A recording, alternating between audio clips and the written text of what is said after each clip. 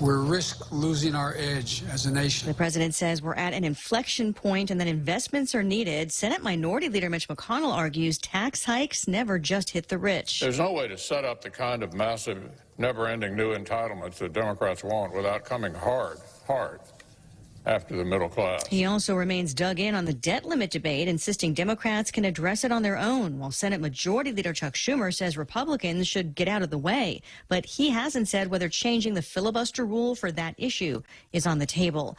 A whistleblower throws the book at Facebook at a Senate hearing. Frances Haugen is the whistleblower, and she says that Facebook is morally bankrupt, and it is now time for Congress to step in and fix the company. She is a former project manager for the social media giant, and before she quit back in May, she secretly made copies of tens of thousands of documents of Facebook's own research. She says the company consistently chooses profits over people, the public good. It also deceives the public, its investors, and even governments all around the world about how the site is spreading misinformation, stoking divisions, and even harming children. Fox's Aisha Hasni on Capitol Hill. Facebook has denied profiting off conflict and says it works to address harmful content and the spread of misinformation. America is listening to Fox News. Raise your glasses for a toast because First Hawaiian Bank now turns your meals into a reason to celebrate. Every dollar you spend on dining purchases, including fast food, earns you up to 3 times United miles. Simply use your First Hawaiian Bank United credit card and start reaping the most rewarding credit card experience on island. Terms and restrictions apply. Don't have a First Hawaiian Bank credit card? Visit any branch or FHB.com to apply today. With First Hawaiian Bank, it all starts with yes. Leah Dunca from Security Title here with a little information about trusts. A trust is a legal entity capable of owning property. It can protect property from issues such as lawsuits or divorce and can be used to distribute property and avoid probate. Many trusts start as revocable but become irrevocable when the initial trustees die. Work with your estate planning attorney to see if a trust is a good fit for your family property. Call the professionals at Security Title. We are here to help. Less than a month before the trial over deadly shootings during riots in Wisconsin, mixed results in court for the Kyle Rittenhouse defense. Kenosha County Judge Bruce Schroeder during Tuesday's hearing allowed testimony from self-defense expert Dr. John Black that Kyle Rittenhouse was in reactionary mode when he shot 3 people, killing 2 of them during last year's riots in Kenosha. I believe the actions comport with it and that self-defense as described in the standard, not speaking as a legal opinion, but I do believe that they were reasonably necessary. Another blow to the prosecution, though the judge also upheld a charge against Rittenhouse that he possessed a gun illegally. He's pled not guilty. His trial is expected to begin next month. Jeff Manasso, Fox News. Work is on hold at all of Kellogg's U.S. cereal plants as about 1,400 workers go on strike. It's not immediately clear how much supply of iconic brands like Frosted Flakes might be disrupted. One union leader in Nebraska says the dispute centers on the loss of key benefits and a threat to move work to Mexico. The company, though, insists it's made a fair offer that would boost wages. Mortgage rates are creeping back up in an already tight housing market. For some Americans, they're sitting out on the market because it's cheaper to rent than to buy, at least in the short term. We are looking at the worst mortgage rates since 2008, with the interest rate for a 30-year fixed mortgage rising to 3.1% this past week. This means the median American household would need to allocate over 30% of their income to cover their mortgage. Mortgages and home prices are shooting up, but the average income can't keep up. Home prices are up 23% this past July, and incomes were up just 3%. Madison Allworth, Fox News. Tech and energy stocks leading a rally on Wall Street. The Dow up 311 points at the close. The NASDAQ and the S&P also up more than 1%. And Lisa Brady, Fox News. Looking for a seamless medical trip to Manila? St. Luke's Medical Center's Pacific Islands Medical Referral Package offers a convenient end-to-end medical travel service to St. Luke's Global City. With the package, they also provide assistance in the processing of your air travel requirements, airport to hospital transportation, and hospital room upgrades, all for free. To learn more, call Phil MD at 671-637-5433 or visit their office in Tamuning across the Baltej. At St. Luke's, we love life. Oh, what's for breakfast at KFC under $3.95, you ask? What's for breakfast at KFC that's different than the other guys, you ask? KFC's chicken wrap, sausage wrap, the Colonel's chicken congee, chicken fried steak, sausage biscuit and gravy, and biscuit sandwiches made with KFC's original fluffy biscuits. All for under $3.95 and all only at KFC. Plus, with waffles and the Colonel's chicken fried rice, we've got something for everyone. So visit KFC for breakfast today. It's finger-licking good. Becoming a homeowner can be a scary process, but it doesn't have to be, especially if you have the right guidance. Break through your fears and go to a real estate professional that will ensure a higher chance of success. That person is Lolita Cammett of RE/MAX Diamond Realty. Lolita also specializes in commercial leasing, land sales, local residential sales leasing, and military and corporate relocation. Don't be afraid. Call Lolita Cammett from RE/MAX Diamond Realty at 688-6743. That's 688-6743.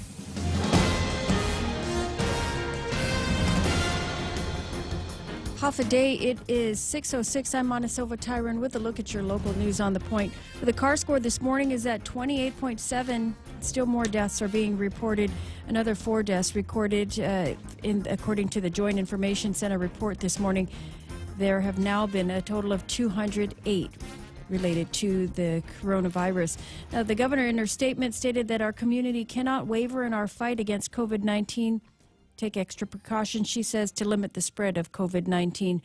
Meanwhile, 3 of the reported fatalities occurred between September 17th and October 3rd. The 4th death, they say, occurred last year and was recently reclassified as COVID-19 related. Meanwhile, the Department of Revenue Tax has issued the second of 5 installments of the child tax credit payments. A total of 15,000 paper checks were sent out. It's worth $8.4 million. The payments are part of the federal government's Advanced Child Tax Credit Program, which offered Guam residents a partial advance on expanded financial benefits expected next year. The remaining installments will be processed on October 15th, November 15th, and December 15th. Residents have until next week, October 11th, to make changes that affect this month's installment. Students at Marshall Sablon are being told that they're going back online today for remote learning. Hopefully just for today. DOE's working on some power issues affecting that school. In-person instruction at Marshall Sablon expected to resume tomorrow. Well, more news right after this. Always here to help you. This island is our home. Through the years we've been a friend to the neighbors we have known. Now we're banking on the future. More services to choose. Bank Pacific, where others put branches, we place roots. The Department of Labor will be the focus of a virtual information hearing this morning at the Guam Legislature. The hearing will focus on the Pandemic Unemployment Assistance Program as well as workforce development and opportunities. That hearing starts at 11:30 and again is virtual. And gas prices up again, $4.85 a gallon for a regular gallon of gas. Mobile gas stations was the first to display the increased price, but other stations typically follow suit. And those are your top stories here on The Point. Here's Ray with your weather. That should have been the number one story. The fact that the price of gas has gone up $4.85. Not the high water mark. Guam Daily Post has got a listing of all of the increases and the decreases in prices going back to May of 2020. So you might want to, Jerry Roberts, if you're listening, you might want to take a look at that and then go back into the records and see where West Texas was for those dates and Tapas, and maybe that will give you a little bit more of a guide as to what the trigger is going to be. The Tapas was already at over $80 a barrel last week, but they didn't budge on the prices until yesterday. And you might be thinking, okay, well, what's the near-term outlook? Well, normally we wait until about 7:20 to talk about numbers like that. West Texas today trading at $79.17. That's high for West Texas. And the bad news is our power rates are linked closer to West Texas than anything else. And Tapas crude trading this morning at $81.55, which is up. Unfortunately, there might not be this. So when you're waiting in where line, it's at $4.85 right now might be just a pause before it goes somewhere else. So if you're in your car waiting in line for anything, turn off your car. Oh, so you know what? I don't know if that will work here because there's a certain startup There's a certain startup surge. I think that you get. I know it works in electronics. So it's I'm better almost to keep positive. your car idle? Keep the car idling. Turn off the air conditioner. The only radio you should have on is us. No headlights, things like that. I mean, just reduce the drag on your engine as much as possible while you're in that idle mode. All right. So what did you ask for? Weather? And I'll bet I picked up the weather paper and then I put it down someplace where I'll never find it again. That's why we make two, Ray. I know. How's the other one? We'll put it closer. Shoo. Doesn't have to. All right, I'm not a certified weatherologist. Yeah, we're going to use that word a lot here this morning. ID. But for the grace of God go us? Nah, not really. Cloudy, scattered showers and isolated thunderstorms. Winds out of the southeast, 10 to 15 miles an hour. Daytime highs today should be about 85 degrees. With a heat index, it should feel like 90 degrees. I don't think we're getting there. I don't think we're going to get there. Has anybody seen the weather map? I put this thing up here a little bit ago so you get an idea of what the weather was going to be looking like here on Guam, just based on what it looks like in the satellite imagery in the region. And it looks like we've got a whole big snotty cloudy mass right off to the east of us, and it is moving west. Now, it's not obviously a typhoon or anything like that, but I think it's going to bring just kind of ugly weather here for the next couple of hours. Watch out for it. Cloudy, scattered showers and isolated thunderstorms in the forecast today. Southeast winds 10 to 15 miles an hour, and overnight low should be about 75 degrees tonight. Getting a lot cooler because there ain't been no sunshine all week long. Tomorrow and Friday, cloudy, numerous heavy showers. Again, isolated thunderstorms, heavy rainfall possible all over the island. So watch out for that. Sunrise this morning was is it starting to lighten up outside? About 2 minutes ago when it broke the plane, nobody except Jeff from Pirates Cove saw it. Sunset tonight is going to be at 7 after 6 o'clock. Hashtag tell the others. Now, I've already checked the weather forecast. I looked at the weather forecast yesterday for sunset tonight, and it's not very promising. But hey, miracles, certifiable miracles can happen. It's 6:12 or so. That's news and weather together, brought to you by Bank Pacific, banking on the Pacific for 67 years. Hafade, konnichiwa, Patois, ciao. Enter for a chance to win the 76 Circle K World Cuisine Giveaway. Be one of 3 lucky winners to win a passport of free food from around the world at over 15 different local restaurants. Just stop by any 76 Circle K, purchase $35 or more in fuel to get an entry form. Drive by today and taste the world with 76 Circle K's World Cuisine Giveaway. Visit 76CircleKGuam.com for more details. Some conditions apply. Circle K, take it easy. Now open on Guam, 511 Tactical Gear Guam, offering superior tactical apparel and duty gear for law enforcement, first responders, tactical operators, and recreational enthusiasts. You'll find Guam's largest selection of 511 pants, shirts, jackets, hats, boots, watches, knives, lights, patches, and gear bags. Shop inventories online at tacticalgearguam.com. Located in Harmon, Route 16 Army Drive between Little Wangs and the Dungeon, right next to Bargain Tactical. 511 Tactical Gear Guam. Always be ready. That's what I'm going to do, bro. So here's what I'm going to do. I'm going to go get myself one of those 2022 Nissan Pathfinders. Yes, sir. Color black. Yeah. Tactical black, bro.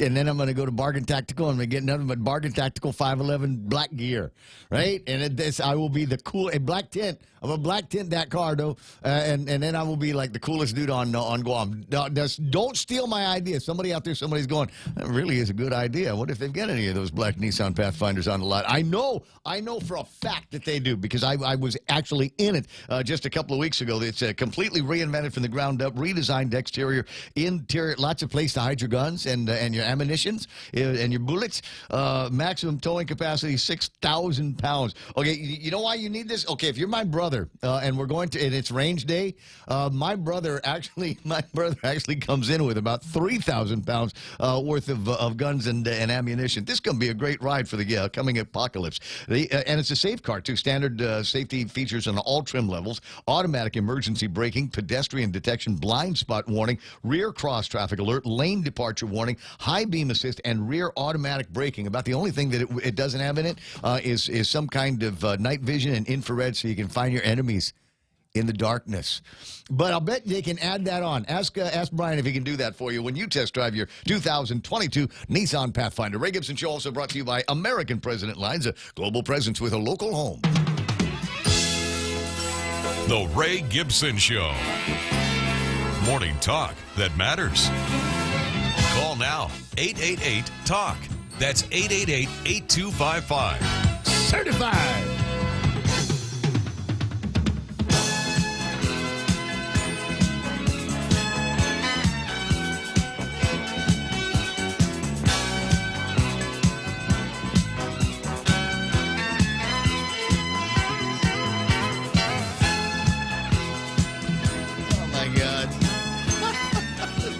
sorry state of media.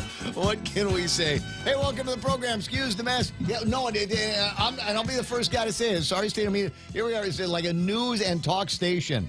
And you got a DJ doing conversation for you and leading you through the headlines and things like that.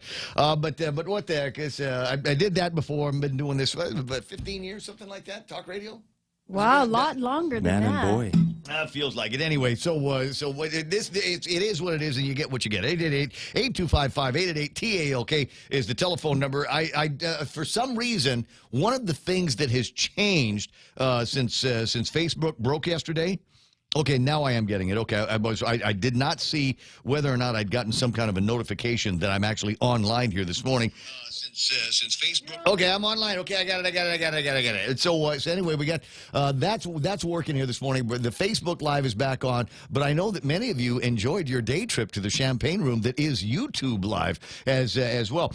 So we'll be checking out on both of those things and see where the great comments are coming from and the ones that I can read with no problem, and then the ones that I can read, but I have to kind of edit so that I don't get in trouble with I don't know, guests or the FCC or Adaloop. Nah, I don't care about Adaloop. It's spicy there. It's spicy. Speaking of spicy, Keena McCausland and Ton Duk Duk and we got Bruno and Dwayne and Jen, who are out in Las Vegas. It's unboxing day, ladies and gentlemen. Today I've got the box that came in from Las Vegas. Inside ought to be 2 bottles in here of 2 Pica hot sauce. Now, it's a Chamorro-style hot sauce, but not made on Guam. And the journey to get from here to there, it was Keena McCausland, and she put up a thing on her Facebook page and said, I got my 2 Pica sauce. And I'm going, dude, I'm on Guam. Where do you buy that? Is that one of those things? I got to go to Tenda and Inda or something like that to get it on the way into Zonia? And as it turns out, the answer is you cannot buy it on Guam. Chamorro style, Chamorro flavors, but you cannot buy 2 Pica hot sauce on Guam because it's made for the Chamorros that live on the west coast of the United States of America. So it's unboxing day, and in order to, what am I going to do? Like dab a little bit on my tongue? No. I went to Foodies this morning. I got my newspaper, and I got sandwich. Yeah. Nice. Now, Real Joe has kind of already warned me off here because it's an egg salad sandwich, and he says egg salad sandwich and hot sauce could be toxic. Yeah. A little bit later on. Future. Which... Wait, future, like before 10 or? I don't know, man, like tomorrow morning when you come in again and I'm here. I'm just saying. Future. So you want me to bring the big Lysol spray tomorrow? I'll do it for you. Right on. Well, it's only this is one of those this half and half. So one half is a tuna sandwich and the other half is an egg salad sandwich. Don't you wish they had it like this at funerals where you could just get like one napkin and it's got one of each inside? Yes, sir. So you don't feel like you have to eat both of them. And now Ton Duk said, Raymond, just a warning. And even Keena said the one that's hot is hot. It's like pee-ka-ka-ka-ka-ka-ka. So I've also got some delicious refreshments to wash it down with. Now some of you might be going, but Ray, what's that going to do to your pretend keto diet? It's it's going to push me over by about 50 grams. I didn't realize this. Mountain Dew. Did you realize 50 grams, Ray? No, Mountain Dew has 73 grams of carbs in it. It's got 73 grams of a variety of sugars in it. There's 280 calories in this bottle of Mountain Dew. However, but it's got vitamins, right? No, not a one. The lie that I tell myself whenever I drink a Mountain Dew. But it's from the mountains. It's from the mountains, and it's got a refreshing, zesty flavor. Yeah. And it's made from cat pee. But, which is what Bonnie was always said when she was a little girl. It has inside of this, normally, you go and you get sodas these days, and it's high fructose corn syrup. Or what I like to call Frankenstein. But this one here is actually made with sugar. Oh. Wow. There's sugar in it. So I believe. Vegan. Yeah, exactly. Yeah, it's made from a product of the earth, so it's not Franken sugar or anything like that. I believe that my body will metabolize it differently, and it won't already add to my already almost morbidly obesity. I love it, Ray. It's going to pair well. You think it will? Yes. That's right. Tuna sandwich and Mountain Dew. Egg salad sandwich and Mountain Dew with the two pecan thing. I just haven't decided when I'm going to do it. Keena's got family and friends across the country watching They're the huddled around the broadcast. radio? Yeah, exactly. No, around the Facebook. They're going, dude, we got to see this. Hey, what kind of knife is he going to use? Is he going to use that like a pocket knife? Or no. Hey, broadcast professional. I've got the DeWalt. I've got the Home Depot version of a box cutter, and it's got a sharp knife in it. It's sharp like Lulian Guerrero. Right? You okay there, Joe? It's too early for that, Raymond. It's too early for that. Today's theme, for obvious reasons, or maybe not. I just assume that everybody is exposed to the same WhatsApp that I'm exposed to. And today's theme is, how can I get certified? I'm pretty sure I'm qualified for that one way or the other. And it is based on one of those things. Some people will say, Raymond. There, but for the grace of God, go you. But Daphne Shimizu appeared on somebody else's television network, and it had her name, Daphne Shimizu, on it. And down at the bottom of it, it said under title, position was certified blank hole. And everybody, so I got people coming to me saying, that wasn't you, right? No, that wasn't me. And then there was a statement issued by KUAM, which had everything except, I'm sorry, an apology. To me, that was stolen valor. Because I've been working that all my life. Stolen valor. Yeah. The least qualified person to be a certified sinkhole is Daphne Shimizu. I've worked in newsrooms, and there's a lot of joking around that goes on in there.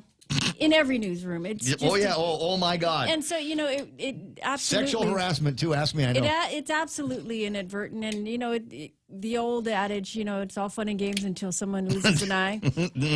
Yeah. So I'm pretty sure that's what happened. It wasn't intentional. It wasn't anybody meant that or feels that way. Well, about you her. never know. I mean, there's all kinds of people that maybe they didn't get their child tax credit. Maybe they got turned down for their All Rise Act money and wanted to take it out on her. Maybe in a joking way, it's like, look at what I wrote on the character generator, not realizing that the character generator at the time was live. Yeah. Right. And I can't imagine anyone actually feeling that about Daphne. Oh, absolutely. She's a sweetheart. She's a really sweet lady. You can tell when she's on the air. You should be around her when like just like running and stuff. She's just super sweet. So like the last person that would be certified for that, or the other question was who just got interviewed or who was going to be interviewed after that, that they were already setting it up for the certification.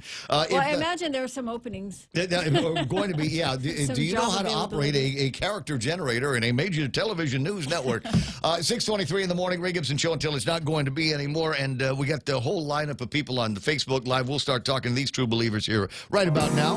Sometimes you want to go where everybody knows your name, and they're always glad you came. You want to be where you can see the troubles are all the same. You want to be where everybody knows your name. You want to go where people know people are all the same. You want to go where everybody knows your name. Your presence in these venues is your proof of certification. You don't need to show a card. It's not like a vaccination card or anything like that. Just the fact that you are here is your certification is implied. What's that? Colin Clark said, "Kahulu Jablu," and Rico wants to know who is the dingbat that called the nice lady Daphne a certified blank hole. Sandra Rage is somebody who probably didn't get their stimulus or All Rise money. What did I say? Right? Everybody parallel thinking here. Sarah Lake says it's the point. The only talk that matters. They're certified, qualified, bona fide, even when it's soggy, even if after it's been in milk for a while. Jose Tetbogos is absolutely terrible. Do the do, and the sugar will kill you. I'm a longtime Mountain Dew guy. From a long time ago, and it was back. This was back again. How long ago it was when I first started doing radio. We didn't do 4-hour shifts. There were 6-hour shifts. You'd work from 6 until midnight or midnight until 6 in the morning, and that's a long time. So I always had I'd go to the store. And I'd get some Rainbow Market. I'd go to Rainbow, grab something to eat, and a 6-pack of Mountain Dew. And then I would have that. I'd space it out over the course of the night. But, I was at 19, 20 years old at the time and had a metabolism that wouldn't stop. So, I mean, the sugar, the caffeine, the whatever, just didn't stick. Here it is. You go to 2021, just the act of taking the white top off this bottle, I'll add it. That's a pound. That's just, and I haven't even drank the thing yet. So I don't know. Colin Clark says, Ray and keto diet? No way. No, I'm okay. For clarity, I'm not keto dieting. I'm not. But what I am doing is I'm eating more proteins and trying to stay away from carbohydrates. But you're keto curious. I'm keto. Yes. Okay, yeah. I'm keto curious. What a nice way to put that. So that's kind of where I am right now, and to the degree that it has worked for me. Every time I feel I'm making strides, I get on the scale, and it's worse. So I don't know. It's like fake news. There used to be. John Anderson used to joke. He says, you'll gain weight when the worm dies. I think the worm's actually, I think the worm's gotten fat as well. Tattoo shot. No, I was gonna say Tattoo Shauna, but it's Gene Fujikawa says, good morning, Ray boy. I wish I was at Vietnam with my family so I could call in to say good morning from Vietnam. Right. Sabra says Diet Mountain Dew probably has 0 carbs like Diet Coke. Don't know. Mana, you used to drink Diet Mountain Dew, right? Yeah, I still do. Oh, you still do? Yeah. Is there carbs? Do you know? No carbs. Is that for real, or are you just trying to? Okay. It's 0 calories is what I look for. Because sometimes I'll ask her a question and she'll give me an answer just so I'll stop talking. I don't count carbs. I just count calories. She makes them count. Yeah. Our bro Romeo Miranda is online saying good morning to the team. Lady D is hanging out. When Ruin said good morning Guam. Stolen Valor. Rico's laughing at you. Bertha Mazza Cruz saying good morning y'all. Jose says it's just hilarious when I see people mask up not to contract COVID, but later the mask on the chin smoking a cigarette. So COVID bad, lung cancer okay. It's okay. Maybe we get to a point where lung cancer will consider that the easy one, right? Who else is there? Sound outrageous. Well, how does someone type all that in by mistake? Mens rea, actus rea, all right? Back from the law school days. Lady D, early trick-or-treat gag. I got Cousin Troy's online. Good morning, my favorite. Good morning, my most favoriteest, most beautifulest cousin in the whole wide world. Always good to see you. We got a chance to hang out the other night and just a conversation that started with legitimate news stories but devolved quickly into gossip. I saw the pics. God, it was so good. Oh my people. God, we have very, very pretty peeps. Big sister Shelly online telling me to do something about my cowlick. Real Joe, cowlick check. It's all right, man. It's good. Oh, Did you you got see a it? haircut. Yeah, we talked about that wow, yesterday. Remember? Mana. The reason why you don't know is because I put it on Facebook and we were down yesterday. Jose says Daphne's from Molesso, and if you're really good, you can get a pallet of Budweiser at your next fiesta. Oh, that's right. Be kind. Other connection. Who else is there? Ray's Mountain Dew History Burger and Big Drink from 7-Eleven. It's a fact. Dennis Larson's online. Speaking of certified. Good to see you there, Dennis. The B-Man is online here this morning. All right, those are the names that I'm looking at right now on the Facebook Live. YouTube Live also cranking here this morning. A lot of people have found a love for what we refer to as the champagne room. However, I always think about the guys there, like the cool kids sitting in the back of the bus on the way home from school, including James Howard. Elvis Kanata is online. Sarita Gurin is that where you're at permanently, Sarita? She's made the switch. I knew you were a bad girl. Naughty. Weren't we just talking about that the other day? Yeah. Sarita's probably, she looks all like sweet and angelic in these pictures. She got the kids and stuff, but she's really one of those bad kids that would ride with the bad dudes in the back of the bus from back in the day. Henry McLotin saying good morning to everybody. So there it is, 6:29. I already got a whole bunch of folks lined up for what is going to be. I'm going to do my best to try to make it an interesting day. For those of you that have already gotten up and read both of the newspapers, you realize, again, there really isn't jack going on. We've got the front page that's occupied with a lot of COVID-19 news. The big deal is heavy showers and thunderstorms are expected today. And in any other time, that would not be a news story. But because there's so little else to talk about, front page news, heavy showers, thunderstorms are expected today. Oh, and can I just say, thanks very much to Landon Adlet yesterday. We had him on the air talking because we were going to go and find out if we were going to get clobbered by that thing down in the Marshalls, and basically it blew itself out. But it did give me an opportunity to ask him a question, which was, what's the app on your phone? Dude, you're the weather guy. and I'm curious as to what app it is that you're running around with, because I got them all right. I got the Windy app, I got the Climb app. I think there's the one that comes with the phone, and so he turned us on yesterday to My Radar. Did you download it?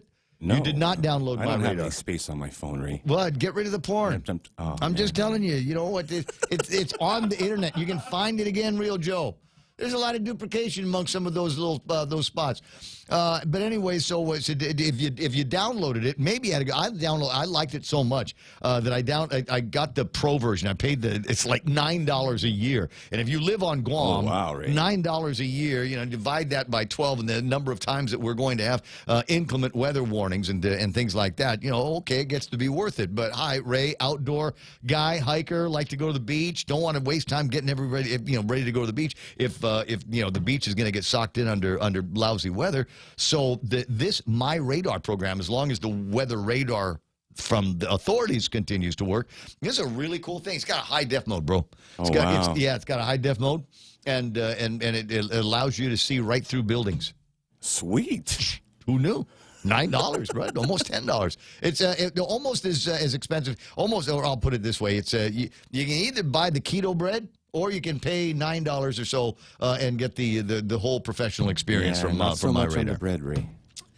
Hey, this is my sacrifice I'm making later on. All right, so we'll do the unboxing in a little bit. In the meantime, it's 6:31 in the morning.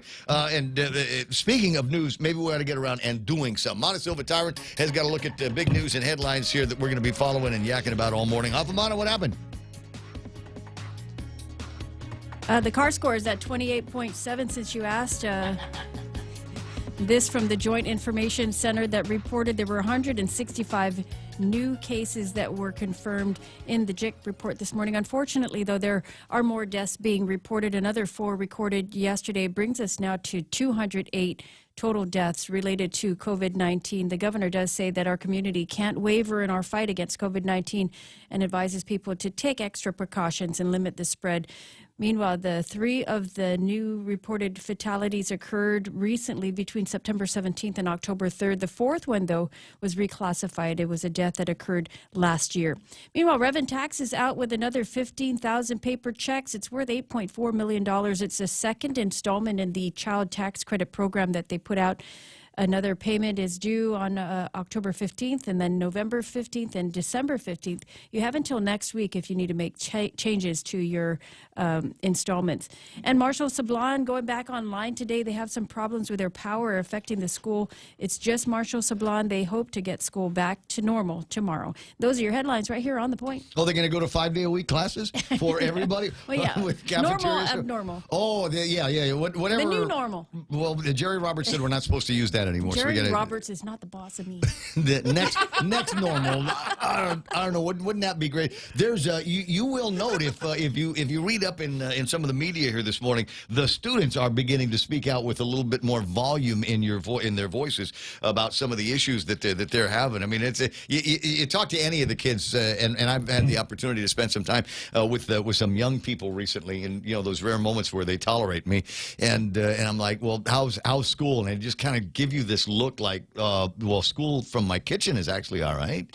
Sometimes because for a your change of parents pace. have become your classmates. Oh my God! Oh, annoying. Yeah, and so. And I admit I'm pretty annoying. So. Lies. One of us has to deny that and go, what? What annoying? Not you. Get out of here with that noise. Yeah, but they're not the annoying other at thing all. is it just makes it more awkward for kids to Well, like I asked Mayumi, I said, what are you thinking? Because she is a junior in high school, and after the up and down learning from the middle of a freshman year, nothing, no classwork at all in the entire sophomore year. She had started academy, and then they went back to online learning out of an abundance of caution, and now they're kind of back in with this weird cohort thing. And these kids are going to have just the most screwed up high school years. No, because I had face-to-face learning at academy. me, and I had a screwed up time. Well, you know what? That was because there was certain issues with authority that maybe I taught you or whatever. But you know that's you. At least you got to go and screw around with the nuns. At least you got to go and mess around with teachers' lives and and cut classes and not do your homework and talk in school. Get chased down the hall by Sister Doors. Exactly. You got those experiences. I'm like, Miami, what's your high school experience? Well, it's mostly the kitchen, but every once in a while for a change of pace, because we put She good. gets to hang out with Mia? No, well, that's after school. But, here's the change of pace. Sometimes I did my classwork in my bedroom. Oh, nice. Wow. How about that? They get that 1,000-yard stare. I reminded her. I said, the internet works over in the garage. You could just go outside with the dog, and you do your classroom out there. There are a couple of things that I think are interesting. Notwithstanding the Jerry video that came out the other day, the nose gold picker guy. There's a new thing that says things that you absolutely should not do if you're in a Zoom meeting, and I think there's a lot of people that are uncomfortably in Zoom hell these days. And speaking of parents in schools, your kid comes home from school and says, "Father, can you help me with my homework?" At which age, at which grade do most parents go, "Sorry, I can't help you"? Right? Now for me, when it was Mason and Miami, I want to say about the fourth grade, I started to go. There you go. Not really sure what the teacher is saying, and I'm enough of I'm enough of that guy that goes, yeah. Well, this is what I think. I know what the book answer is, but let me tell you what I think the answer should be. Right, I've become that guy. But there's an actual grade where frankly it would be better if you let the kid answer the questions on his own, because if you try to help, you'll just botch it up. You'll find out what that grade is in just a little bit. In the meantime, it's 6:37 on the Ray Gibson Show on 93.3. The Point. We'll find out what's happening on your roadways, etc. in just a sec. As we get back to business, Docomo Pacific is ready to keep you connected. Introducing Business Bundles Plus. Build a customized bundle with the right internet, mobile, TV, and phone plan for your business. Pay for exactly what you need and nothing you don't. And the more services you add, the more you save. Plus, you can rely on Docomo Pacific's fastest, most reliable network and 24/7 customer support. So build your own bundle and save today with Business Bundles Plus. Call 671-688-2677. Docomo Pacific Business. Work better together. Half a day, this is Honey. Here at APL, our expertise and extensive network can help you grow your business and reach out to more global markets. As a responsible carrier, APL is also committed to a sustainable future, whether it's protecting the environment or investing our efforts in giving back to the community. Our dedicated teams in Guam, Saipan, and on U.S. mainland are here to support you. Call 588-4651 or visit apl.com. Portions of the program brought to you by the guys over at Take Care. New headquarters for GovGuam employees and retirees, and they're just super excited. Trust me, I know these guys. They're super excited about the opportunity to tell you all about the great plans that they've got, incredible global relationships that they've got with other folks in the network there, and just all kinds of different ways to keep you and your family healthy. Take Care, our island, your health plan. Guam Auto Spot has the best selection in Buick, GMC, Mitsubishi, and used cars like the 2021 Mitsubishi Mirage, starting at $127 per paycheck, 0 down. Call 671-478-AUTO to take a test drive or get pre-approved online at GuamAutospot.com. GuamAutospot.com. You just want to say it like a DJ, don't you, when you get into that? Sunday. All right, what do we got? Let me stick this map up on the screen so I can see what's happening with the weather. Fortunately, though, I took a look at it before the break, and there's not a whole lot going on. Marine Corps Drive from Gigo all the way down. And apparently they're doing the whole the operation or exercise Citadel Pacific. They're doing that at Navy and Anderson. Yes, all the way to the 8th. Okay, so my understanding is the Anderson people are upset because down at Navy they've got the big voice and the big Navy wife. and the guys up at Anderson are going, well, wait a second, we don't have the big Navy wife up here. I spoke to the Admiral. We are going to institute for Operation Citadel Pacific, or what Ray Gibson likes to refer to as Operation Kill Death. We will put together an operation, a big Air Force wife. Roger that, sir. What do you suppose the big difference will be between the Air Force wife and the Navy wife? Stop. Stop it. Get it out right now because I know where your head's at. All right, so not a whole lot happening up on the north end of town. Maybe a little bit of traffic over at the intersection of 1 and 3, and then we get into the Tamuning area where it looks like we got some traffic over by the gas stations where they're building up the Don Don Donkey.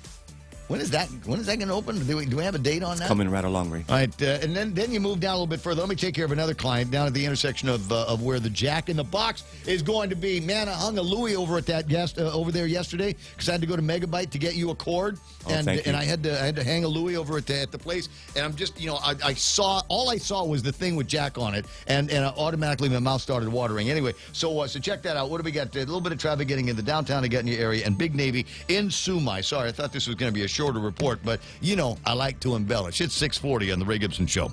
Over the past 5 years, confidential data and network breaches have doubled for small and large businesses, resulting in huge financial loss. At GTA, our multi-threat security bundle is a cost-effective solution monitored by our team of experts, ready to detect known malware and stop new evolving cyber threats before entering your network. Protect your business with confidence and call 671-644-1000 or visit gta.net/enterprise. GTA. We start with you. Choosing health insurance for my family is difficult. I need to know our health insurance will protect us now and in the future. Take Care members have access to the island's largest offering of free fitness classes and health education programs, and a high-quality credentialed network of on- and off-island healthcare providers, including the convenient one-stop FHP Health Center and urgent care. My family choose Take Care. Your family should also consider choosing Take Care. Call 671-647-3526 for more information. Take Care. Our Island, your health plan. Are you doing hand signals? Yes, sir. Oh, my God. Oh, this is... no. It wasn't those fingers, Mana. No, it's okay, but he did one of these things, and I'm looking at it like, what's that? And he says, that's 11s. So right behind the radio station, like, we're the big landmark here, DPW, and directly across that is the radio station, and right behind us is a place, used to be called Rosie Roo's. They moved out, and then the 11s people moved in, and these guys are absolutely fantastic. You need a hot drink on a cold, rainy day like today, they can hook you up with all kinds of stuff. Like, what do they call that thing where you got coffee and then you pour, like, chocolate in it? That is so good, right? Anyway, you look at them and you go, pfft, we can top that. And they will. You need something cold. I'm crazy about the calamansi tea. They've got all kinds of pastries, and the sandwiches are absolutely to die for.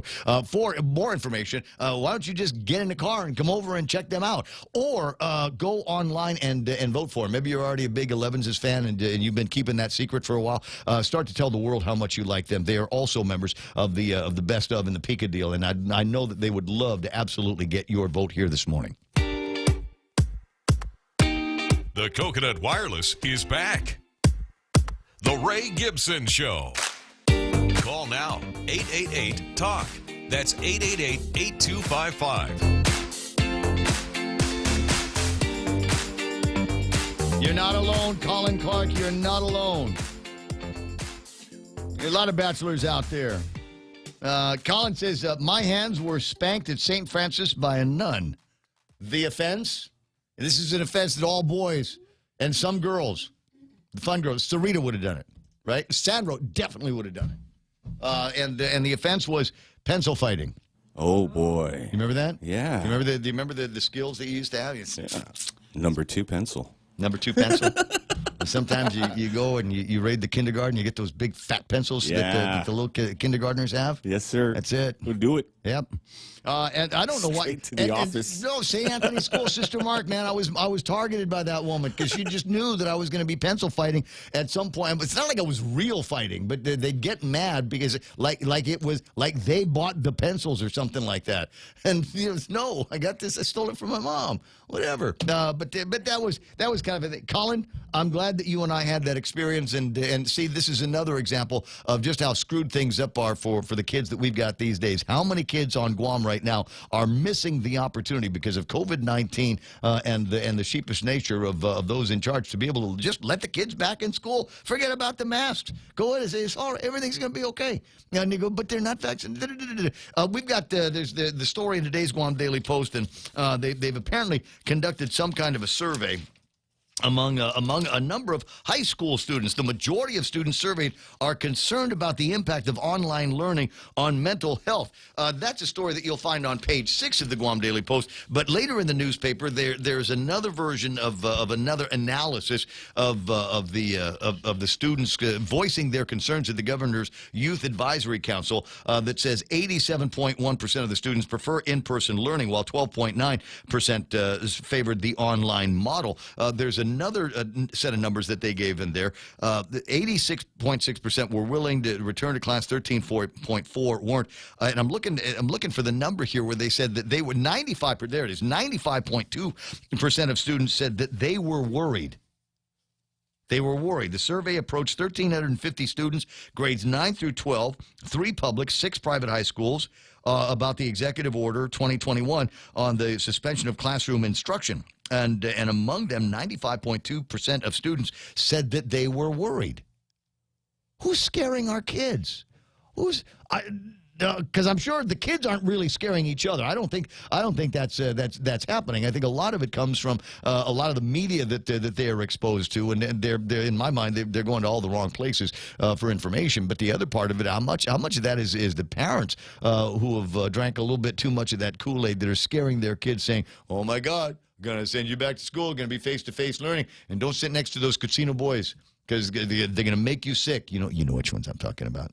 Right? They've always got dirty hands and are always picking their nose or whatever it is. You stay away from them because they're going to give you COVID-19. Yes. You don't pencil fight with those people. I'm saying it. And so I'm wondering where it is that we've triggered the fear in these kids to the degree that 95% of them say that they are worried about going back to school. But there's, the other major concerns is what's going to be happening about mental health. Little girl, I'm almost positive I met her, Sheon An. Having to deal with COVID-19 on top of academic stressors has been and still is extremely challenging. I'm struggling with my poor social health for the first few weeks of the pandemic as there was no social interaction whatsoever. Especially now with the limitations in sports and extracurricular activities, there are not many ways for us students to adequately cope with our stress. Like the idea that, maybe you got a kid that's having a hard time with just being a kid in school and not having a bestie to hang out with. Not having somebody that they can, in between classes just get together with, and if anything, lark on the teachers, or talk about the egghead in the class, or just whatever it is that kids do to cope. They don't have that mechanism anymore. Although GDOE does provide social and emotional wellness resources, Shayan An believes students lack information about support programs and services. This past school year, GDOE, as well as each of the public schools, failed to provide sufficient coping strategies for struggling students. We, as students, felt that our mental and social well-being was certainly not GDOE's top priority. Now, yesterday, got a note from a friend of mine, who is also in the teaching business. I'll see if I can get this up on the screen. Don't worry, I won't say your name. I know how to keep a secret, but it was basically talking about how tough things are for a lot of the kids in the schools, and because the routine now, practically any routine has been just destroyed and upended.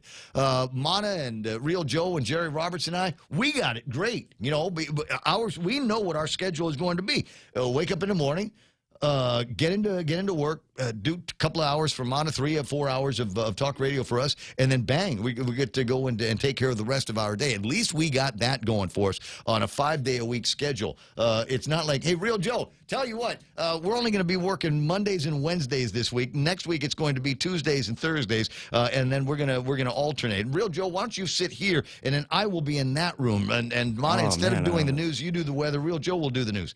It's like that for the kids, and they are now, I think, adequately making protests, or with a little bit more volume, making protests on what's going to be happening. So, do whatever you want to with everybody else, but I think we need to talk about getting some stability back into the kids' lives these days. Otherwise, there's going to be, can you imagine, just a whole generation of kids with problems we haven't begun to, I'm going to use a word Jerry used yesterday. Oh, boy. Suss out. Wow. We're not going to be able to suss all of that It's stuff just another out. brick in the wall, Ray. That's relevant, I suppose, anymore these days. I was telling you about where is it that your kids will leave you off when it comes to doing schoolwork for them, and many of you maybe already have the answer to that question. The average American parent's science and math knowledge taps out right around the 6th grade level. When asked to estimate the grade they'd be placed into for both math and science, if they were to take a test today, the average respondent said 6th grade. In a survey of 2,000 American parents of school-age children also found 42% of parents said that they would be lost trying to teach their child the math curriculum for their grade. 35% said the same thing about the science curriculum. I remember the scariest day in my raising kids' life was when they came home and said, we have to go buy a scientific calculator. What? Scientific calculator, yes. Right? Not just a regular old calculator, plus, minus, divide, and multiplication. We need one that's got symbols that I never used when I was in high school. And they're like, oh, just read the instructions. You have to already know what you're doing in order to make it through any of these instructions. So and that was about 6th or 7th grade when they did that. Look, I come from a generation where you weren't allowed to have a calculator in school.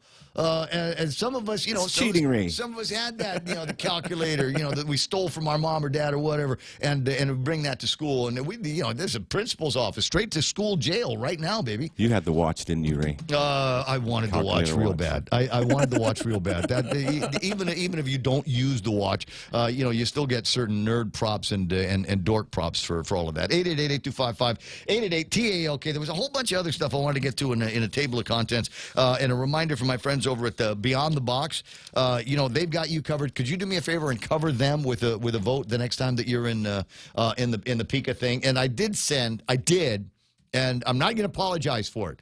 I suppose that, because I don't want to be one of those guys when I humbly ask for a vote. I'm humbly asking for just one of your votes in the Pika thing. I don't believe in that. I believe if I'm going to ask you for something, I'm going to be straight up and ask you for it. I want you to vote for the point in the Pika's best of thing. I didn't nominate us. I was delighted that we made the top 5.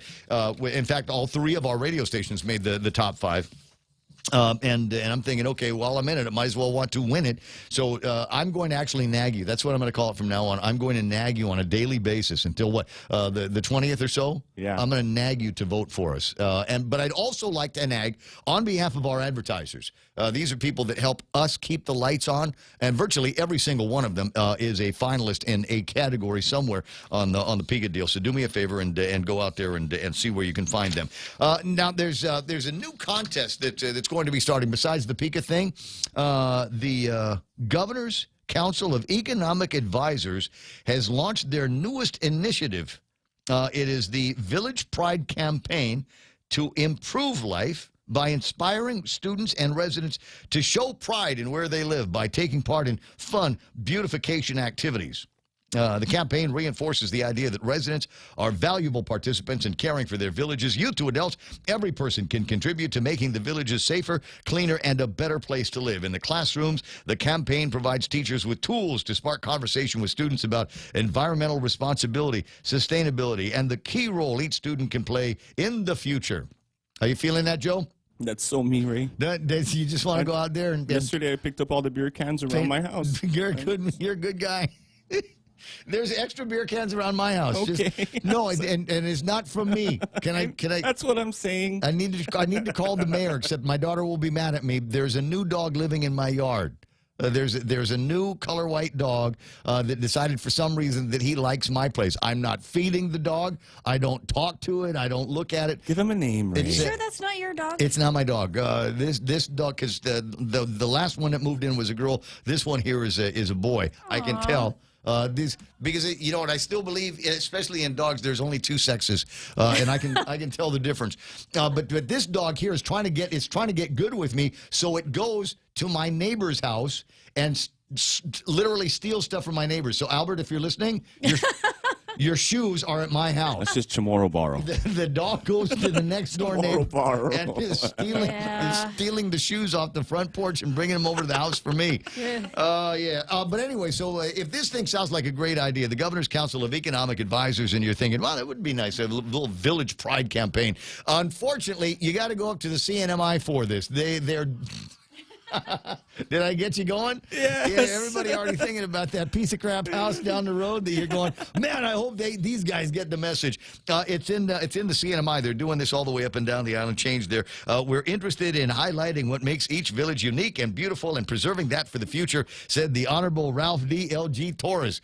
And no doubt... That's a Will Castro project, I guarantee they're going to put Will Castro in charge of this. You're on this, man. Will, guess what? Start here, but they got to adopt a median program. See, we can't do an adopt a median program here. You know why? Because number one, we got that butt ugly chain link fence that goes up and down Marine Corps Drive. That's one we'd never ever be able to beautify unless we take it out. But the other one is all the medians here on Guam got beggars on them. You notice that? Adopt one of those, Ray. Adopt the beggar. adopt the beggar and see what they've got to say. They have a village flag art contest. Okay, do we have flags in our villages? Is that something that when we got Jess Allig on the line, right? I hope so, man. Okay, this morning. See what you can find, because I know that we've got that the villages all have different emblems. They've all got great seals, but I've never seen a village flag flying in the center of MTM. Colors. Can we do that? Yeah. I want leathers too. I want patches. I want leathers. I want the flag. That's FLAG.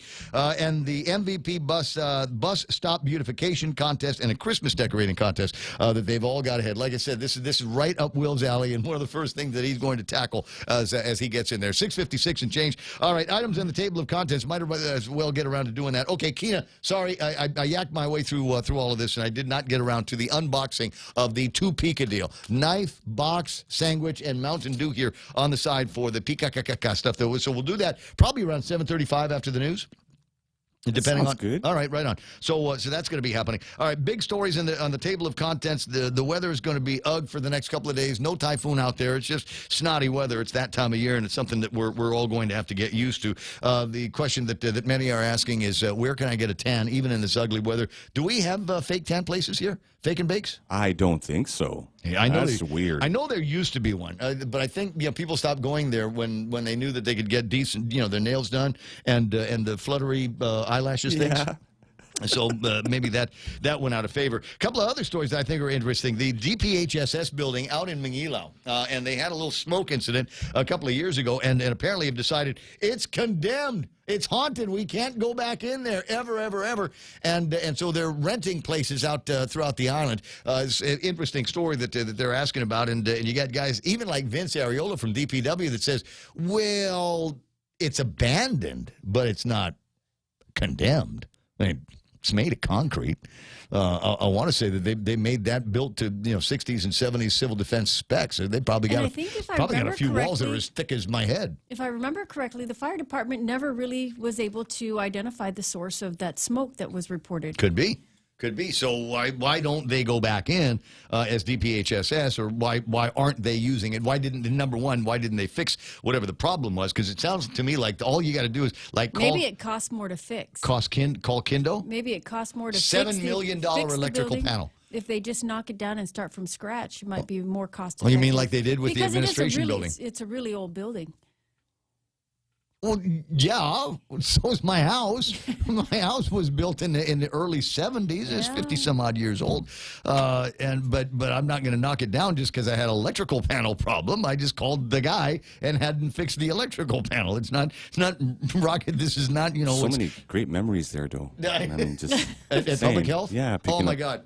Birth certificates and death certificates, and how many times? We went on some field trips there. They had plexiglass in there before it was cool. Yeah, you remember? Yes. Back in the day. Sometimes you get out there and you got to tell people, tell your supervisor I can see him playing Sudoku. Just I know these, and tell that lady over there that I can get her to blackjack in 5 minutes. Yes, we do all have some wonderful memories of the place. But what could go in there? That's the thing. I don't think public health wants to go back in there. I think public health is like the police department. Let's rent as many buildings all over Guam as possible, and maybe 1 or 2 spots over at the ITC building. But what else can we put in there? What government of Guam thingy is the right size to put in there? Is the ethics office? Are the ethics people still looking for someplace to call home? That might not be a bad idea. Is throw them and a few of these other little baby commissions that instead of renting someplace, just go over there and you know what? Here's the thing. If you're not going to use the building, call Auntie Lolita Cammett, Remax Diamond Realty, and I'll bet you she could get it rented out to somebody that would be able to turn that thing into something spectacular. We go in there, coat of paint, maybe do a little bit of touch-ups on the electrical and the lighting. I can see it now. The Club Men's Power 2. It's 7 o'clock in the morning. The radio station's KUSG again, 93.3. This is The Point. Stand by. Fox News. Spill off the coast of California. Lisa Brady, Fox News. A briefing just held as the investigation continues amid concern there should have been more of a reaction sooner. Fox's Jessica Rosenthal has more live.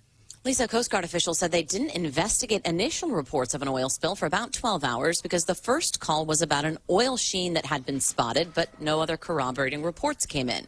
But Tuesday, U.S. Coast Guard Captain Rebecca Orr said they followed standard procedures after getting the first call Friday night, and that after divers and a remote vehicle inspected this line, they found approximately 4,000 feet of the 17.7-mile pipeline has been displaced, and it's been laterally displaced by 105 feet. The CEO of Amplify Energy, which owns the line, had said Monday it was possible the line was struck by a boat's anchor, Lisa. Thanks, Jessica.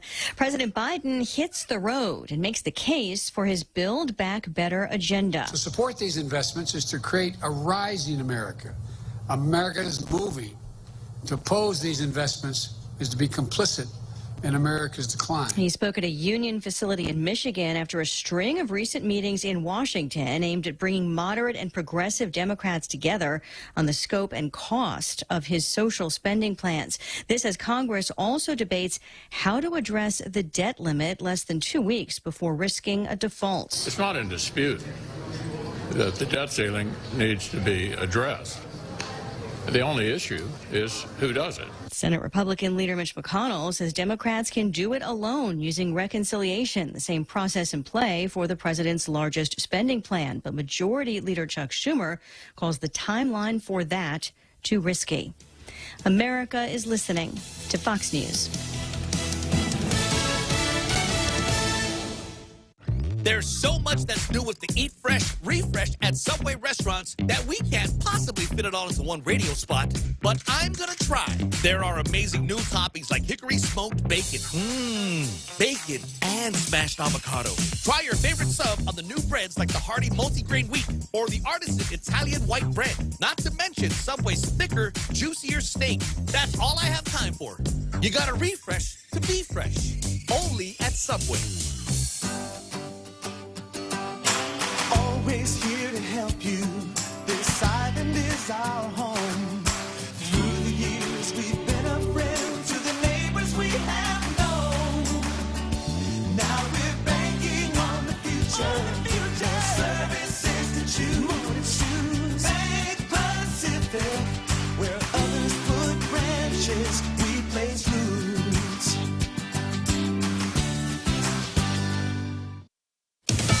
A man who parked his SUV in front of the Supreme Court ends up under arrest after telling police the time for talking is done. Had our crisis negotiation officers attempt to speak with him. The man was refusing to speak. Deputy Capitol Police Chief Jason Bell says no weapons were found and investigation continues. A friend of Congressman Matt Gaetz wants a judge to postpone his sentencing until next year so he can keep cooperating with investigators. Joel Greenberg has pleaded guilty to charges including sex trafficking, could play a role in ongoing probe of Gaetz involving a 17-year-old girl. The Florida Republican lawmaker has denied the allegations. One state is urging a popular social media app to better monitor what's on its platform. Connecticut Attorney General William Tong sending a letter to TikTok executives urging them to meet with educators and parents in the state and commit to reforms to stop the spread of reckless content. Tong taking to Twitter to call out TikTok challenges, which encourage students to break or steal school property. And one dubbed Slap a Teacher, he says, may put educators at risk. Fox's Kristen Goodwin. TikTok says it doesn't allow content promoting or enabling criminal activities. The trailer for a highly anticipated prequel has dropped. The first teaser for House of the Dragon, the Game of Thrones prequel, has been released in a tweet that reads, King's Fire Blood. The footage shows Matt Smith grabbing a sword. Smith plays Prince Daemon Targaryen. The video also pictures supporting players contending with fire and engaging in battle. Fire.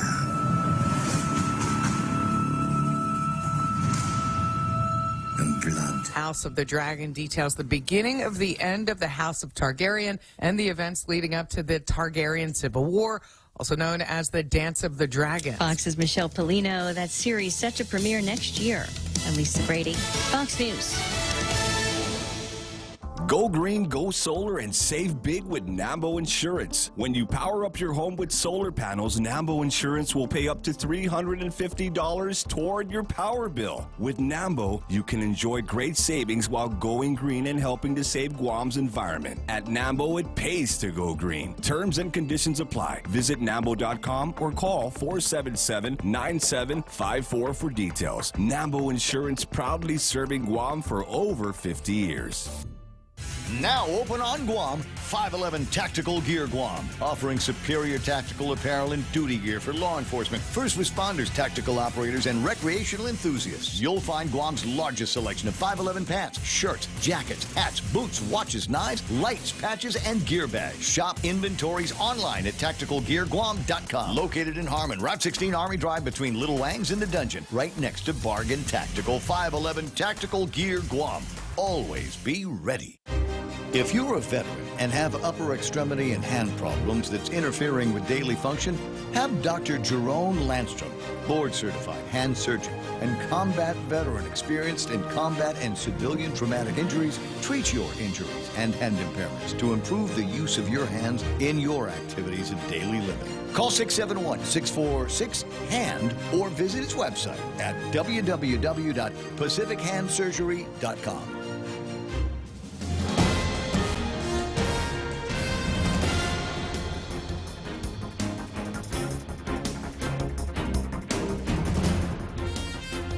Off a day at 7:06. I'm Monticello Tyron with a look at your local news on the point. There was another 4 deaths recorded related to COVID-19. That's in the Joint Information Center report this morning. They now have it at 208 deaths related to COVID-19. And the governor in her statement also says that our community can't waver in the fight against COVID-19 and advises people to take extra precautions in limiting the spread. 3 of the most recent fatalities were recorded recently between September 17th through October 3rd. The 4th, however, was reclassified. It was a death that occurred last year as a result of COVID-19. Meanwhile, the JIC report also includes another 106 reported deaths or cases, 65 cases of COVID-19 out of 1,486 tests that were performed on October 4th. 38 of those cases were identified through contact tracing. Our total this morning is now at 15,630 officially reported cases. The CAR score is at 28.7. Meanwhile, vaccinations continue at the University of Guam Fieldhouse. Also, testing will resume at the Tidzin Carnival Grounds in Tidzin. The Department of Rev and Tax has issued a second of 5 installments of the child tax credit payments. It's 15,000 paper checks will be going out. It's worth $8.4 million. The payments are part of the federal government's Advanced Child Tax Credit Program, which offers Guam residents a partial advance on expanded financial benefits expected next year. The remaining installments will come in mid-October, mid-November, as well as mid-December. Residents also have until next week to make changes to their installments. We'll have more news right after this. Hafaday, this is Severina. Here at APL, our expertise and extensive network can help you grow your business and reach out to more global markets. As a responsible carrier, APL is also committed to a sustainable future, whether it's protecting the environment or investing our efforts in giving back to the community. Our dedicated teams in Guam, Saipan, and on U.S. mainland are here to support you. Call 588-4651 or visit www.apl.com. Solar power developers have begun the cleanup of the Marbo Caves as they prepare to construct a fence to restrict access to that portion of land in Manilao. According to the Guam Daily Post, the timeline for the cleanup is pending confirmation with the government agencies. The Samsung and Korean Electric have been cited by the Guam Environmental Protection Agency for failing to take erosion control measures when the construction of the solar farm began. The project has caused some runoff and significant damage to the caves, as well as damage to the northern aquifer. The Post reports that Guam EPA is working with the companies to ensure that the ponding basins, soil stabilization berms, and conveyance channels are installed properly and working effectively. The spokesman, Nick Rupley, says that it remains a work in progress, and they are in close communication with the contractors to ensure that they are in complete compliance with orders issued by EPA. Meanwhile, the Department of Labor is up for a virtual hearing, an informational hearing with the Guam legislature today. They'll focus on the Pandemic Unemployment Assistance Program, as well as workforce development and opportunities for workforce. The hearing starts at 11:30. It is a virtual one. And gas prices up again, $4.85 for a regular gallon of gas. Mobil was the first one to display the increased price. However, other stations also followed suit. And those are your top stories here on The Point. Here's Ray with your weather. I found it today. Cloudy, scattered showers, and isolated thunderstorms. A lot of times you can tell what kind of day it's going to be by what the nature of the sunrise was on the eastern side of the island. Got pictures from Jeff over at Pirates Cove. Kind of gloomy on the outside, gray skies, bringing along with it possibly isolated thunderstorms. Southeast winds up to about 15 miles an hour today. Daytime highs will be 85 degrees. With a heat index, it'll feel like 90. Cloudy, scattered showers, and isolated thunderstorms moving in this evening as well. Southeast winds to 15 miles an hour, lows 75, and into tomorrow we'll see some daytime highs around 86 degrees. But the rain and the wind and in some cases that sideways rain is not going anywhere. Now we are going to get some brighter moments out there. I just don't think the sun is going to be able to break through the high altitude cloud cover. Sunset tonight is going to be at 6:07. You know what? You don't really need the sun for the sunset. I mean, it's a completely social experience. So hashtag tell the others. You know the drill. That's news and weather together. This is The Point. There's a steak with your name on it at the new Longhorn Steakhouse. Flo's Filet is an exceptionally tender center cut. The New York Strip is a steakhouse classic, and Longhorn's famous outlaw ribeye is well marbled and fire grilled. Longhorn is ready and waiting to pour you a margarita and make you a steak. Longhorn Steakhouse is open daily from 11 to 10 p.m. Leah Dunca from Security Title here with a little information about trusts. A trust is a legal entity capable of owning property. It can protect property from issues such as lawsuits or divorce and can be used to distribute property and avoid probate. Many trusts start as revocable but become irrevocable when the initial trustees die. Work with your estate planning attorney to see if a trust is a good fit for your family property.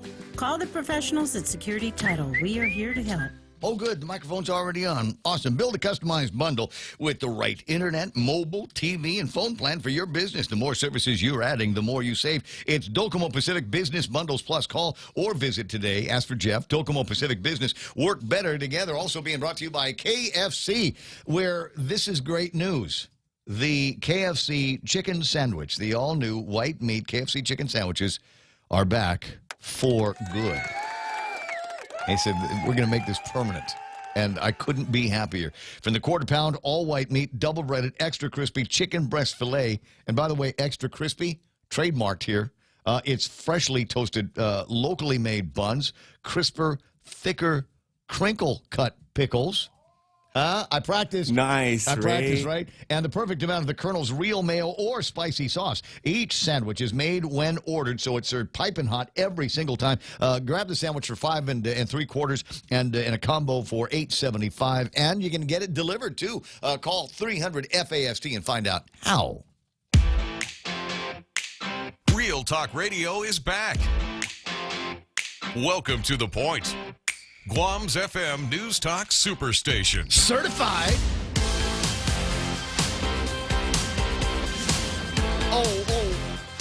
Oh, yeah, hell yeah, we're not letting that go ever. So we're going to let that hang over their head. What are we hearing? I'm serious now. We're hearing from a variety of government sources. There's all kinds of people that say, yeah, we're not doing interviews with them anymore. Yeah, you go out there, and I know you didn't. It's embarrassing, and nobody meant it. Blah blah blah blah blah. But accidents like that aren't supposed to happen. And as a result of that, I think a lot of people are going to, quote, stand in solidarity with Daphne Shimizu, who wouldn't say poop if she had a mouthful of it. And like even Cousin Troy. What did Cousin Troy say? Cousin Troy leaped into the act here this morning. Hold on, let me open up where it says Cousin Troy on my WhatsApp. Says, early in the morning of September 1st, the day the All Rise program online application system opened, Director of Revenue and Taxation Daphne Shimizu was swamped with angry phone calls and messages when the system crashed a couple of minutes into its opening. We talked about that here. Remember we tried to get into the system and put all of those attempts on the screen. When asked Ms. Shimizu for answers, and as she's done nearly every day for us and our viewers, she personally sought answers and addressed them. She is by far the nicest and most responsive of the public agency directors. She certainly is. The system crashed, and all of that chaos was happening, and she was on the phone with us. Well, I remember, yeah. And telling us that we're working on it. Absolutely, but to say that she is the nicest and most responsive, I don't know. I love, how I feel about Maria Pangilinan over at who is also among the nicest and most responsive. One of the most responsive. Exactly. And she never misses an opportunity to wish me a blessed day. Cheers to her, and good morning to you. But have you reached out to anybody in the cabinet that wasn't responsive to you, that just didn't call you back? I think they've been responsive. For the most part, I don't know. Vince Ariola. What? No, I'm trying to think of guys that but he's busy. I mean, my program is not about harassing people or dragging them on the air just because I wanted to have a conversation. And if I think if it came to bullets, I'd be able to get a hold of them. But I don't cry if I don't. I'm not one of those guys that writes the epithetical statement from amateurs in the business. We could not was not available for comment by our deadline. I'm sorry. You reached out. Yeah. Look, I got an ego, and I know what it looks like. And then I did reach out to Daph last night. I sent her a copy of the picture that everybody's seen by now. It's a question. It's a 3-letter question. WTF? Question mark. Right? WTF? And here's her response. Again, one of the nicest, most responsive people in the game here today. And remember, she didn't come from politics. She did not come from politics.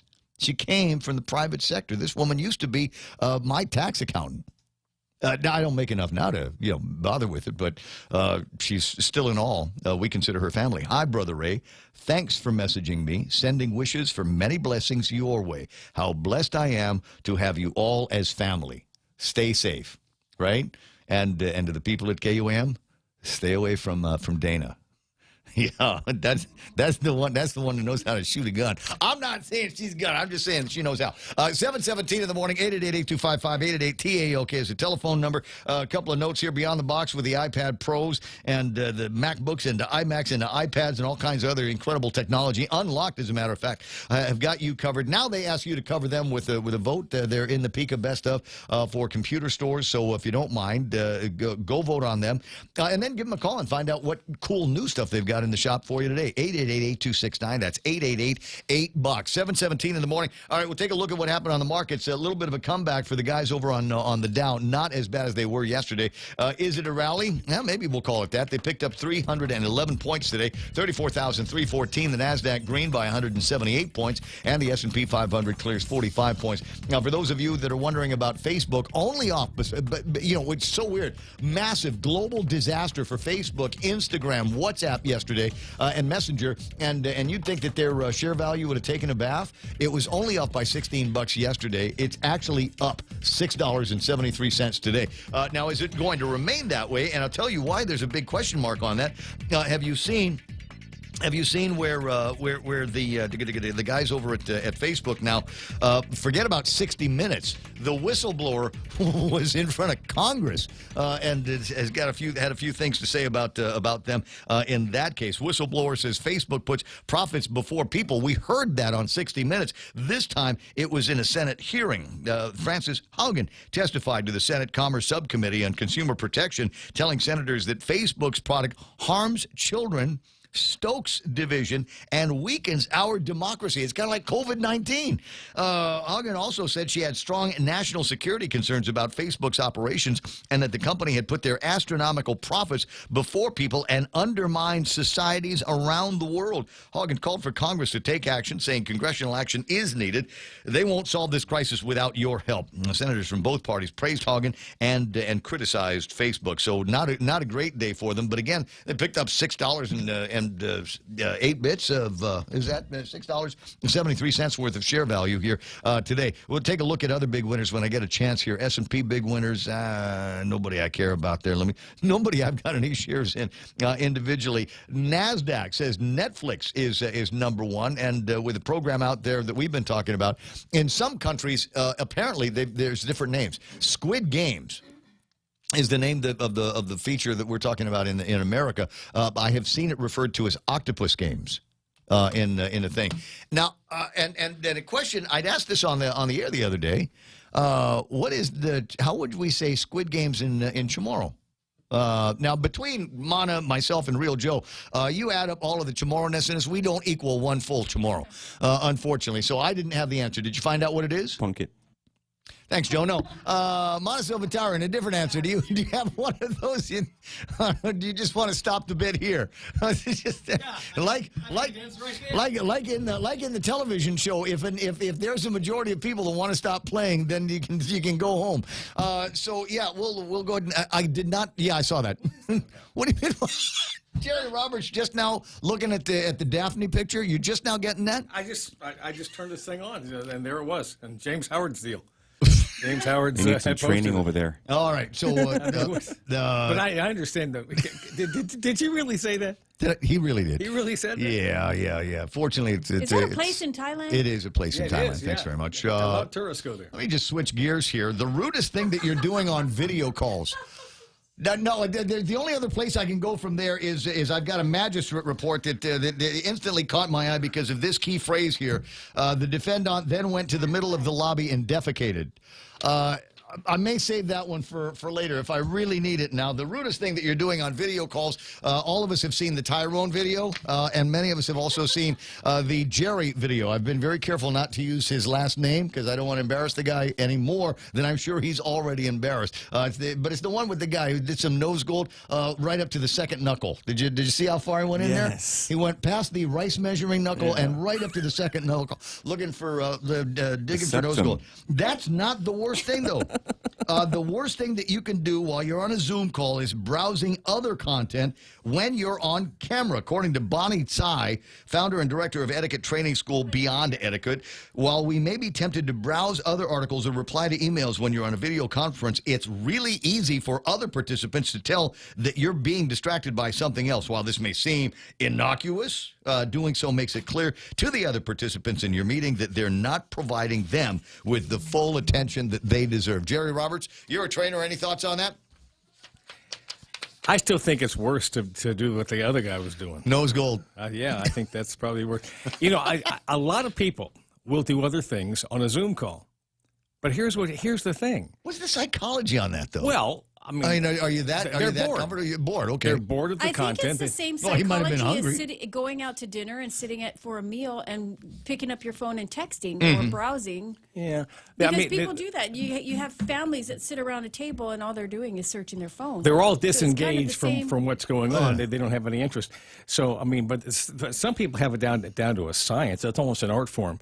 So if you're looking into the camera, which I'm doing right now, if you're on Facebook, and presuming that this is a Zoom call, I can also be I can also open up a browser and be looking. If you train yourself, you have this very same look on your face, and you're still hearing what's going on. So you can do a little bit of that. You know, I mean, facial expressions. I know people that can do that, and they're on any other app you can imagine right now, but they're not paying attention visually to what's going on with the Zoom call, but they're on something else. So people have become very good at that. But the idea is. It gets back to the whole idea about meetings. Does everybody have to be in a meeting?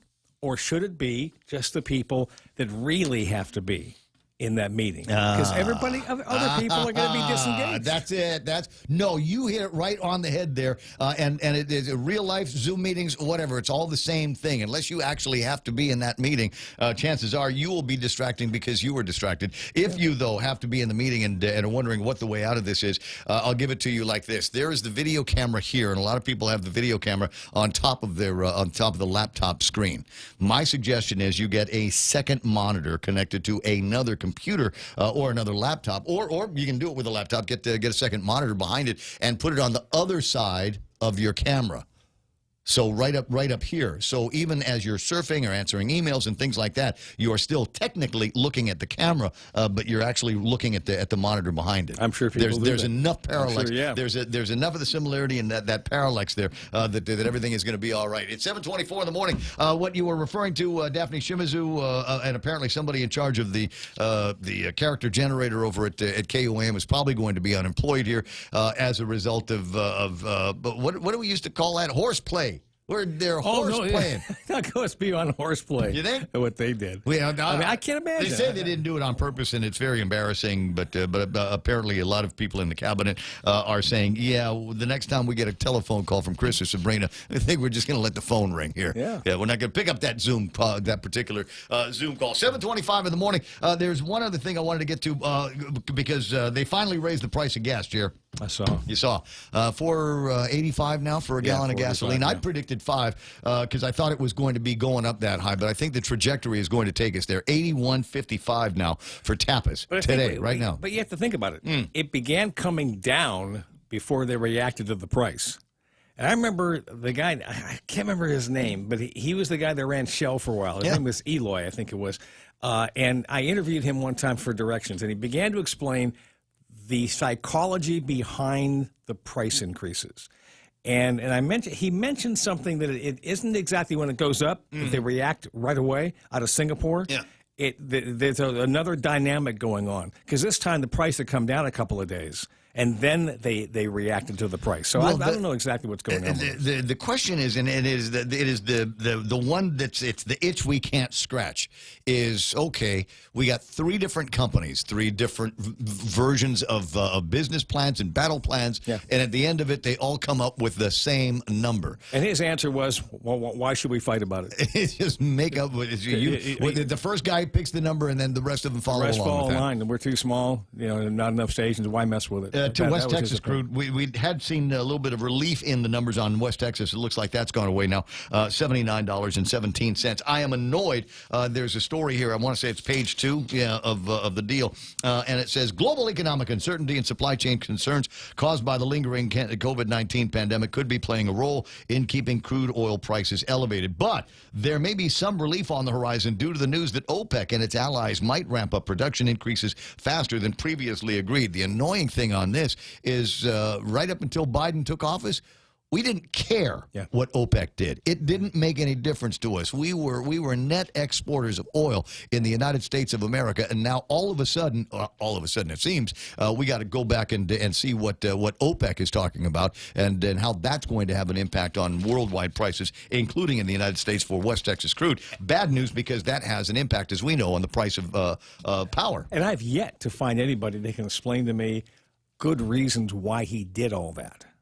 Good reasons why he disabled our oil-producing capacity and went back to the end of the general market. No, because he's the Antichrist. But 7:27, Jerry Roberts in the studio. It's time for the Extra Point, being brought to you by... Might be the right explanation. Go On Insurance Services. You'd be surprised. I don't think it's just one. I think there's a whole bunch of Antichrists out there. But I mean, have you heard any good reasoning behind why he did that?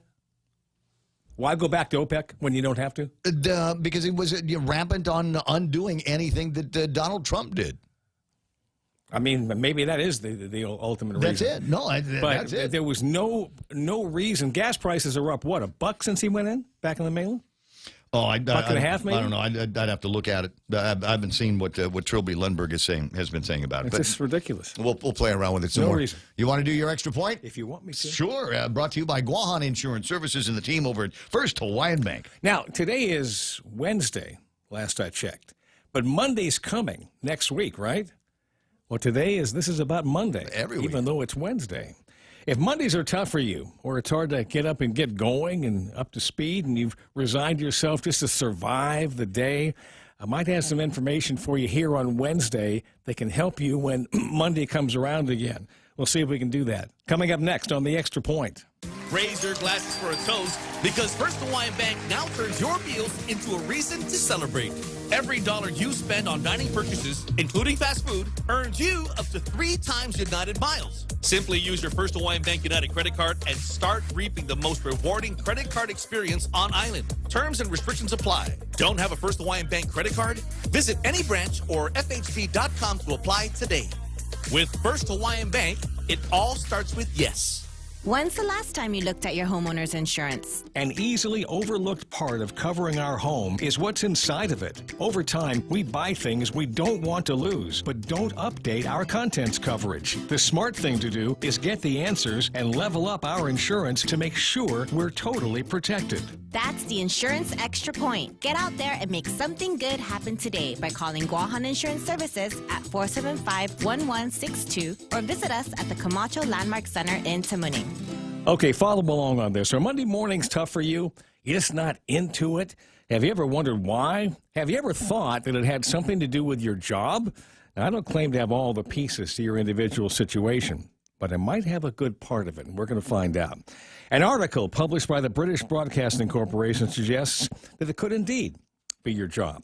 If you don't look forward to coming to work on Monday, that might be your subconscious mind sending a message that another job or career path might be better. That said, for most people, it's probably not the reason, or at least the entire reason. What if I said that the extra hours you sleep during the weekend, catching up on sleep loss during the week, ends up messing with your body clock, and that messes with how you handle Mondays? Experts say that an extra nap of just 2 hours can throw off your inner timing by a bunch. Now, wait a minute here, you say. I'm sleepy from not sleeping enough Monday through Friday. I need a nap to get straight so I can come into the week fresh. I get it. I've done it.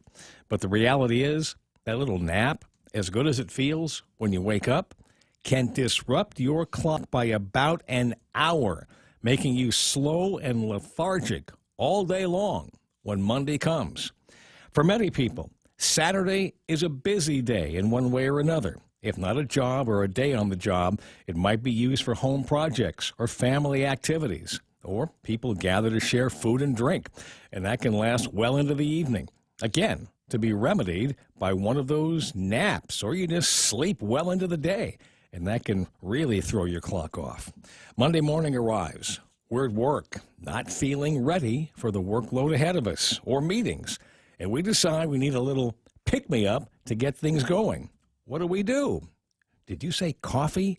Well, you win the prize. Coffee. A person quoted in the article said he's into his 3rd cup of coffee on Monday mornings before 11 o'clock. The caffeine is carrying him. Then a big carbohydrate-laden lunch, which brings on the desire to sleep an hour or two later. What then? Right, more coffee. We make it through the day, pretty much wired on caffeine, eat dinner, watch TV, fall asleep, and slip into our Monday to Friday routine. We don't sleep enough.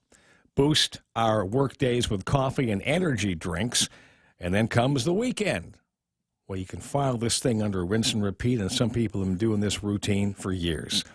If what I've described has described you and your routine, I've got some good news. You can likely make a couple of small tweaks and get on top of the problem. Ready? Number 1, fall asleep at the same time every night or as close to it as possible. If you can make that somewhere near 10 o'clock, you'll be stabilizing your body clock. Get off your phone and devices 30 minutes before you want to fall asleep. Number 2, try to get 7 hours of sleep each night. If you're getting 5 now, 7 is not going to happen right away because your body isn't used to it. Work on getting 6 and build up. Number 3, eat some complex carbohydrates for breakfast and lunch. Add more veggies, less white rice and pasta, especially at lunch. This will help you fight off the afternoon sleepiness. If you're knocking down 3, 4, 5 cups of coffee or more per day, start cutting that down. I'm not saying you have to go cold turkey and give it up. Use it as a treat, not as a stimulant to keep your eyes open. The less coffee you drink, the better you're going to sleep. And that, in turn, will eliminate the need for coffee as a crutch. The body is a machine. Put it on a schedule. Give it what it needs while eliminating or minimizing things that hurt performance. Do these simple things, and you may find yourself feeling a lot different about Mondays, maybe every day. That's the Extra Point. Be responsible and make something good happen today. For 93.3, The Ray Gibson Show, Guahan Insurance Services, and First Hawaiian Bank. I'm Jerry Roberts. Well, so I've got the Apple Watch, and it's got the sensors on it, and it talks to the iPhone. The iPhone is telling me that my average time in bed is about 7 hours and 15 minutes. Oh, wow, you go long, Ray. But it says my average sleep time is only 6 hours and 14 minutes. And overnight, last night...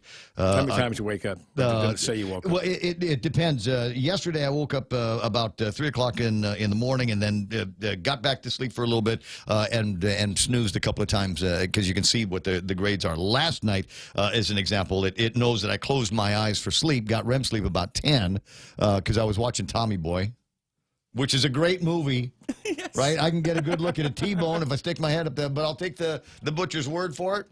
Fat man in a little coat. Sorry, I digress. But so I fell asleep at 10 o'clock watching that, and then it tells me that I woke up just before 4 o'clock in the morning. So it's got a pretty good, accurate depiction of how little I slept last night. 5 hours and 50 minutes. But a straight 5:50. It was good. Yeah, it was good. I did not wake up in the middle of the night too much. Good. All right, Jerry Roberts in the studio. Montecillo, I'm going to ask you to stick around. Do you like hot stuff?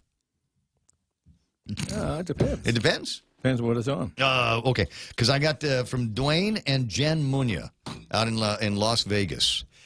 This is two pica hot sauce. Oh, there's a mild, and then there's the insane. Really? Yes. They actually said this would put hair back on your head. Oh. Yeah, it's that good. So Montecillo Tyrant's going to take care of news and headlines now being brought to you by, not Ron and Kim, but Ken and Karen over at Top End Pest Control. Talk to those guys about getting varmints out of yours. Are you seeing new and different varmints now because it's raining so ugly outside? And the varmints are going, hey, let's go in there. There's air conditioning out, and then there's food all over the kitchen floor. This is where you need Ken and Karen, 487-5657. Also being brought to you by Burger King. Start your day there. Try the new Breakfast Bacon King, available right now. Friday, right around the corner for the BK Chicken Fries and Auntie Loli Camet of Remax Diamond Realty. Maybe you're outside and would like to go inside someplace with air conditioning and food on the floor. She might know a place. 688-6743. Now with the big news and headlines. Mana, what happened? Well, the solar power developers have begun the cleanup of the Marble Caves as they prepare to construct a fence to restrict access. The Guam Daily Post is reporting that there's no timeline for the cleanup, but Samsung and Korean Electric are both working with Guam EPA in addressing the erosion issues that have affected the Marble Caves as well as the aquifer up north.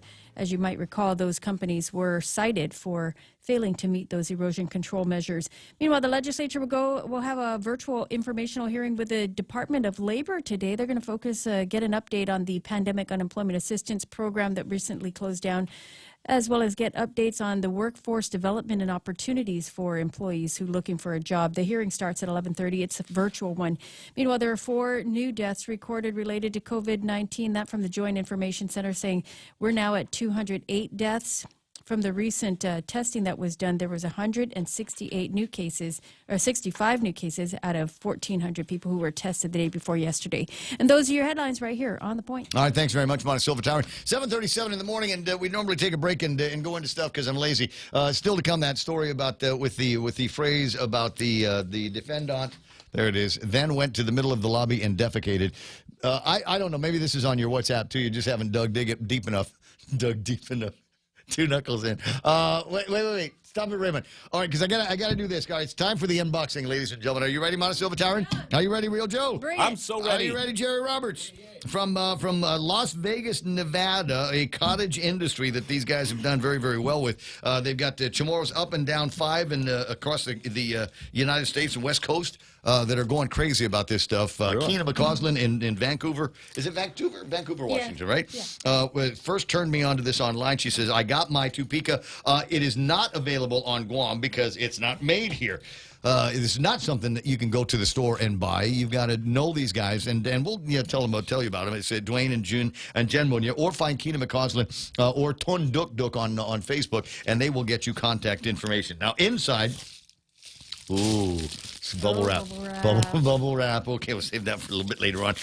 We've got more bubble wrap. More bubble wrap. Well, because it's so obviously they pack it so that it will travel all the way to Guam in the U.S. Postal Service system. Hold on. I've got to use the Lullian Guerrero very, very sharp knife here to cut into this. Oh, God, it's scary already. I think this one is the My mouth is watering already. hot pepper, vinegar, and garlic salt. It's shake well, and this one is called Fire. Real Joe. Okay, Fire. It's called. Ow. Let me see. Oh, I like that. Right? I like the design. The colors are Nice. That's color a very good. nice package. Color good, Nice as they say. design. Yeah. Color Nice design. good. Very good, yeah. Kind of good. Okay. Man, I now- want sweet and sour. I want to put sweet and sour in Oh, there. sorry. Yeah, sorry. Well, I just got sandwiches because I figured that was going to be where we go with this. This one here is the mild, and you want to make the color comparison here. That's the mild, huh? Yeah. So we've got the Fire over here, and I'm sorry, this is the mild, and we get the Fire over here. I'm going to try the mild one first. Because I think that's the one I might be able to Man, recover. if I had known, I would have bought some sweet and sour on the way over. Joe? Yeah. Go get. Sweet and sour? Yeah, right I'll away. be sir. right back. Kmart's right there. Come on, you get the whole big bag there for $3. All right. Now I do want to point out the way that the packaging is terrific. This looks like store-bought stuff, right? Yeah. We got the mild. It's got a title. It's got the logo on the front of it. Says Jen and Dobie on it. And then when it's time to open the thing up, this is like high quality. This is like champagne, man. You dig out the little gold tab and then you pull on that, kind of like the little key that opens the can of Spam back in the old days. Yeah. And then there we go. So I've got. Hold on a second. I got to make sure I can wash this thing down. It'd be interesting who's packaging that for them, because there's someone that's a place you send your recipe and things to, and someone does the packaging for you. Must be. Yeah, They've got nice. the ingredients on the side. I mean, it doesn't have the label or whatever it is that public health would probably demand or something like that. And so I went to Foodies this morning, and I got some non-keto bread with tuna sandwich on the inside. You want a bite? You can put some of that stuff I'm on gonna it? put the mild on it. Yeah, well, and take a bite, and then I will share it with you likewise. Yeah. You okay with that? I don't want to short circuit your scruples, Mr. Roberts. Okay. And sealed tight. Oh my God, there's no little squirter here. It's a pourer. Oh, Now, boy. is this Dobie from Dobie's Joint? Is this remember Dobie's Joint? I do remember Dobie's Joint. Is this the same Dobie? I don't know. You got to ask Ton Duk Duk or Keena. They'll tell you all about it. Okay. So Because I'm doing this one while you're doing that one. a generous amount of the mild sauce has been put on a tuna sandwich over here, and I'm going to. Oh, the smell. Right, I just tell you right now, it's got an incredible. For those of you tuning in, going, what are you guys doing? It's supposed to be like serious radio. No, it's not. We're backing up family and friends that live in Las Vegas. So, this is me gonna take a bite now. Oh. Why'd you put your Jerry nose Roberts on opened it and put it right under his nose. No. Is it? Oh my God. Is it already? From right here, you Or can that, get it. So he's got the Fire. This is just a mild on the sandwich. If you can get 6 or 8 inches away and still get a shot, you know it's good. I'm alive. Let me see this. That's egg. So That's what are your good, man. Chamorro taste buds telling you? Huh? What are your Chamorro taste buds telling you? Biba. Oh, nice. And your white taste buds? My white taste bud. The mild will go everywhere. The kids will eat this with popcorn. This is all right. Put it in the lunch pail? I would put it in. I would put this in the lunch pail. Jerry Roberts has got the Come to Jesus one over there. There you go. Okay. This really should have a squirter. It should have a squirter on it. I'm afraid for you. Oh, that looks like one of the... Burnt esophagus coming up next on the Extra Point. You think? Let's see if Jerry remembers how to curse. Yes. He's turning red already, Reed. Are you ready? Mm-hmm.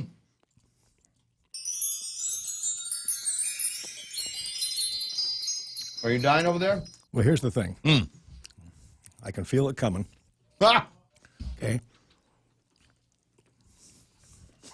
Talking my mouth full. That's all right. I'm drinking. It doesn't hit you right away, but after a while, it's sneaking up on you. So is it a good burn? Is it a quality burn? Are you getting flavor? Because that's one of the things I dislike about a lot of hot sauces. Is it's just so hot it covers up the flavor of the chilies and all of the other stuff that you put in there. When you've had, and I've had some of those. It's hot. It isn't the hottest I've ever had, but it's hot. And I can still taste the egg coming through, and I can taste some of the flavor, yeah. Okay, so definitely the first and the mild, definitely something that I'm going to enjoy having on my kitchen table. You want details on how to get a hold of this stuff, then, like I said, click on Keena McCausland and Tun Duk Duk, and they'll be happy to do the thing for you. So I'm trying to figure out how I want to put this in. I put the hot sauce on the top like I normally would, but I think I'm going to flip it around so it hits the tongue first. We might take a break on the other side of this. It's not that bad. It's not that bad? Okay, all right. Well, Yeah. Can you feel it? Yeah. Feel it coming? Yeah. Just for a second, there's nothing there, and all of a sudden you can get that pika-ka-ka-ka, like you just bit into a really, really good pepper. I like it. Yeah. It's not super. I might cry here in just a second because it's gone up to the eyeballs. So did they give an idea what this thing retails for? I have no idea. I have no idea. Whatever it is, it's worth it. Generally, a house sauce. Oh, look at that. Here you go. Yeah, see? Yeah. I think I got a couple of those in my deal. Little pepper. So usually, people that do this thing privately, this would be probably somewhere in the area of $8-10 probably for a bottle. I'm just guessing. And if this is your product and that's wrong, but just tell us. Yeah. Yeah, it's certainly a viable product. Something to consider for your kitchen. Might play songs between here and the top of the hour. Tell you what, now is a good time to take a break. It's got me. Celebrating Halloween 2021, Chicken Fries Friday is back. Every Friday in October, visit any participating Burger King and say, I love BK Chicken Fries, and get a free 9-piece chicken fries with purchase of a chicken fries combo meal. Perfect for dipping in our barbecue, honey mustard, ranch, zesty, and sweet and sour sauces. Top off your chicken fries with our mozzarella sticks and a refreshing Coca-Cola. BK, Tuman Bay, Hagåtña, Micronesia Mall, and the airport. BK, your way. Becoming a homeowner can be a scary process, but it doesn't have to be, especially if you have the right guidance. Break through your fears and go to a real estate professional that will ensure a higher chance of success. That person is Lolita Camet of RE/MAX Diamond Realty. Lolita also specializes in commercial leasing, land sales, local residential sales leasing, and military and corporate relocation. Don't be afraid. Call Lolita Camet from RE/MAX Diamond Realty at 688-6743. That's 688-6743. I don't think I can do the commercial here. Well, I don't no. I can do this because this will make my mouth water enough to put a little bit of cool on the fire that's going on inside. Wendy's, I can't believe this is not killing you. Wendy's new Big Bacon Cheddar, finally here on Guam. It's got everything that you could possibly want in a cheeseburger. Creamy cheddar cheese, applewood smoked bacon, sweet bacon sauce, and crispy onions all on a toast. I may get the hiccups. You ever eat something so hot you get the hiccups? Yes. Here's another thing, and I think this might have cost me a marriage. When I eat something hot, the back of my head actually starts sweating. And it's doing that right now. Where was I? Applewood smoked bacon, sweet bacon sauce, and crispy onions, all on a toasted cheddar bun. Hurry, try one today. Only at Wendy's. We got you. Top End Pest Control is who you call for all your pest control needs. Got a problem with roaches, ants, spiders, rodents, fleas, ticks, termites? No problem. They do it all. Top End Pest Control is a service-disabled, veteran-owned small business and HubZone certified. Serving Guam since 2012. Call them today for a quote, 487-5657, or email topendpest@gmail.com. Check them out on Facebook at Top End Pest Control and give them a like. Top End Pest Control for all your pest control needs. Oh my God! I'm having flashbacks I'm having flashbacks. Billy Bangkok's Kadunpika from back in the day. Bill Munya's Kadunpika. No surprise that there's a Munya last name in here, is there? But anyway, so his Kadunpika is so hot that the only way that you could cool it down was to keep eating it. You know what I mean? Because the second you stop, that's when your brain and your face explodes. All right, so here we are. Into the thing. I got the traffic gizmo up on the screen to take my mind off of what's happening in my mouth. We got traffic, all kinds of traffic up in Jigo. Not so much at the main gate of Anderson Air Force Base. Also looking at a lot of traffic on Waiseng Song. Up around public health, but not a whole lot on Marine Corps Drive. Expect some traffic, intersection traffic, all the way down into Upper Tumon. You are going to see a little bit more traffic at places like the ITC building and the Epau Road intersection. Route 8. Looks like that's where the majority of the congestion is, from about where Cars Plus is all the way up to where the entrance to Harvest Christian Academy is. And even once you get onto that road, we got traffic in both directions on the two-lane street that's got all snarled and trafficy right now. Also going to see some traffic at 8, 10, and 16. That's busy. 10 and 15, very, very busy this morning. 4 and 10, and then the rest of Route 4, you're going to find congestion, Chalanpago, up around Ordot and into Sinahanya. Once you get into the downtown Agutnia area, intersection traffic.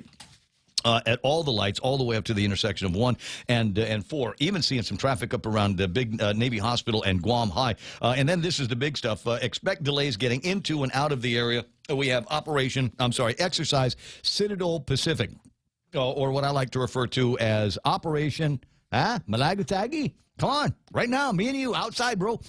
They should have called it that. Give it a little bit of local flair. That's all I'm saying. But expect some delays from about Polaris Point. Probably has to do with the rain. All the way into Big Navy in Sumai. Listen for the big giant voice and the giant Navy wife. And then we got traffic trying to get from about where the Pizza Hut is on the Marine Corps Drive. Also fairly busy there. Drive to the conditions. I know it's wet and rainy and snotty out there, but you're going to survive it just like I may survive this hot sauce. Choosing health insurance for my family is difficult. I need to know our health insurance will protect us now and in the future. Take Care members have access to the island's largest offering of free fitness classes and health education programs, and a high-quality credentialed network of on- and off-island healthcare providers, including the convenient one-stop FHP Health Center and urgent care. My family choose Take Care. Your family should also consider choosing Take Care. Call 671-647-3526 for more information. Take Care, our island, your health plan. Everyone has a busy schedule these days, and sometimes we forget to schedule our routine dental checkup and cleaning. Don't neglect your dental health. Schedule one today with Dr. Robert Yang and his SMILE team, conveniently located at the East West Business Center on Marine Drive, Upper Tumon. Call us today at 647-8702 or 3. Again, that's 647-8702 or 647-8703. We make smiles happen. Okay, guys, Jan and Dobie, you know what you guys need to do? Make a holster. Go find somebody out in the States, make like a holster you can hang from your belt, and then you can carry this into places like Longhorn. Say, sir, would you like a sauce on your steak? And you say, no. I already brought mine, if it needs it, right? That's a cool thing about what I'm hearing over at Longhorn from people that have eaten there. Absolutely. Love it. And they're going, the great thing is you just bring the food out, let it sizzle on the plate for a little bit, and then start cutting into it and enjoying some great steaks, what they're referring to as legendary steaks. All your favorite cuts at prices you're going to love. Flows, filet. They've got a chop steak. Around here, where you say chop steak, you get one image in your head. Go to Longhorn and try the other version, their version of chop steak. Plus, there's ribeyes, sirloin, there's a prime rib, and a fire-grilled T-bone that I can hardly wait to put my knife and fork to. You should try it out. They're open every day from 11 to 10. You want more items on the menu? Visit their Facebook page at Longhorn Steakhouse Guam. Guam Auto Spot has the best selection in Buick, GMC, Mitsubishi, and used cars like the 2021 Mitsubishi Mirage starting at $127 per paycheck. Zero down. Call 671-478-AUTO to take a test drive or get pre-approved online at GuamAutospot.com. Certified, my guy. And the theme for today's program is actually, how does one become certified? I'm pretty sure I'm qualified to pass the real Joe. You know a lot of people qualified to All my pass closest friends. certification. I guess we just got to ask Sabrina and Chris and see what they've got to say about it. 7:52. Yeah, it's a whole different media. Back in the olden days, one media didn't talk about the other, but in this case, in this, especially because it involves Daphne, who's probably the nicest person in the entire government of Guam. All of a sudden, when you see somebody say that about her, oh, you got to see what James Howard has written. Just check that out in one of his posts. He's apparently got some inside information that says that maybe claims that it was inadvertent aren't true, and certainly the statement that missed the key words, which are "I'm sorry," "We're sorry," "We apologize for," or whatever, non-existent. 7:53 in the morning. All right, we got the mayor, my mayor, favorite, the mayor of the mayors. Yeah. Okay, got Jess Allig online from the beautiful village of Petey. Buenas and half a day. Half a day, Ray Gibson. Your pika's making me sweat. Oh, dude, you know what? I can still feel my ears are red. You know, like all Howley guys get when you're going to get in a fight? Our ears turn red? Yeah, it feels like somebody's been tillicking the thing. And, yeah, the back of my head, a little bit sweaty this morning. This is good stuff. You know the family, right? No, I don't. Okay, I'm going to click on Keenan McCausland's name on the Facebook, and she'll introduce you to everybody. Jen and Dobie living out in Las Vegas, and a great kind of, cottage industry that they've got out there, making their own 2 pica sauce. Recommend it if you try it, get some ordered and share it amongst the village. Anyway, a couple of things I want to talk about. There was a story. And I think it came from KUM about you guys, the mayors, among others, looking for opportunities to get, and it's a crazy number. What are we doing? Double the number of kids in foster care right now than we had before COVID? Is that where we're at? Yeah, that is correct. Yes, it's over 400 children that need foster homes. So they were upside down with foster homes even before all of this nonsense started, and there seems to be a whole lot more cases coming up, domestic violence cases, or cases where somebody's got caught with drugs and they got to go to jail, but somebody's got to watch the kids. A whole lot more of these cases. They were already upside down on foster homes even before that. Right. And the one thing that we're always they call on us for almost anything, right? One thing that we don't realize is that our children need homes, and we support the foster shelters, we support the organizations, and Guam, we know our people are good at donating the things that the foster families need. But one of the things in my discussions with Public Health or BOSA was, gosh, we have a lot of support. They have a lot of support for the kids' clothing, shoes, so on and so forth. Even the helping the shelters, supporting the shelters, but they're like, Mayor, the one thing we don't have are foster families. And so I decided, I proposed that to the council. It was a unanimous decision to work on a campaign, and so we're hoping to do this 2-month campaign to recruit foster families per village. And so we'll be discussing that at our meeting today, and we're hoping by December. Our goal is by December to confirm a certain number of newly recruited foster families to take care of our kids. Where are you going to find them? I mean, this is not like this is not like hey, I've got it. You know what we're gonna do? I got it. It's not like I found a dog and I need somebody to just foster it for a while until we can find a forever home or something like that. We're talking about kids, and in some cases, kids that are coming from really stressed backgrounds. Yeah, of course. And we get calls all the time. We get calls about emergency placement to take a child for a day or two, and we see them almost every day as mayors, because we see them neglected. We see them left at our offices. We call CPS right away. We call GPD.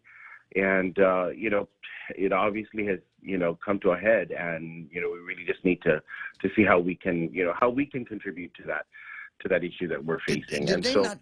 I'm sorry, Mayor, did they not just open up a foster care facility in Barragata Heights? They did, but that facility and there's another facility that's operated by a nonprofit. They're all they're full. They're full. Yeah. I mean, listen, the alternatives for some of these kids is just awful, and the difficulty, I think, in some cases, of being able to find somebody in the non-nuclear part of the family that might be able to take care of the kids is also those are diminishing problems, and that you think might be interested. Obviously, someplace for the kids to stay out of the rain, and we got some food. How do we help those families cover some of the immediate expenses? So that's part of our campaign, is to have these informational meetings with those that are interested and just be part of our media campaign really is to share what benefits there are to fostering. And they don't actually have to be families. They can be singles, individuals, those without children. Anyone can foster. Of course, there's there are guidelines. And so we're hoping to push that out by this month, by October, so that, everyone knows what you need to be a parent, a foster parent, and what you're going to get in return. And so there's definitely like foster, child care. So if you're working, there's child care that's provided. There is, I don't know what they call it, but it's a stipend that's provided monthly. I don't know the actual breakdown as to how much is given per child. But there are definitely some benefits to it. Of course, it's not going to be all the bells and whistles that everybody wants, but it's certainly something. If you're willing to foster, if you're willing to support the community in this way, then then this might be for you. 7:50 now. We're probably going to be late for Fox News Live. I'll warn you about that right now, because one thing, when you do get all of your paperwork taken care of and you're ready to roll out that program or start talking about the role, I want us to be a part of the awareness. I got 3 radio stations. I'd be happy to run PSAs for you all day on all 3 of our radio stations, because everybody's listening to one of the 3 different radio stations at any given time. That's certified, by the way. That's great. I know, right? But anyway, so I want to be part of the informational campaign when it comes out. And then I got this from the guys up in Saipan. GCEA is launching the Marianas Village Pride campaign, and they're looking at people to take a hard look at their villages and go into making them safer, making them cleaner, and finding out all the great things that are reflective of their village. Super villages with we got our Ardoni festivals and bananas and mangoes and things like that, but they're still part of the villages that could use some work, and so these guys are doing all kinds of stuff. Adopt a Median. There is a bus stop beautification contest. They're going to be doing Christmas decorating contests. Remember back in the day, you'd just drive around the villages, mostly Santa Rita to go. Santa Rita always had the best Christmas decorations, I always thought, but maybe a Christmas decorating contest. And then this is interesting. They are talking about a village flag art contest. Do I have a village flag? Is that something I could fly from my rooftop? Do I need to call the mayor and say, hey, where can I buy my MTM flag? It's so funny how you bring it. Someone asked about it a few days ago. Really? No, I don't think there are any flags that are available for purchase, but every village does have a flag.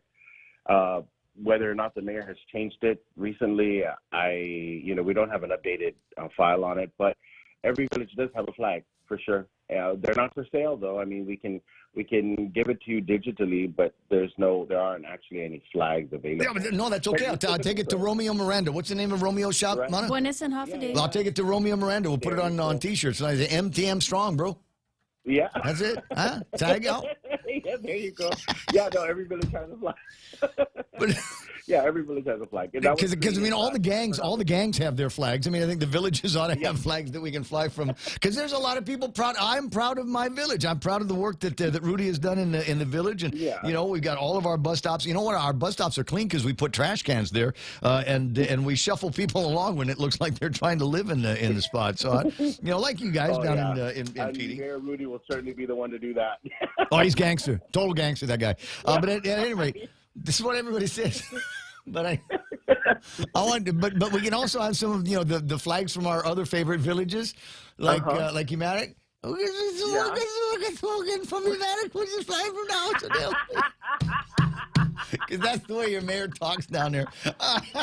Okay, hey, listen, I got to let you go because I made you laugh too much already. I'll talk to you soon, Brett. Take care. Yes, amigo. All right, Mayor Jess Allig on the line. Coming up, Fox News, Montecillo Tyrant's got other big news and headlines. We'll see if we can get the Tupeka family on the phone before too much longer. Here from Washington or New York is Fox News. Yes. Well, I called my husband to tell him, and he said, "Congratulations." I said, "What do you mean?" And he said, "This is what you always wanted to do your entire life." And 10 years later, we are still doing that awesome show. One of the best things about being at Fox is that I've always felt that I could fully be myself. I've grown up with Fox News in my career, from the White House days all the way to now. #Fox News 25. Another treatment for COVID could be coming. European drug maker AstraZeneca says it's asked the US Food and Drug Administration to approve an antibody treatment it's developed for COVID-19. The company says the therapy can protect people who don't respond well to vaccines, perhaps because of weakened immune systems. If approved, AstraZeneca says it would be the first preventative treatment of its kind for COVID-19 to be made available in the United States. In London, Simon Owen, Fox News. Johnson & Johnson, meanwhile, has asked the FDA for approval of a booster shot for its COVID vaccine. One soft drink maker says its prices will go up again next year. PepsiCo says it will probably raise prices again by the spring. It's dealing with a shortage of truck drivers, supply chain challenges, and higher prices for ingredients. Pepsi tells Reuters it had to scramble to overcome a shortage of cans and Gatorade bottles in the last few months. The shortage occurred as demand picked up, helped by the lifting of restrictions at restaurants and theaters. PepsiCo already raised the prices of its sodas and snacks in recent weeks. It also owns Frito-Lay. Its chief financial officer, Hugh Johnston, sees most supply chain disruptions moderating by the end of the year. He does not expect a shortage of PepsiCo products. Janiko Sola, Fox News. Alan Coulter, the red-headed announcer for David Letterman's late-night show for 2 decades, has died. Coulter provided the opening introductions on The Late Show with David Letterman on CBS from September 1995 until Letterman's last episode on May 20th, 2015. In a statement, Letterman said, in part, it's a very sad day, but there are many great memories. Before his time on Letterman, Coulter served as the announcer for other TV programs and New York-based game shows To Tell the Truth and The $10,000 Pyramid. Alan Coulter was 78. I'm Lisa Lacera. This is Fox News. There's so much that's new with the Eat Fresh, Refresh at Subway restaurants that we can't possibly fit it all into one radio spot, but I'm gonna try. There are amazing new toppings like hickory smoked bacon, bacon, and smashed avocado. Try your favorite sub on the new breads like the hearty multigrain wheat or the artisan Italian white bread. Not to mention Subway's thicker, juicier steak. That's all I have time for. You gotta refresh to be fresh. Only at Subway. Contact Express Financial for all your financial needs. Express Financial is consumer lending at its very best. They also have a host of dealer service programs with quick approvals. There are 3 ways to apply. Over the phone at 637-9834. You may visit their office in person at 600 Harmon Loop Road across the street from Costules. Or you can also visit their webpage and apply at myexpressfinancial.com. In most cases, you'll get your money the same day.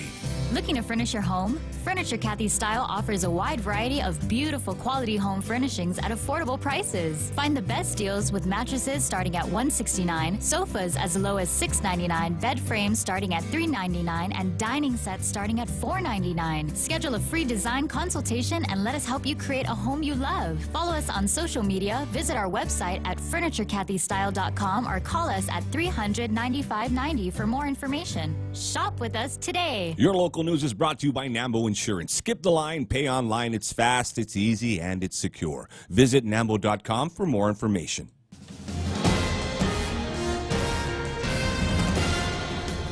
Half a day, it's 8:06. I'm Montesova Tyron with a look at your local news on the point. Well, solar power developer Samsung has begun the cleanup of the Marble Caves area as they prepare to construct a fence to restrict access to the site. According to the Guam Daily Post, the timeline for the cleanup is pending confirmation with the government agencies and input from experts on how to proceed.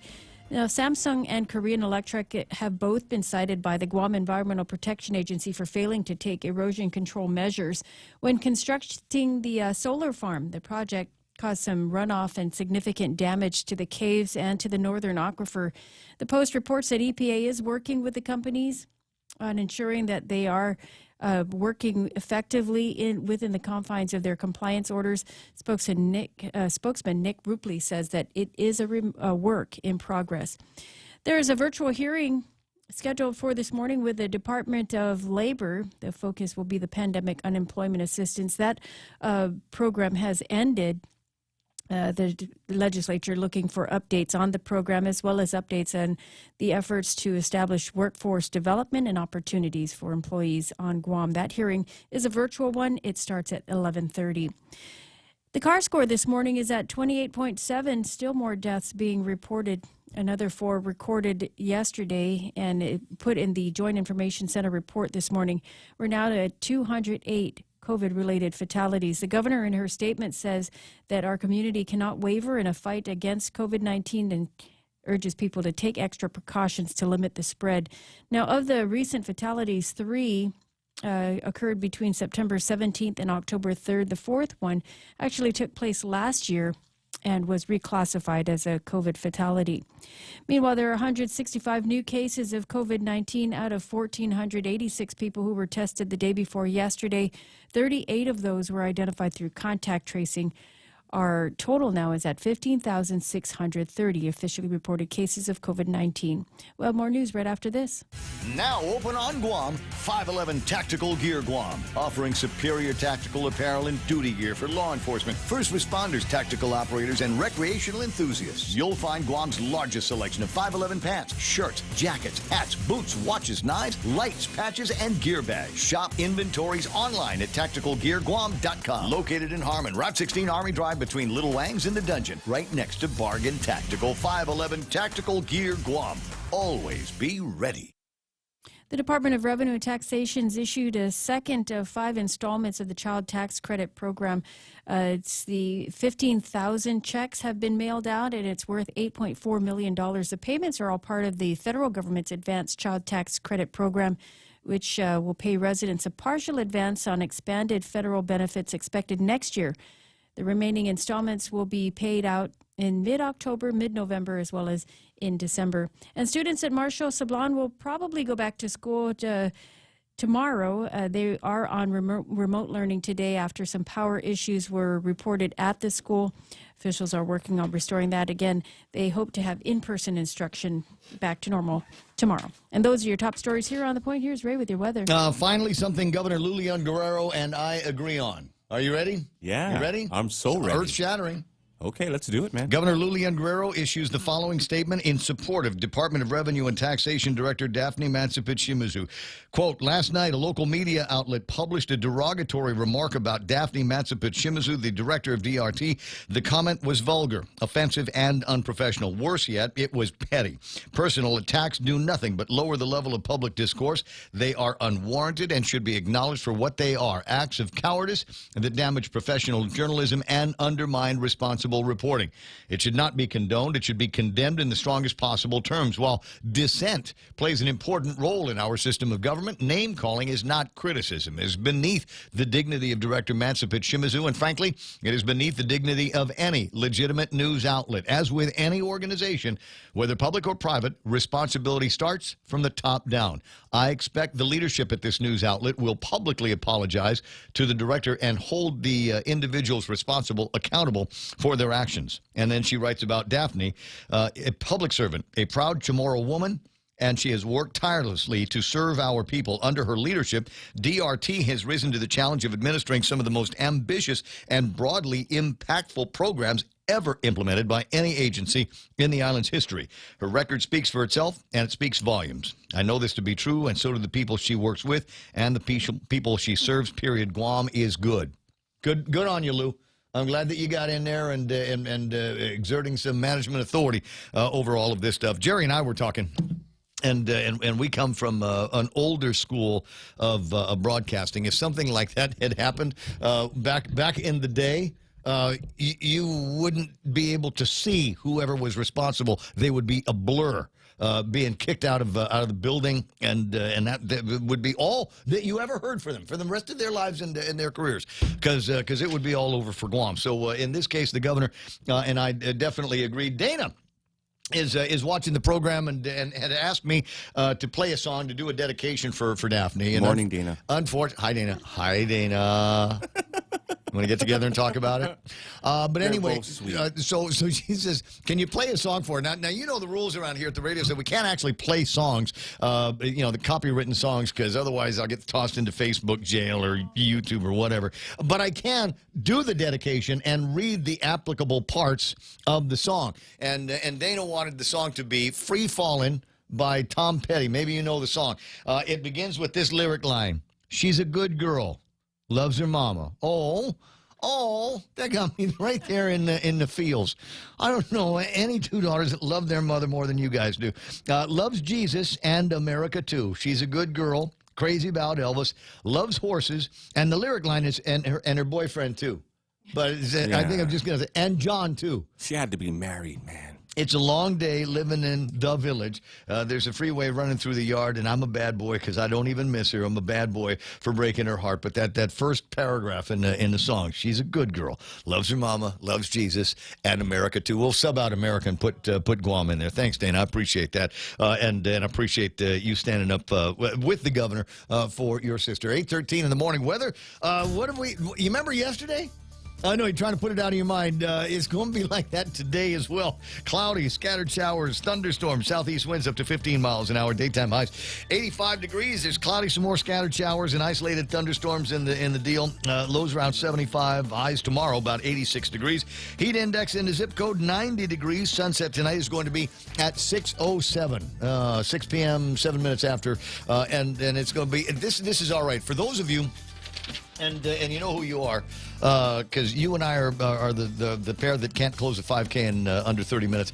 Now is a good time to get back out there and start doing some training. Number one, it's raining. It's cooler outside. Your core body temperature is going to stay low for a lot longer than you think. And then the other part of it is the sun's going down earlier. So you can literally go from, get home after work, throw on your workout clothes, and then get out there and do this. You don't have to wait until 7 o'clock before it starts to be, running and walking weather. 8:14 news and weather together here on The Point.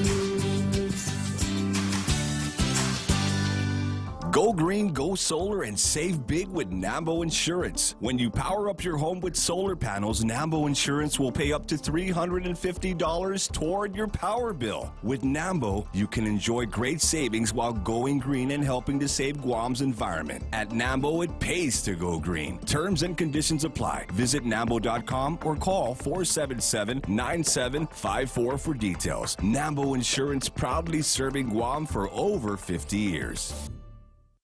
I got you. Ray Gibson Show brought to you by American President Lines. Global presence with a local home. I almost said a P word in there because the word platter is up on the copy for Olive Garden.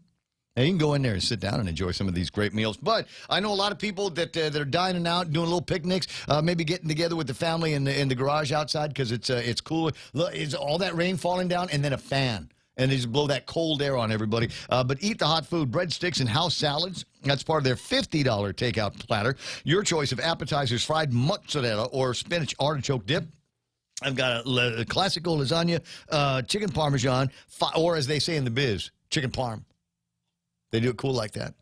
5 cheese ziti al forno, the chicken and shrimp carbonara, and shrimp and bacon rigatoni. Oh, man. Can I have half and half? Chicken Alfredo, if you can't make up your mind. Call Olive Garden at 989-0008.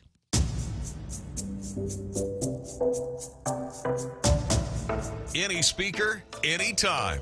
The Ray Gibson Show. Certified. Call now. 888-TALK. That's 888-8255.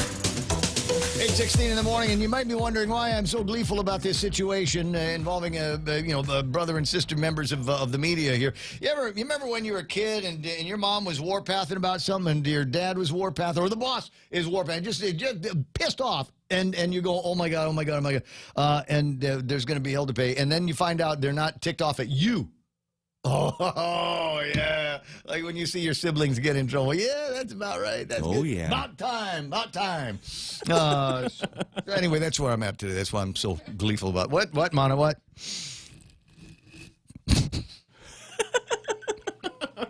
At least she's not mad at me.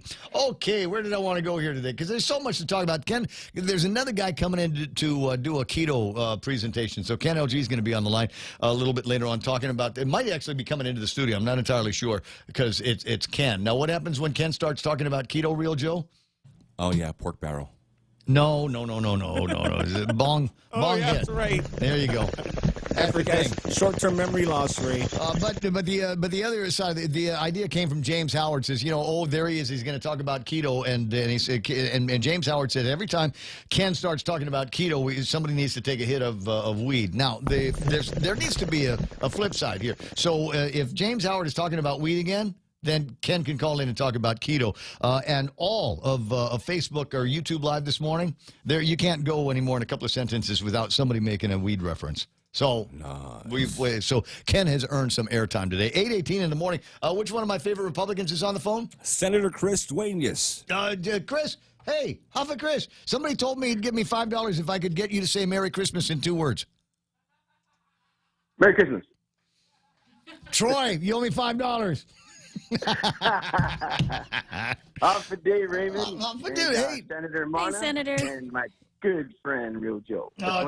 Always good to hear from you. And the reason we're playing around with a couple of interesting topics. I'm surprised here that the guys over at the Guam Daily Post are just now getting around to criticizing the legislature for passing billions of dollars worth of potential spend here between the hospital, war claims, and a new workup for the new penitentiary that we're talking about building. Obviously, there was a lot of thought that went into putting together these different spending plans for all of these different entities, correct?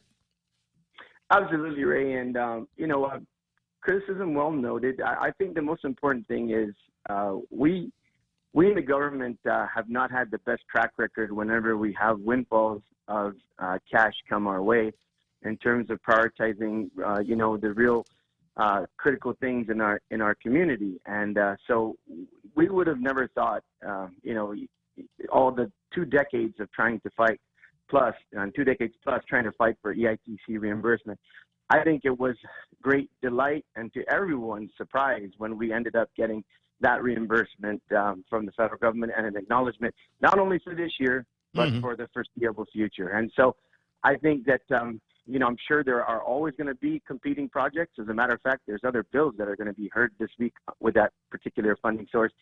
But I think we made the right decision on capital improvements that are longstanding and need to be done and are truly the priority of our community, which is public safety and healthcare. So I'll take the criticism, but I think in the end, when we end up having the facilities that we need and deserve, I think that it will be looked upon. History will treat us, I think, well. I'm saying that was a solid investment. With regards to the prison facility, I cannot disagree. I've been an advocate for refurb of that facility for as long as I've been doing talk radio. I've actually been there. I've been on tour there. I know some people that have spent time in there. And even though they are the criminal population and out of mind, out of sight, they are people that live here on Guam. They got to do their time, get punished, maybe get themselves rehabilitated in the process, and maybe can contribute to the people. I think that those circumstances are more likely in a more humane and modern prison facility, and that's something that we don't have right now. Yeah, Ray, as I said on the floor, it's really, really hard to get excited about building a new prison. But the thing is, we'd much rather do schools and so many other nice, shiny buildings. But the thing is that for a couple different reasons, primarily the fact that our people who work there as well, really deserve an environment that's conducive to being a proper and safe environment. We've had numerous violations in terms of, contraband. Oh my God. Government. And we've constantly been under watch in terms of, from the federal side of the house. When we talk about, there's very few projects, Ray, that actually pretty much have a potential to at least almost pay for themselves, a minimum if we can get rid of the $3 million overtime. I mean, that's essentially already a savings, and there's really very few projects in the government that we can build under capital improvement and save. Now, they've also talked about needing up to 40% less manpower with regard to this new modern state-of-the-art facility. So there are a lot of wins in terms of the investment, and absolutely, like you said, in terms of contraband. Contraband, unless, found to be brought in basically by officers or for some reason, visitors getting by, almost from the external should be just about impossible. Mm-hmm. If you look at this, I congratulated them because, like I said, in my entire time in government of Guam, I have never seen a master plan that was so thorough. It's 160 some pages, and it goes out 100 years. That was the other thing. I had not yet gotten that part of it. I'm used to there's people at the legislature and the governor's office, doing pie in the sky, and I'm going to do this and I'm going to do that, and then nothing ever happens. And somebody's actually put together a plan that would see to the growth and accommodate changes in theories and philosophies and corrections out 100 years. I thought that was very, very interesting. Now the other issue here obviously is the conversation about the hospital. You and I played tag on it on Monday, and then I got word from one of the guys that I was talking to, Pete Scrow, that you'd actually reached out to him because you want to get some of that documentation that came out of the Army Corps of Engineers as well to support some thinking that you have got now on obviously a new hospital. Yeah, let's start targeting that and find ways to pay for it to accommodate the construction and the planning for a new hospital. But we've got to take care of the old hospital while we do that. Until we open the doors to the new hospital, we got to take care of the one that we've got. What were your findings after reading some of the paperwork that Pedro sent you? Yeah, so Pete's been a really, a good resource. He sent many senators really a lot of the paperwork and the research and everything else that goes along with exactly what's there and currently exists in the hospital. Of course, remember we did HMAT as well. Mono was a big part of that as well. So we have a good working knowledge of what the perennial problems and what some of the major problems are. I think what I appreciated more than anything else was he gave me some ideas that there is perhaps legislation that can be introduced to kind of push the issue. And so I'm looking at that. My team is looking at it. And, it's as far as particularly when it comes to the electrical panel, particularly when it comes to some of the other structural issues that are really, high on the list at this point. So we're going to look at that, and we may be introducing legislation to address that so that we can bring more, shed some more light on it, if you will. Well, as we discussed on Monday, there are mechanisms that you have at your disposal at the legislature that can kind of force the issue if nobody there wants to take a shot at it. Because, like I said, you're all going to get hung on the same with the same rope when it comes to it. They will say it was inattention from the governor's office, inattention at the hospital, and inattention from the legislature. Incidentally, got word that let me see here, Lillian Perez Posadas will address the Rotary Club of Northern Guam. That's going to take place today at noon. It's going to be in a Zoom video conference. And I can, you know what? I've got the credentials. Would you like me to send them to you? Well, I've got some other meetings today, but I've spent a lot of time, as I mentioned to you, I'm a committee member on the health committee. And, we also have representation that is part of the organization putting together the plan for the hospital and the construction. So we have plenty of access. So I'll go ahead and just let her make that presentation.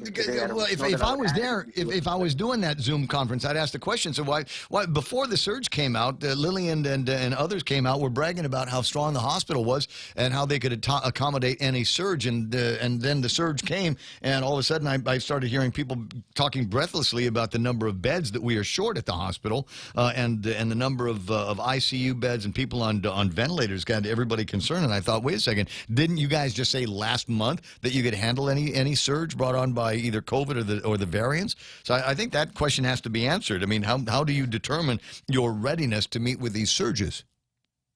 Well, they have reconfigured the hospital, and they actually I believe it was up to 5 wards. They took us through a tour when they made the presentation a couple weeks ago when we had the oversight.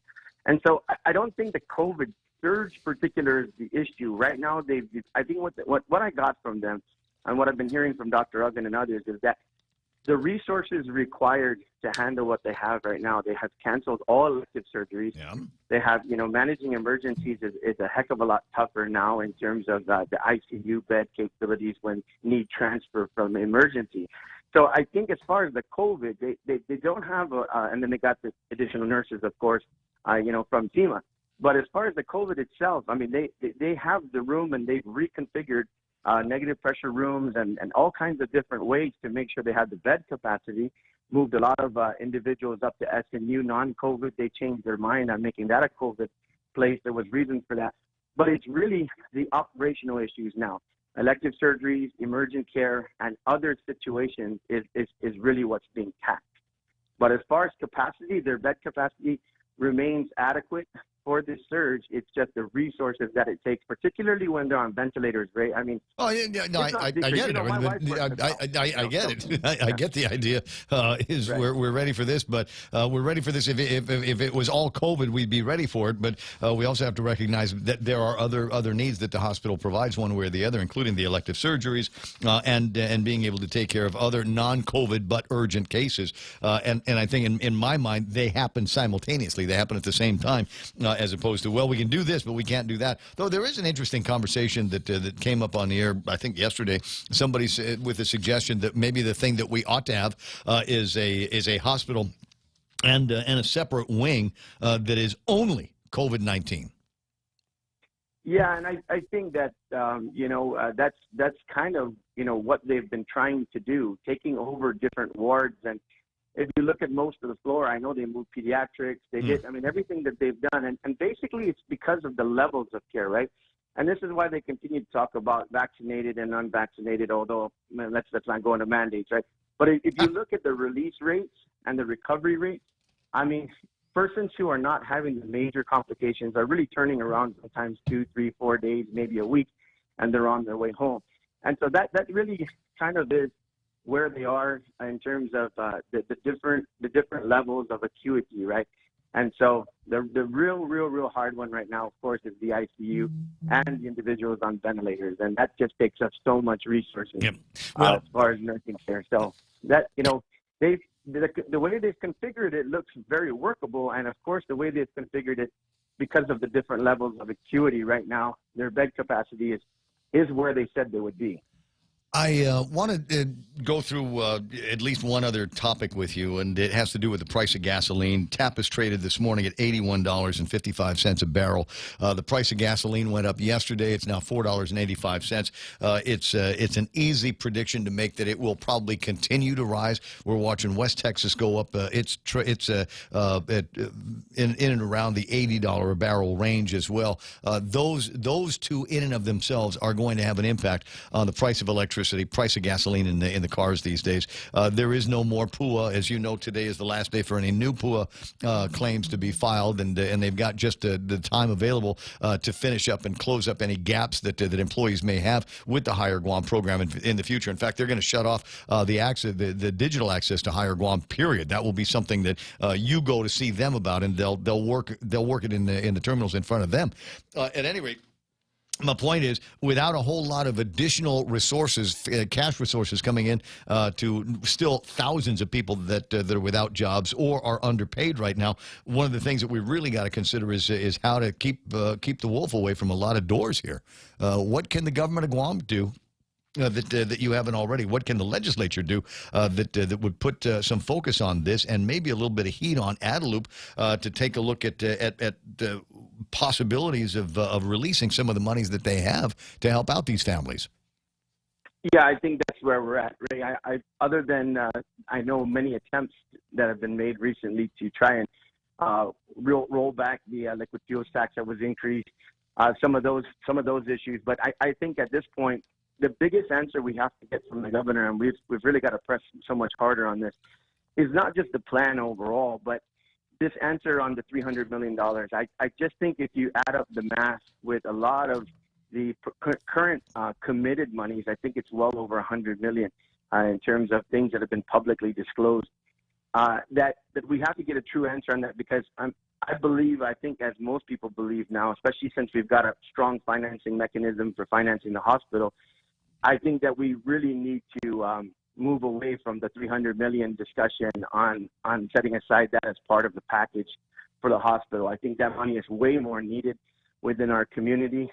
I think, Congressman Mike Nicholas's work in Washington, that if this infrastructure bill, at least the first one, does pass, you've already got approximately $347 million in there that you can use towards healthcare facilities as well. Maybe, right. So I think I think that discussion really needs to be brought to the front, because no matter what, that $300 million is going to have to, in my opinion, work its way into assisting the community, and whether that's well, it will. It's going to trickle down through GovGuam paychecks. I think GovGuam employee paychecks. That's going to be the first way that it does all that. I got a couple of ideas. We've got millions in traffic and road money that's coming in from the federal government. Vince already has the money. We're just having a hard time finding the contractors to do the work around here. So I'm saying that we ought to take a look at liquid fuels tax and find a way to give people a break. The price of gasoline has gone up by 10 cents. We could eliminate 15 cents worth of the cost of a gallon of gasoline by putting a temporary holiday on the liquid fuels tax. So that's one of them right there. I think immediately, and I think you guys already have some version of legislation out there that would propose it, is put a tax holiday on food and medicine starting right now. I mean, the idea that we know it's going to be happening. The cost of goods and the availability of the goods, we're going to get pinched here real bad. We're at the end of the food chain here in the distribution chain on Guam. So the cost of getting the food out here is going to be one thing if it's available to get out here soon. And I think the legislature really needs to be looking at that. I agree with you, Ray. That's why I did mention that first in terms of the liquid fuels. I know that Senator Moylan's been talking about it. I know that others have been, and I think that it's time to definitely jump on that right away now. And you're right in terms of other programs. If we maybe need to crank up a little bit more depending on what the utilities are going to do in terms of that relief, because anywhere you relieve the pressure on any level, right? I mean, it just gives more buying power. So I think that has to be the emphasis. And keep that in mind. And keep that in mind. It's economics 101. Is if I save you money on business privilege taxes and surcharges and things like that, if I save you money here, it's not going to go into a bank account. That's not going to go into Amazon.com. I think it's going to go to other urgent local spend that we're going to be having. The government's still going to get their BPT. They're just not going to get it all at the same time from the same place. I completely agree. I mean, that's the focus that we need to be on right now, not backs on backs and some of these other crazy things we're doing. But certainly the legislature needs to step up and move forward with that now. But I think that the big question is, first of all, let's get off of this $300 million set aside, because that's what's going to provide the resource over the next couple of fiscal years. And you're right, don't backfill the government. We've proven now that we can operate within this scheme, right? We've proven now that this budget number that we have, particularly holding the line on VPT, that we can live within our means doing that going forward. So now it's time to relieve the pressure on the community, and that's where we need to be. Always fun talking with you, Chris. Have a good day. You got any legislative work today? I'm going to be in that hearing this morning because I think we really need to find out what Department of Labor's transition plan is. They, talk about directors, Daphne and David, the two Ds, right? I mean, those guys have been stars. And so we want to see what David got going and really kind of what his prediction is, so we can put some more solid numbers on what we are talking about now and kind of get an idea of, how it's going to come down, not only just because of the availability of the resources, but how many people are finding work, and peg a number so that we know kind of how to plan going forward on all the things we've just discussed. So I think that's going to be the most important thing of the day. On behalf of businesses with over 100 employees, to whatever degree there's an answer to the question, what is he hearing from the OSHA people and Federal Department of Labor with regard to Biden's, let's go Brandon's mandate on companies over 100 employees mandating vaccines for all of their employees. I know that there are a number of companies here on Guam that are kind of chomping at the bit, not wanting to do that because it risks losing valuable employees to either. I don't even think testing is available in that mandate. But see what he's heard from DC on that. I agree with you on that, and Ray, you're famous for workarounds. I think companies should just break their, just become companies. Oh yeah. Well, exactly. So we're gonna. What have I got? 105 employees. I'm going to take 6 vaccinated people and let them go because they'll be able to find a job anywhere. I got to take care of the unvaccinated people that know the way things work in the real world. All right, listen, Chris, I got to run. I'll talk to you soon. the 0.1, the 0.2, corporation 0.3. There we go. Amazing. Why not just split them all out here? You have a great day. 8:37 in the morning. Chris Duenas from the 36th Guam Legislature, and we got more of that kind of conversation coming up before too much longer. Interesting email I got from a doctor friend of mine that about vaccinations, Delta, and some of the assumptions that people are making right now that even according to the CDC might not be true. That's coming up on the other side of Montecillo Towers. Last look at big news and headlines right here in The Point. When making the new Kentucky Fried Chicken sandwich, people asked how I felt about burger places selling fried chicken. I'd say that's none of my business. Just like making fried chicken is none of theirs. The new Kentucky Fried Chicken sandwich with mayo, pickles, and a quarter-pound filet as far as the eye can see. Get comfy. It's gonna be a while. The new Kentucky Fried Chicken Sandwich is back for good, along with the new all-white meat KFC chicken sandwiches, Zinger, Super Deluxe, and Grilled Doublicious. KFC, it's finger-licking good. Wow, nice smile. So perfect and all. Thanks. I owe it all to Dr. Robert Yang and his Smile team. They do wonders for a healthy, happy mouth. Got teeth? Don't wait until they hurt. Schedule your routine checkup and cleaning with Dr. Yang and his Smile team. Suite 119 in the East-West Business Center, Upper Tumon. Call 647-8702 or 3. The best thing that happened to teeth since toothpaste. Dr. Yang and his Smile team. They make smiles happen. Guam Auto Spot has the best selection in Buick, GMC, Mitsubishi, and used cars like the 2021 Mitsubishi Mirage starting at $127 per paycheck. Zero down. Call 671-478-AUTO to take a test drive or get pre-approved online at GuamAutospot.com.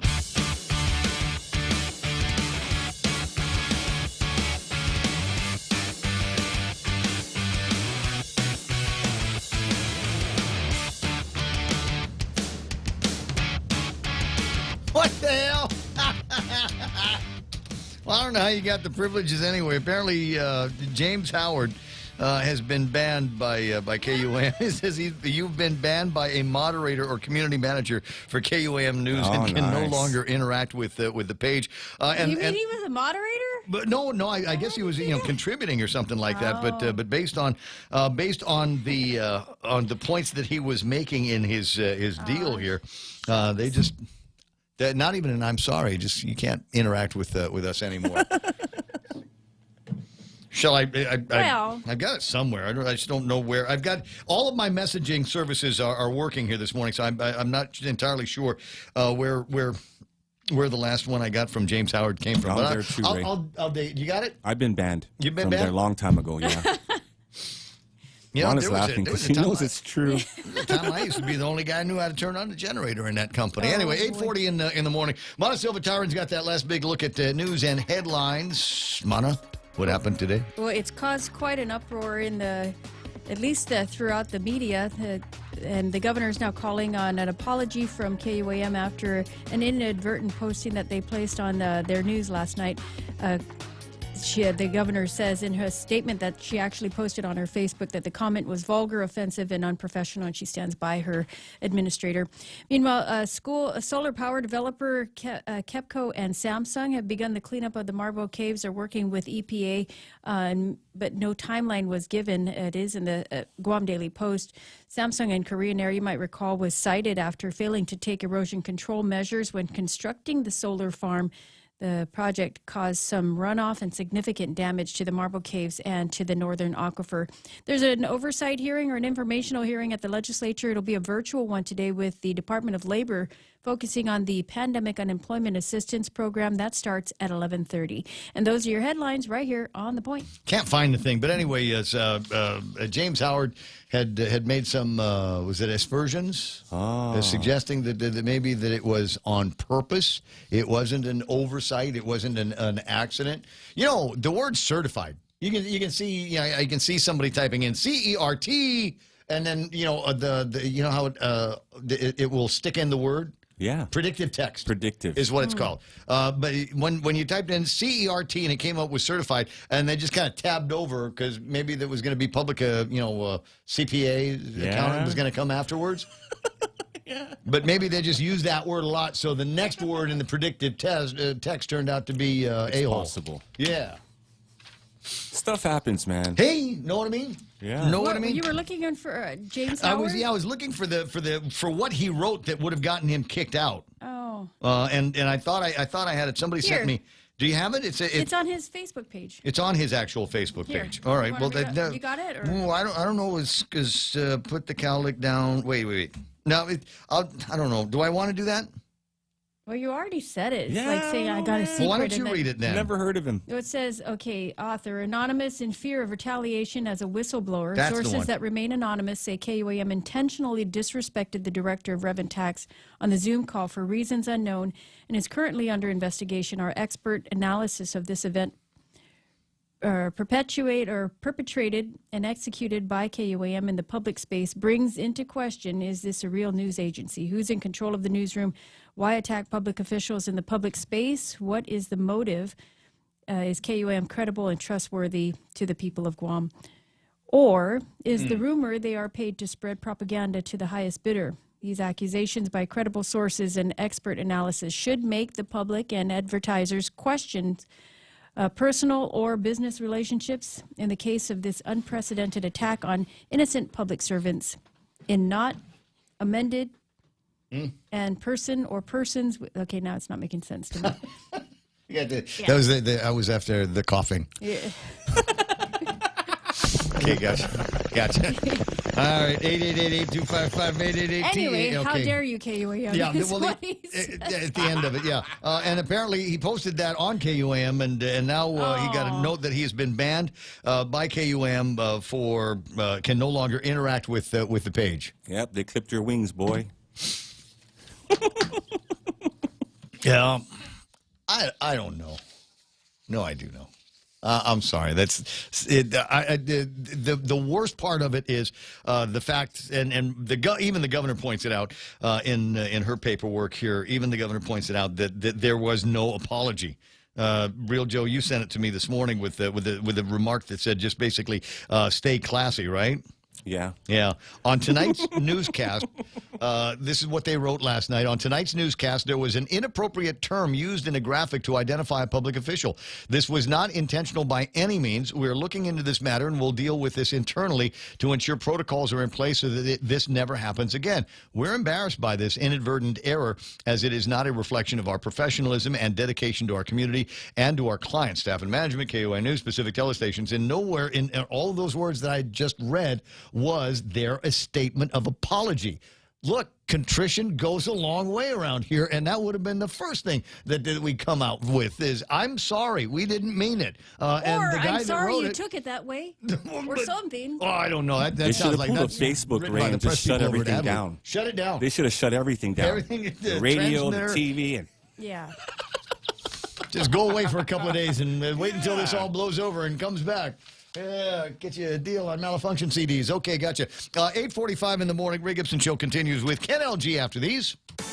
Great news, Guam! Chili's 2 for Dining is back. Enjoy a full-on meal deal made for 2 for just $35. Start with 2 Coca-Cola beverages, an appetizer to share, and 2 mouth-watering entrees like the sizzling personal fajitas, the mouth-watering honey chipotle steak and shrimp, or Chili's world-famous fall-off-the-bone baby back ribs. Available for a limited time. Dine in today or call 648-7377 to place to-go orders.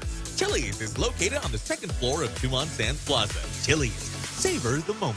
Need to finish the job or start one the right way? Get the right stuff at East West Rental Center. You can switch to easy mode using industrial strength equipment. With years of experience helping builders, East West Rental gives you exactly what you need. Tools for landscaping, concrete, lifts, trucks, tables, tents, chairs, water blasters, excavators, forklifts, air compressors, and more. Call East West Rental Center at 646-1463 or visit them in Upper Tumon. Open Monday to Saturday from 7 to 5, Sundays 8 to 5. Certified public accountant, I think, is what the predictive text was going for here. It's me making excuses for those guys. All right, portions of the program brought to you by the guys that are going to be giving me my next truck. It's Nissan and the 2022 Frontiers. If they're not there yet, they're on the way. Maybe they're at the port. Maybe, you know what it is? They're at the port, and they just need a guy to drive it over, right? Or to drive is like one guy, and he's got to go back and forth a dozen times. But swing by or go to NissanGuam.com on the World Wide Web and make your reservations on the all-new Nissan Frontier. It's one of Guam's favorite mid-size truck. Not everything has to be the size of the actual garage you're going to park it in, and that's one of the beauties of the Frontier. The other beauty of the Frontier, everything redesigned inside and out. All of the great safety features you'll find on many of the other cars in the Nissan line, right there in the Frontier. Towing capacity. I think I did the math right. The Nissan Frontier will tow 2 other Nissan Frontiers behind it. I'm not saying that you're ever going to need that kind of power, but imagine if you do. You've got it. You've got the horsepower, you got the towing capacity, and you've got all of the strength. That is that Nissan Frontier. Again, test drives are going to be available, and reserve your favorite color today at NissanGuam.com.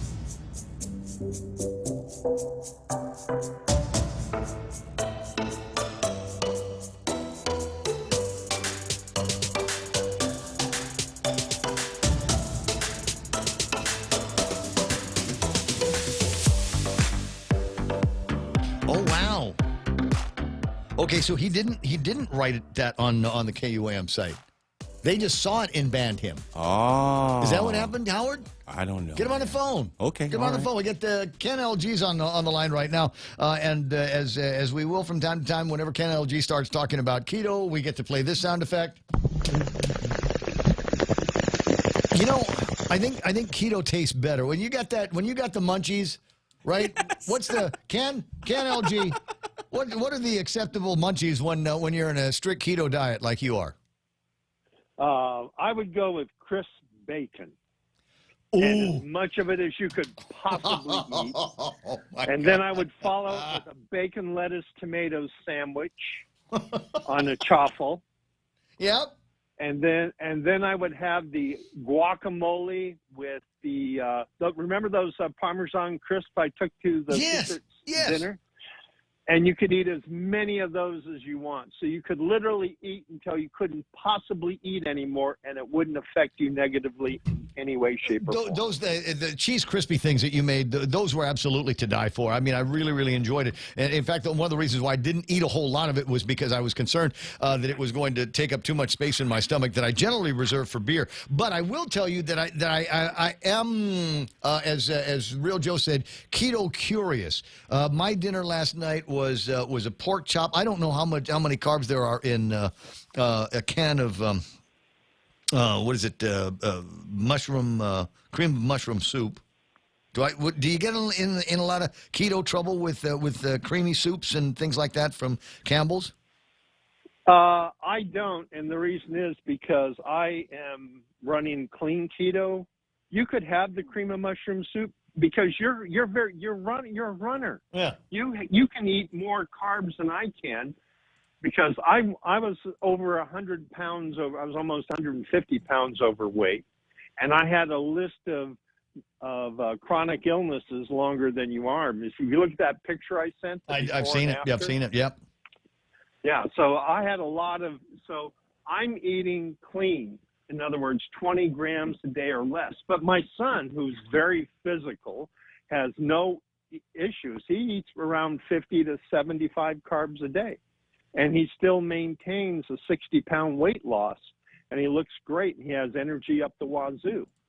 And so when you look at all the endurance athletes that are switching over to a keto way of eating, you might want to well, I mean, there is something about carb loading, and there are a lot of very good reasons why you will carb load at certain points in your fitness cycle for performance, so that you make sure as you've wiped out all of the available energy that's in your system when you need it for marathons and endurance events, then you are going to start with a full carb capacity in your body, and then use that instead of having to depend on other sugars or other energy sources while you're on the run. 8:51 and change. You got a guy coming out, or you got another conference with a keto dude? We're doing a Zoom interview with him, so we'll be doing. He's one of the top rock stars. Is he certified? Is he a certified something? Is he a certified something? He's literally a rocket scientist in the biochemistry area. And Sweet. He's been doing 10 years of research into insulin and the effects of insulin on the body, and he's turning. He's just really been making a lot of changes in the way we look at food. And he's doing it all based on data. So he came to this whole low-carb concept, ketogenic concept, based on scientific research and data. And the book we're going to be discussing, it's got a damn near 60 pages of studies, so that, you know, whenever he makes a statement or something, he backs it up with actual research that has been done and that he has verified. Because there's, you know, like on the low fat, there's not a single scientific study done anywhere in the world that proves a low fat diet works. There's over 150 studies going back to the 1930s and 20s that prove that a low carb diet works.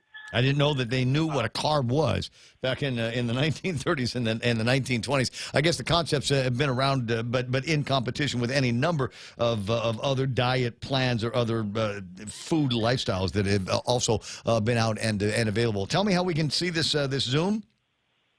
Okay, what you do is it will be broadcast live on Candid at 10 o'clock Monday morning. So Candid time will probably be on around 10:15, 10:20. You may have noticed that about us. You know, when we run on Candid time, you know, we go when we're ready. Well, look, as long as you get the stream started, then it gives you time to say that the program is starting in 5 minutes. Get comfortable, grab a cup of coffee or whatever your keto drink is going to be, and get ready to learn how things go. Gotcha. 8:53. I got to let you run because I got Howard on the line, and I just want to console him because he's been apparently banned from interacting with KUAM. That's not necessarily a bad thing, you know. It protects cross-contamination, you know. I know he's taking precautions, you know, and stuff like that, but, you know, that way we can guarantee that he will be with us for a long time. And that's important. Diet and exercise and staying in well-lit places on the web. I'll talk to you soon, Ken. You have a fantastic day. Okay. And by all means, give me a call on Monday morning in the 9 o'clock hour. That way we can tell everybody, prime the pump again for the Keto Zoom. Okay. All right. Talk to you. Have a great day. James Howard on the line here this morning. Among many things, notable for the Howard Experience, and you can watch episodes of that on all of the safe media and maybe even a couple of places where we're not necessarily in the well-lit spots online. Good morning, Jim. How you doing? I'm doing fantastic. I'm doing great. I'm glad to hear that. Are you butthurt because you got kicked out of the KUAM pool? Oh, definitely, man. It's like, wow, I'm doing my civic duty here, and I'm looking at my posts. I'm getting trolled now by their dudes. So you're getting trolled? Wow, I'm getting trolled now. They're telling me about how come you stick up for Mike and Nicholas, and well, Candid does this every day. It's like, wow, did I hurt somebody's feelings? Oh, okay. I can hear that. I can hear that. And even as I'm reading the governor's letter, I'm pondering. I'm listening to air checks in my own head. And there have been times that I've referred to this administration, the leadership of the administration, their response to the pandemic and response to being hit with a sack of money from the Fed, yet still not sending as much of it out to the public as I'd like to see, because the public actually right now really does need the help, and to sit on $300 million sounds idiotic if you ask me. Now, some people would say that was low and petty and the equivalent of name calling. Lulian Guerrero has been in the political arena as long as I have been in the media. And if you haven't developed a thick skin on things like that as a member of the elected representatives that we've got here on Guam, you're not suited for the position. Daphne Matsupit Shimizu comes from the world of accounting. She's literally a numbers geek. She did not get into this for any kind of political glory.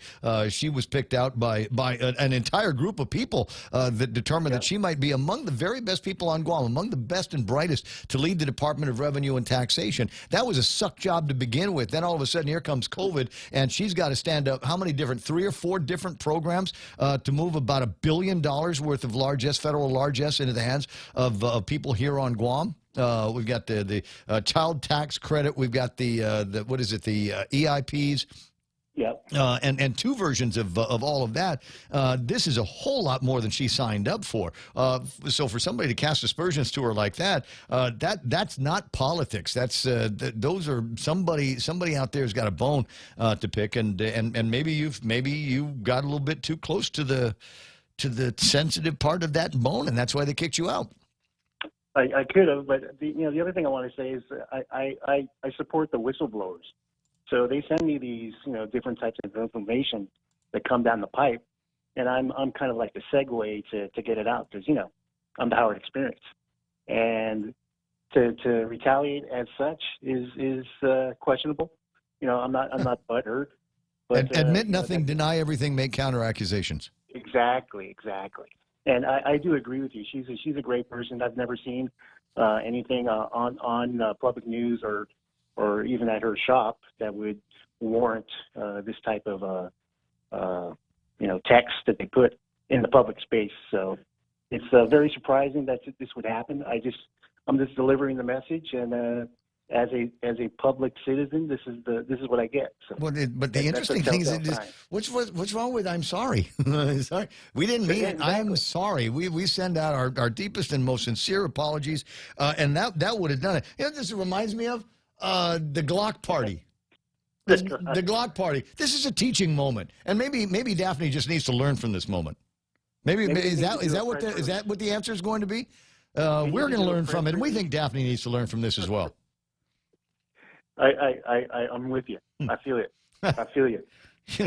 As opposed to we just call all of the media in there and do the I'm a teaching moment, and I used to be the guy that trained police officers, and I just wanted to find out about the access to the gun and all of that stuff, as opposed to saying what actually happened out there and manning up and apologizing for it, and all of that happened too little, too late.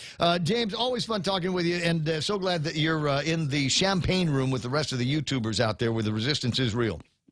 We rule. The resistance rules. All right, buddy. I'll talk to you pretty soon. You have an outrageous rest of the morning. A minute in front of Fox News Live coming up in a second. And I got this from a doctor friend of mine. I love the way this reads. Brother Ray, I'm talking about science and COVID. The following are important.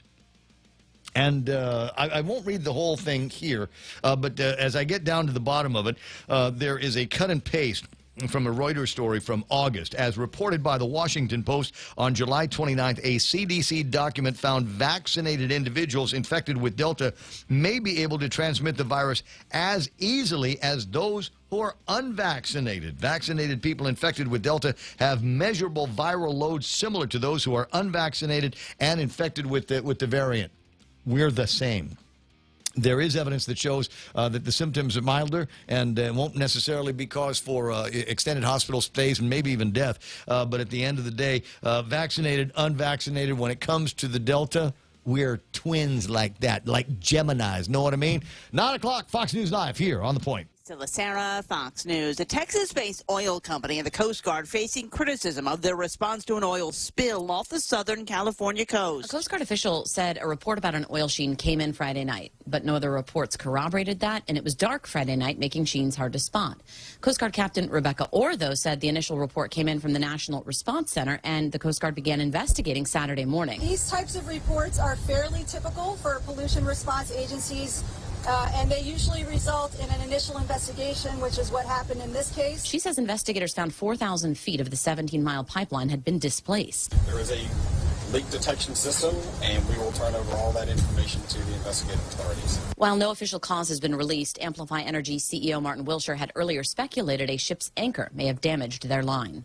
Jessica Rosenthal, Fox News. Federal transportation officials also say an anchor may have hooked the pipeline, causing a partial tear.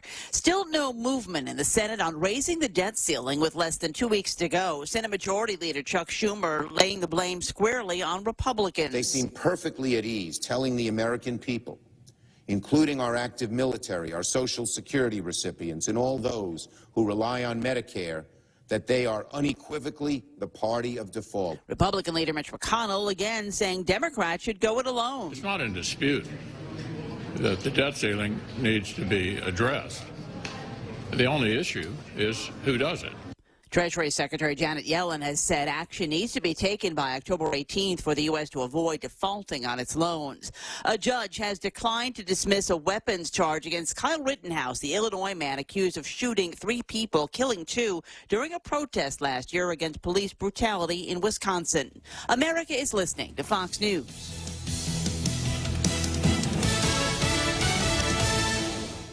As we get back to business, Docomo Pacific is ready to keep you connected. Introducing Business Bundles Plus. Build a customized bundle with the right internet, mobile, TV, and phone plan for your business. Pay for exactly what you need and nothing you don't. And the more services you add, the more you save. Plus, you can rely on Docomo Pacific's fastest, most reliable network and 24/7 customer support. So build your own bundle and save today with Business Bundles Plus. Call 671-688-2677. Docomo Pacific Business. Work better together. Family Finance has been serving the people of Guam since 1959, and they'll continue to be there for you in the years to come. Whether you're looking to get a personal loan for that summer staycation or paying off those long overdue bills, Family Finance has got you covered. Apply for a personal loan from $1,000 up to $3,900 by calling Family Finance. Agana, 475-4545, Upper Tumon at 647-5626, or in Dededo at 633-4473. Family Finance, serving the people of Guam since 1959.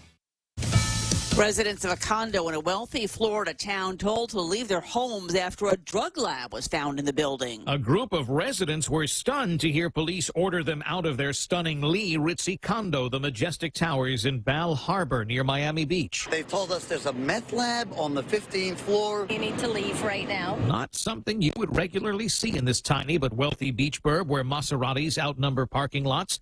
In fact, few saw it at all, says Miami-Dade Police Detective Alvaro Zabaleta. Consistent with a clandestine lab. Because of the chemicals that are involved, this could very easily be a potential explosion. Building management discovered the lab. They say a recent tenant was evicted.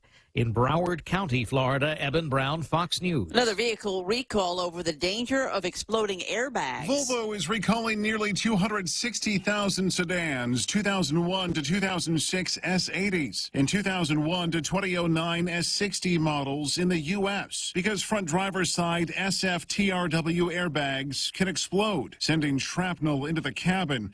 The recall in addition to one from last November after a U.S. driver was killed.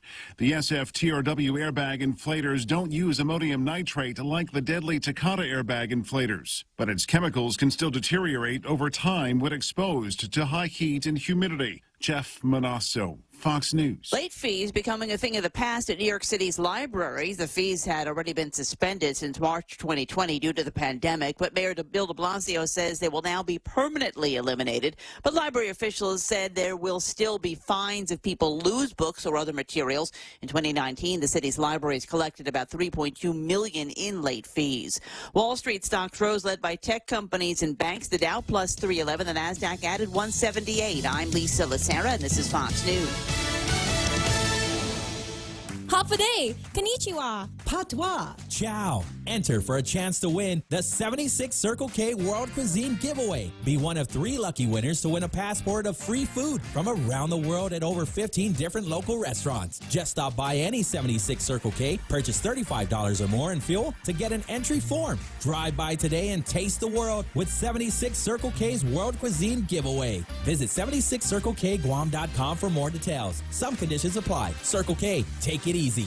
Contact Express Financial for all your financial needs. Express Financial is consumer lending at its very best. They also have a host of dealer service programs with quick approvals. There are 3 ways to apply. Over the phone at 637-9834. You may visit their office in person at 600 Harmon Loop Road across the street from Costules. Or you can also visit their webpage and apply at myexpressfinancial.com. In most cases, you'll get your money the same day.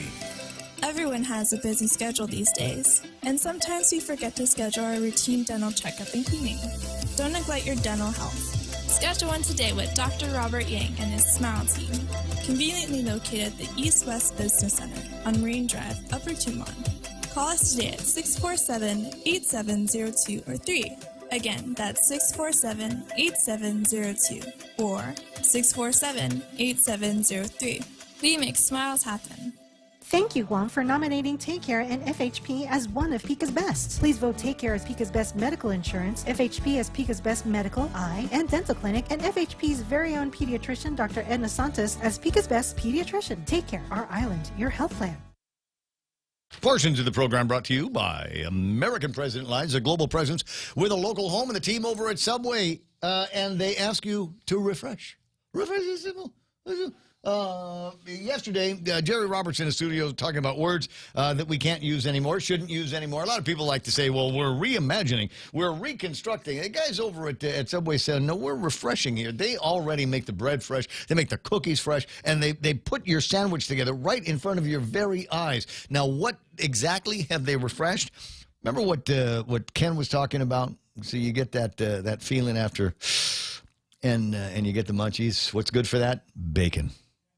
And the guys over at Subway have got some new extra crispy bacon, smash ripped avocado toppings, all new multigrain wheat or artisan Italian white bread. Stop into the nearest Subway, refresh with the crispy, crunchy bacon and your favorite sub today. The Ray Gibson Show, bringing you closer to the action. This is The Point, Guam's FM News Talk Superstation. Certified, my guy, certified. 7 after 9 o'clock in the morning. Hi, my name is Ray, and I fell asleep with the phone next to my pillow last night, which means that it could die at any moment. So get in your WhatsApps and your messages and your Messenger and all of that stuff in as quickly as possible. YouTube Live here, Booney Dog saying somebody needs to tell Ray he needs to invest in a hat.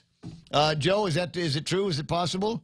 No. Don't make. I will Don't wear a hat. I will come in tomorrow with my Panama. That's what killed my hair. I got a Panama and from the Philippines. Oh yeah. Yeah, it's nice. I like wearing it. Is it white?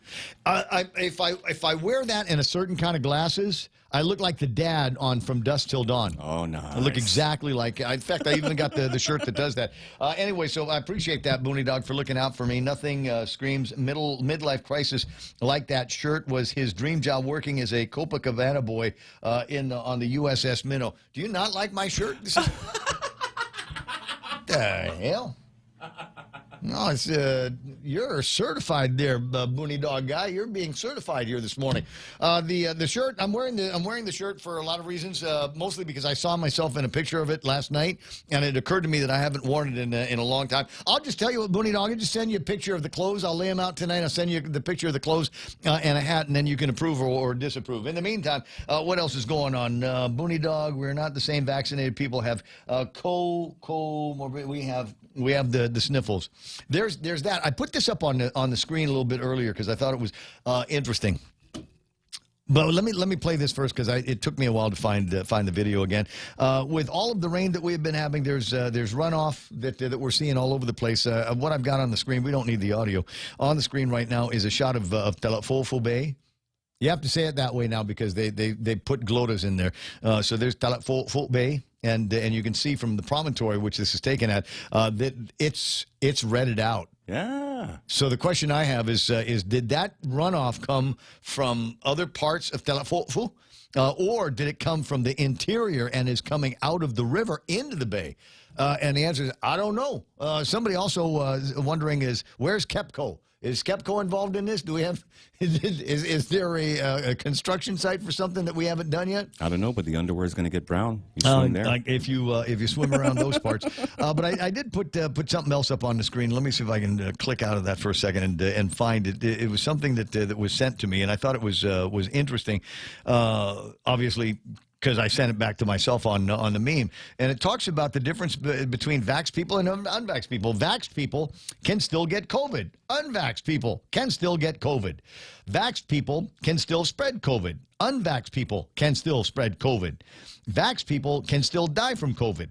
Unvaxxed people can still die from COVID. And vaxxed people can potentially die from the vaccine. Unvaxxed people cannot die from the vaccine. Because they didn't get it. You getting all that? I'm getting it. Man. All right, groovy. And you might be wondering, who's on the phone, by the way? Governor Carl T.C. Gutierrez. No way. Yes. Did you bring me back any stuffed crab? Yep, that's all I wanted to hear. Dude, Uncle Carl, somebody told me that the stuffed crab is selling for like 3 for $60. Is that what the going rate is over at Yano's down there? It's going, when you want to buy it, to take out either $3.50 or $4 a piece, and a lot of the ball players got it for $3 because they lost the game. How about that? So you were down there for the anniversary of the independence. How cool was that? Oh, that was great. You know, we had a really one-on-one with the ambassador from Taiwan there, the Japan ambassador, the French ambassador, the Australian ambassador, and all the ministers that are there. We had really good, close conversations with what we can do together, you know, as a region here. And all 4 or 5 of us talking about it, especially with Taiwan, bodes well for us to. Especially as the president wanting us to really hook up, especially with the Korean flights. Well, and I got word here from a couple of aviation websites out there. South Korea flights to Saipan, Guam, and Hawaii have been resumed, including some very interesting news that Asiana Airlines will resume Incheon, Guam, twice a week here sometime very soon, as early as next month. It's received permission from the Ministry of Land, Infrastructure, and Transport, and only remains final approval from the quarantine authorities. Previously, Asiana Airlines withdrew the Incheon, Guam route because it wasn't making any money, because there were all these low-cost carriers. If the Incheon, Guam route is resumed as scheduled, it will be the first such operations in over 18 years. That's correct. And, you know, Colleen Cabito got that word about 3 weeks ago, so we're anxiously waiting for that approval for them to be allowed to get out of that, you know, get in line of that quarantine line. So that's the good news in the article. The alarming news is we're not the only destinations that Korean Airlines and others are going to be flying to. Incheon, Guam is operational. Incheon, Hanoi is going to be starting in the new year, and they're also including an Incheon, Hawaii route that they're going to be exploiting in the coming months. So the narrow window where we're going to be kind of exclusive with some of these guys. So we got to do everything that we can to make sure that our destination is clean and safe and accessible. And that's, you know, that's always been our competitors, and we were number one last, you know, at the best times. And we've got a great chairman for the Korea market, Mr. Ho Yoon. And so we're really working at that market first, because we know that's the low-hanging fruit. And then now we're starting to wrap up also on the Japan market. But Korea is where we're heading to allow the numbers to go up here. And so it's really good looking right now. And like I said, even if the competitions are there, we feel comfortable that Korea will still. They chose Guam as their number one destination last time. Well, the other thing is while there are a lot of FIT travelers that come out of South Korea, there's still a number that go to the traditional travel agencies to get their accommodations and their booking taken care of. And the good news is many of them are either online or coming back online. Lotte Tour Development has got an overseas tour package. Modu Tour also is sending people and getting them involved in tour packages. In fact, we saw some here on Guam during the Chuseok holiday. And then Hana Tours. Apparently, they're standing up their office again at Hana Tours, and we'll be able to start working on packages out to Guam, Saipan, etc. Well, that's good. Things are really looking up, and we're stoked with that, and that's why you know, Palau particularly feels that we can, as a partner, try to allow them and maybe increase the numbers, whether they stop over more time in Guam or not, but at least it will be the central point where they stop here first and go back. So it just bodes well that, you know, Koror get included into the package. Well, and for a lot of good reasons. I mean, in terms of destinations, there has always been a desire between Guam, the NMI, and places like Yap and Palau to be among some of the destinations that we've got around here. And we just bicycle, you know, you fly into Guam, and then we put together packages and excursions that might take you up to the NMI, might take you out to Palau for some great diving, some great history, and then bring you back to Guam. So maybe there's a bubble that we can use that would exploit that particular ring of tourism. Does the fact that Guam is still level 4 with the CDC and their travel guidance here, is that still a problem among some of the airlines and some of the tour operators coming out of South Korea? Yeah, it is, because when they get online, they see that first. You know, I just hope that when the things gets wrapped up, that they'll overlook that. You know, they'll overlook that number 4 and. I think by the time things are ready to fly out here, hopefully we're really in real herd immunity, you know, and no more testing, because everybody got tested out.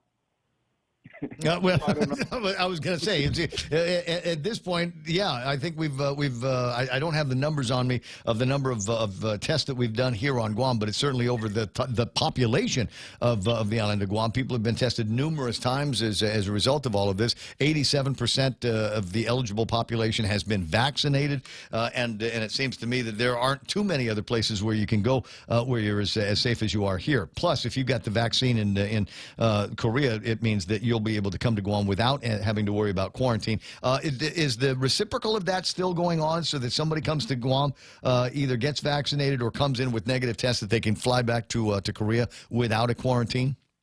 Yes, that's still in place. I got you. Well, I just wanted to touch base with you after you came back from Palau, and have a conversation about all kinds of fun that we might be able to have in the backyard sometime soon. Yeah, pretty soon. They're already setting up the date. As soon as it stops raining so much, I think that's the important thing. But it looks like you guys had decent weather while you were down there. Well, it rained also. I mean, the games were rained out several times. They had, they ended at about almost 1 in the morning because they just kept on delaying. Okay, so I just saw the good pictures then. So when are we going to be able to go back down? What's the requirement for unvaccinated bloke like me to get into Palau these days? The unvaccinated one, I didn't check on that one. I know the vaccinated one, you just need a PCR here, and then when you get to the airport, you swab yourself and you get your test right there before you get down to customs and immigration, and then when you're done with that, 2 days later you test out again, and fifth day you get tested out again. So, but they're really anal about testing, but that's good because everybody's able to. Well, I'll take it through the nose. Thank you very much. Yeah, and after the 5th day, then you're test negative. You're free to roam without a mask. All right. Well, good news, because I've discovered over the years lots of different ways to have a good time in Palau. I am going to get serious here. I'm getting news over the family chat here that Belta Perez has passed away. Oh no. Yeah, sorry to pass that along to you. It's what, like I said, the family chat here. She joins Uncle Albert in heaven now. We're gonna make a phone call now, but Auntie Jerry, on Monday morning, we arrived there really late Sunday night last week. Monday morning, don't you know that it's only 5 in the morning here? Turn that off. I said, no, I'm listening to Ray. That's the way. Uncle Carl, I'll talk to you pretty soon. Hugging a kiss to Auntie Jerry and send along my family's condolences. Okay, thanks a lot. I appreciate it. 888-825-5888-TALK. That's sad news. That's sad. I don't remember a time where she wasn't a part of different lives and different promotions that we have been a part of with John Robert Powers and places like that. You used to spend a lot of time at JRP. Yeah, that's my Auntie Belta. Yes, it's our Auntie Belta. As a matter of fact, so there's certainly condolences out there. On to happier news. Today is Post Office Tammy's birthday. Happy birthday, Postmaster. And everybody over at Jimmy Craig's office, nothing is going to get done. It's Trina J. Apatang's birthday. Oh, happy birthday. Happy Thanksgiving. Happy Thanksgiving. Happy Thanksgiving to you. One of the prettiest people in politics here on Guam. Happy to help celebrate the birthday here. 20 after 9 o'clock in the morning. 888-825-5888-TALK. So a bouquet of good news from South Korea. Flights to Saipan, Guam, and Hawaii are resuming, and maybe if we can get out from under this COVID-19 thing. I keep waiting for the day that we got. The word from governor's office that, we're looking at the numbers here, and so there's not much we can do about COVID-19. Never really got into any serious lockdowns, but even the limited movement of people in the beginning, that really didn't have all that much of an impact around here. And we got as many people as were willing to go and get themselves their first 1 or 2 shots of the vaccine. People are lining up now in big numbers for the boosters, because the vaccine worked out so well for you for the first time. Let's get a booster for it. So you got all of those things going on, and we still got people in the hospital, and unfortunately, there's still people dying. Most of them with comorbidities. And a vast number of them that are vaccinated and some that are unvaccinated. It's the mixed bag, and I think a lot of people trying to grapple with the idea of what is it that these people are dying of? Is it COVID-19? What are we getting from the guys over at the JIC? And it's not the easiest thing in the world to read, and I got a graphic. Where'd I put my glasses? Oh, they're in my head. It says here, the DPHSS chief medical officer and epidemiologist, in coordination with the acting CME, have conducted a review of all possible COVID-19 related deaths. This coordinated review process has resulted in the classification of an additional death from last year's COVID-19 related, bringing Guam's related fatality death count to 208. And then they mentioned, who it is: 68-year-old female, underlying health conditions. This goes back to October, Halloween of last year. 68-year-old female, underlying conditions, obviously not vaccinated because the vaccine was not available at the time. But they spend a little bit of time talking about, what it is that people are dying from these days. And I got to do some clicking on, I got this morning. I haven't had a chance to get to the source data. Office of Epidemiology and Research and the COVID-19 Surveillance Unit issued an update on COVID-19 data. According to the update report, there were 126 COVID-19 related deaths in 2020. The report also states that COVID-19, the third leading cause of death for Guam in 2020. But I struggle with how to justify that statement, because I don't think people are dying from COVID-19. They're dying of the underlying situation that they've got, the comorbidities, as we say, that are exacerbated by the presence of COVID-19. I mean, they were already sick to begin with, and COVID-19 just puts them in a downward spiral from which it's very difficult for them to come back from.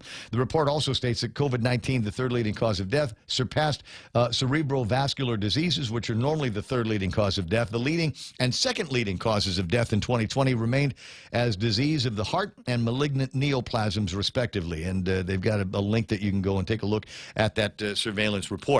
Similar to the data that we've got, and I've been passing it around to friends that understand a little bit more than I do how to read the graphs and how to read the science, and many of them are drawing some of the similar conclusions. And I did get this note here from a friend. I'll read it to you because I'm like that. In talking about science and COVID, the following are important. Not sure how anyone refutes this in terms of science. The Delta variant, now more than 99% of all new infections in America, has changed the calculus. Our vaccines do not prevent infection at all and do not prevent transmission. They do still reduce severity among infected individuals, but across the USA, more than 95% of the people above the age of 65 are fully vaccinated. Those are the only people who might die in significant numbers, and mostly only if they have heavy comorbidities.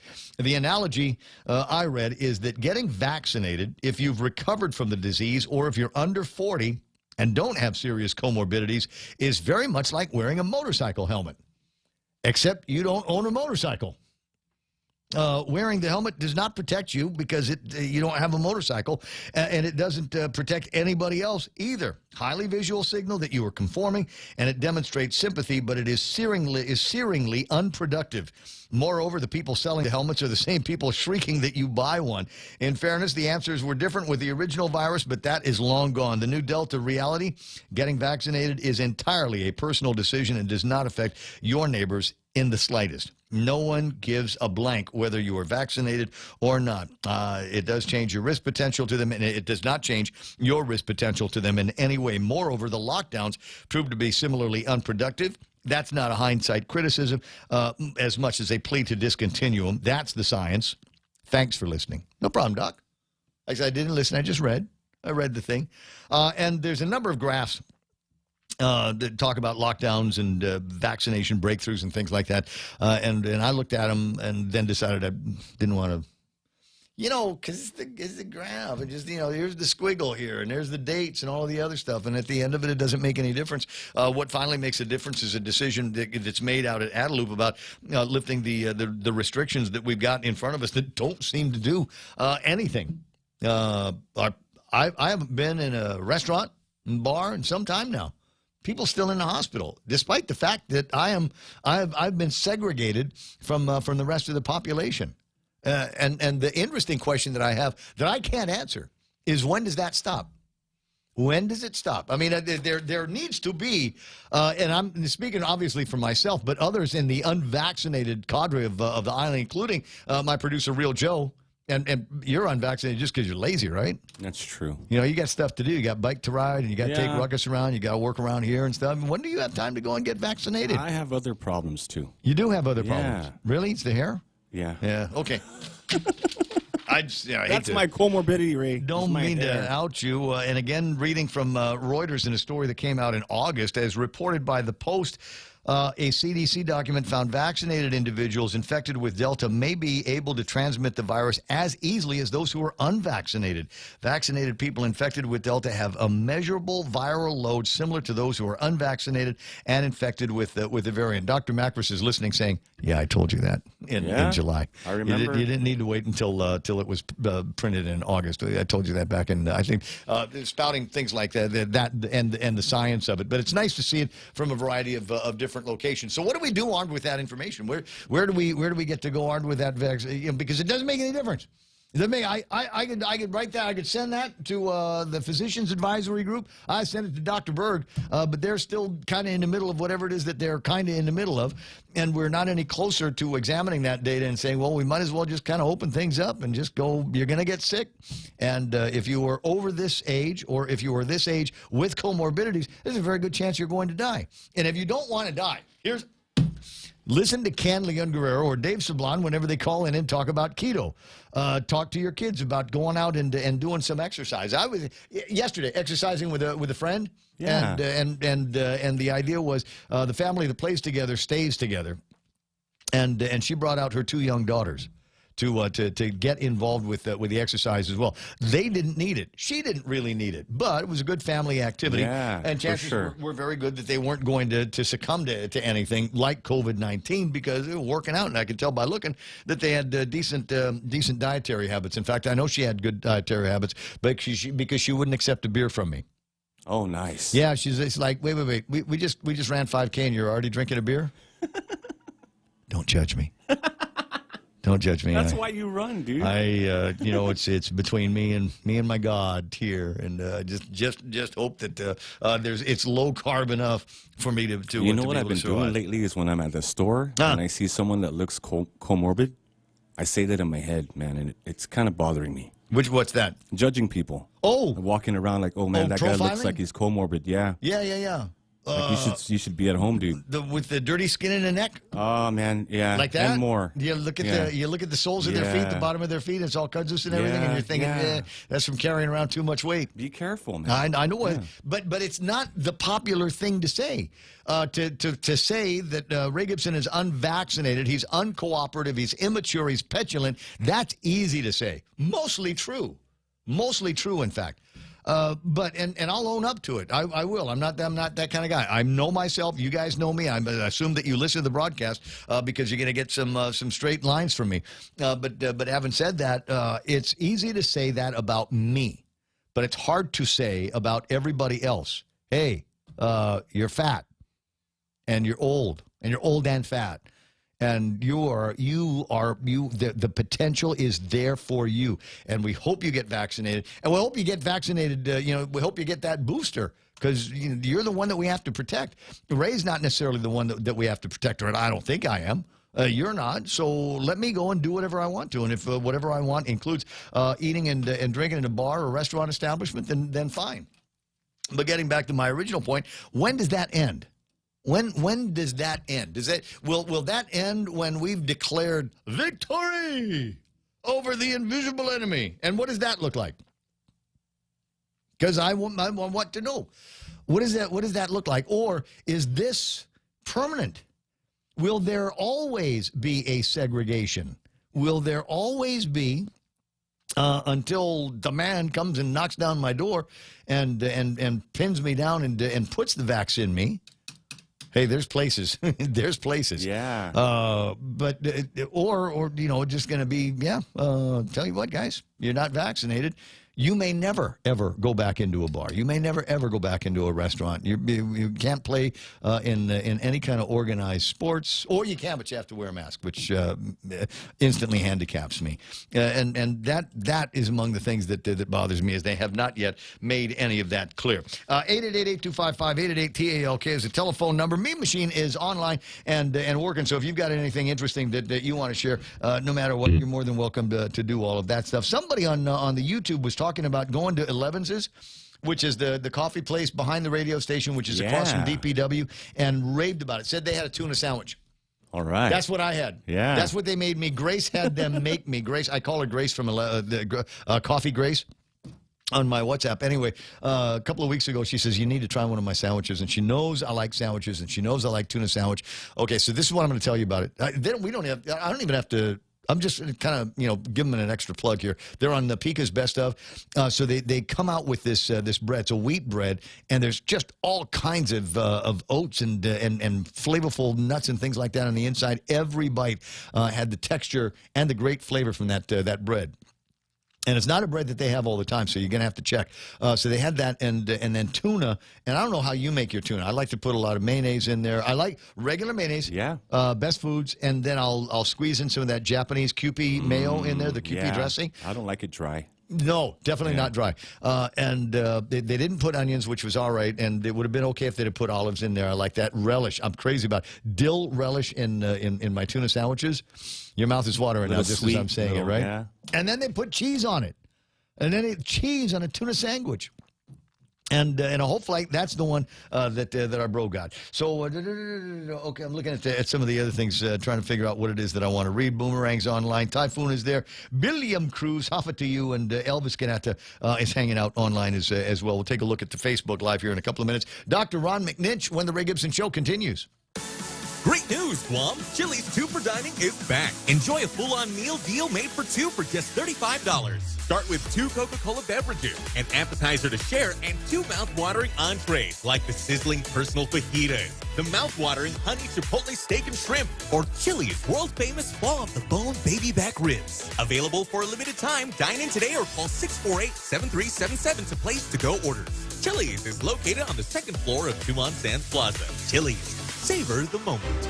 If you're a veteran and have upper extremity and hand problems that's interfering with daily function, have Dr. Jerome Landstrom, board-certified hand surgeon and combat veteran experienced in combat and civilian traumatic injuries, treat your injuries and hand impairments to improve the use of your hands in your activities of daily living. Call 671-646-HAND or visit its website at www.pacifichandsurgery.com. Right on.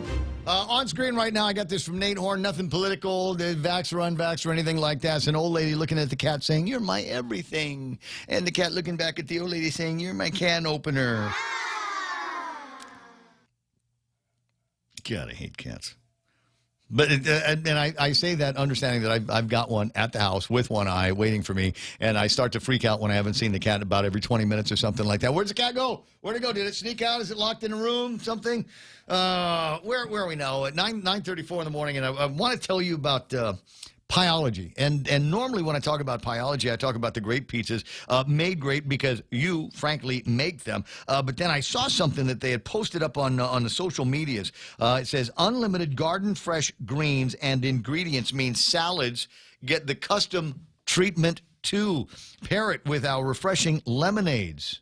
Yeah, they have beer there. But I'm just reading off the social media thing over it. You can order online, order.pieology.com on the World Wide Web. And it makes sense, doesn't it? So maybe you're maybe you're keto curious as well and going, okay, I don't want the crust or anything like that, but how else can I get some of the great flavors that they've got? And you say, can we make this a salad? And the answer is, yeah, we can make it a salad for you.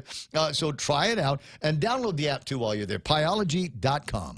Guam Auto Spot has the best selection in Buick, GMC, Mitsubishi, and used cars like the 2021 Mitsubishi Mirage starting at $127 per paycheck. 0 down. Call 671-478-AUTO to take a test drive or get pre-approved online at GuamAutospot.com.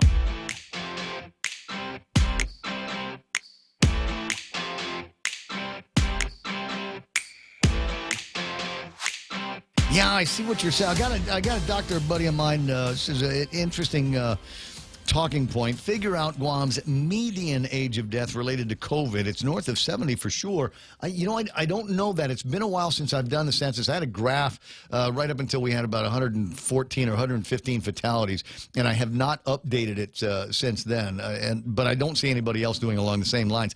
But it seems to me that the median, half over, half under, would be about 61, 62. I know that the median and the average weren't that far off in the calculations that I have been doing. But his point is contrast that number to Guam's current life expectancy and see where the conversation takes you from there. It's 9:36 in the morning. I told you we got Dr. Ron McNaich calling in, but I also got my cousin Troy on the line. Cuz, you owe me $5.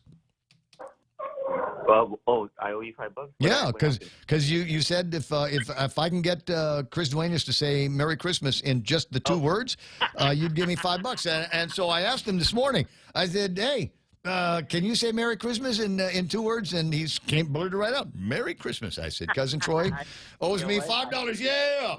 I owe you $5. Okay, but I tell you what, we'll make it up. You don't need to give me $5. Let's get together again soon, and me and you and Johnny can have some Michelob Ultras. Got it. All right, deal. That was so much fun the other night. We need to do that more often, and find places where we can go where you don't have to worry about DEH, coming in and Gestapoing us out. Yeah. So we're kind of media guys here, one way or the other, and the big story that everybody in the media is talking about is the depth of the puddle that KUAM stepped into when they had somebody that was accidental or not. No apology seems to have been rendered, at least not in the print that I've seen so far from KUAM on the disastrous character generation when they were interviewing Daphne Shimizu. Yeah, I just want to say if you are listening out there and you're an advertiser currently with KUAM, please email advertise@candidnews.com or raygibsonradio@gmail.com. Now, because I'm not getting a lot of questions about Ray. You seem to be gleeful about this, and there's something to be said about karma one way or the other. But the other part of this is I'm just glad it's not me that's in trouble. I'm glad it's not you that's in trouble. But that was, it's just uncalled for. I'd characterize that as a terrible piece of character assassination, on purpose or not, because it's Daphne. Daphne's not a political animal. She doesn't come from a political background. This is not what she wanted to do with her entire life. She did this because there was an opportunity for her to serve. She'd always been just a CPA, and she'd always done a great job at that, but a great opportunity to serve. It's not like she wants a big career in the field of public revenue and taxation. Who'd want that? I completely agree with you. I think if they had done it to some other director who nobody likes and everybody knows really is maybe a CA, there wouldn't have been so much of a problem. But the fact that they did that to Daphne. Well, but just wait. They're going to come after you for some of the things that you said. They're going to say, well, listen to what Troy says about Tello. Listen to what Troy says about Joanne Brown. What's the difference? And I think the difference in a lot of cases is that you run for political office, and you've got to have a thick face and a black heart to do some of that stuff, because they will come at you. People will come at you with pitchforks and torches. But like I said, that's not what Daphne signed up for. She did not run for that office. She's not a politician. She doesn't have any political aspirations. And the fact that she has done so well with the Department of Revenue and Taxation, which is always last on the list for resources, going back to when I started interviewing Artie Logan a dozen or 2 years ago. Just ridiculous, the magnitude of the job there and the lack of resources that they've got to fight for, along with the rest of the government of Guam. They stood up programs there, that put about $1 billion into the pockets of the people of Guam, different federal programs that didn't exist before Daphne got there. Yeah, I would hope that KOM, I hope that they issue an apology, number one, that says, I'm sorry. Too late. Those should have been the first words in the statement that they issued last night. But in typical ego media, they made it about them and not about her. Well, that's the thing. I hope they don't make it about them, and I hope it doesn't come with any contingency or any, but you know what I mean? Because it really was an a-hole move for them. Well, I categorized it with James Howard last hour as, this is like the Ray Tenorio thing here. So, sorry, I'm not apologizing. I'm saying this is a teaching moment. I learned from it, and I know that the police officers at the 4th of July celebration learned from it as well. And now we'll take better care in the utility of their gun holsters. It was a Ray Tenorio moment. It was. Thank you very much. Thank you very much. And, to the degree that Ray may or may not be in the office this morning, buddy, it is what it is.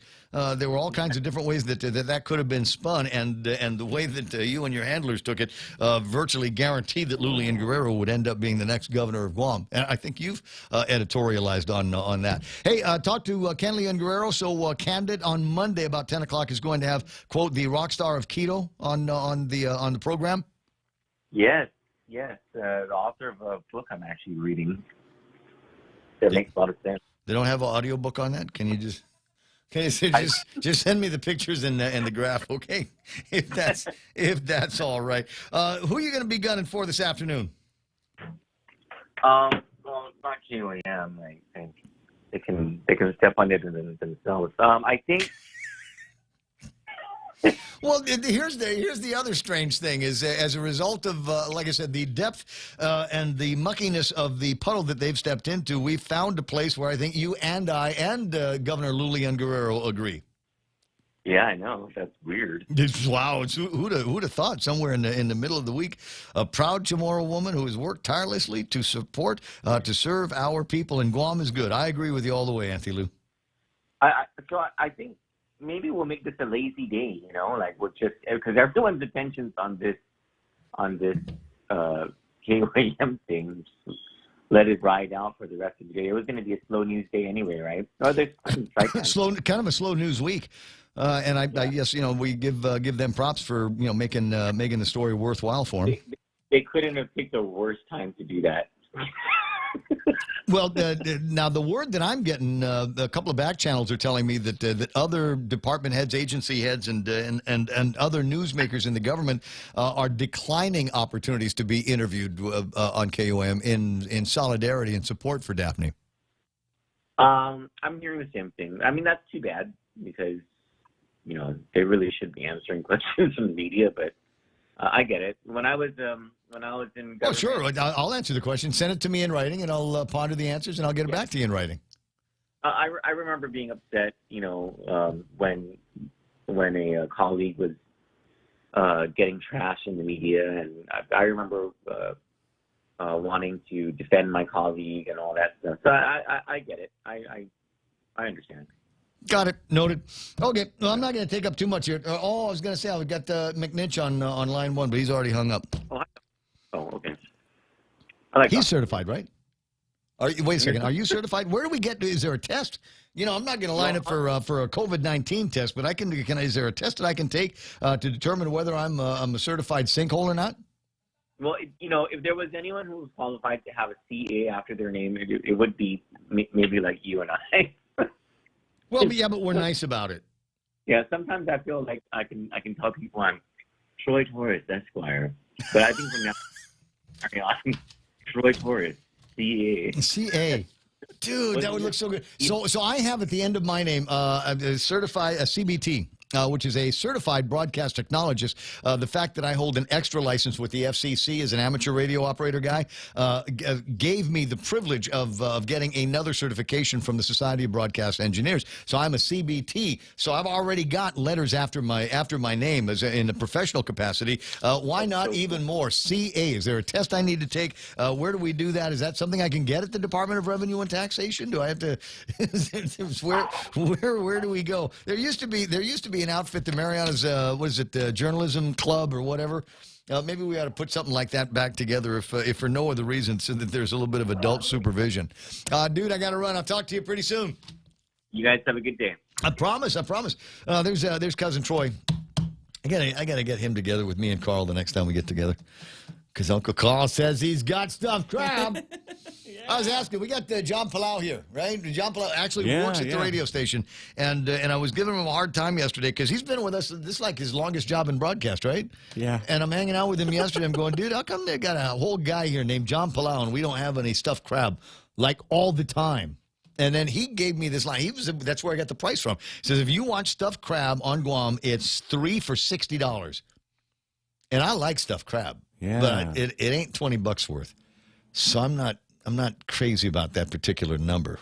But I don't know that I'd be capable of getting down to Palau anytime soon to pick out my own at Llanos in Karor. 9:46. Did I already say it was Tammy's birthday? Post office Tammy. You I did, did. yes. And Trina J. Apatang's birthday. Yes, sir. Happy Thanksgiving and happy Thanks. Apatang birthday to Trina. She is one of the prettiest people. I gotta say. But anyway, we've got other celebrities got birthdays today. Elizabeth Shue is 58. Do you remember what she was in? Oh, yeah. She was in Karate Kid. She was the first girlfriend, right? That's right. Yeah. I was fighting with my memory. Who was that? And she was in Adventures in Babysitting, too. You might be right. Yeah. Amy Jo Johnson. You might remember from Mighty Morphin Power Rangers. The hot one? Yellow one was the hot one. Okay, yeah, you're right. Yellow Ranger was the hot one. Is 51. What? She's 51. Wow. Easy, right? What the heck? How do you do that? Why did you do that to me, you see? What's the matter with you? Emily Mortimer from Mary Poppins Returns is 50 years old. Now, I would not normally riff on this.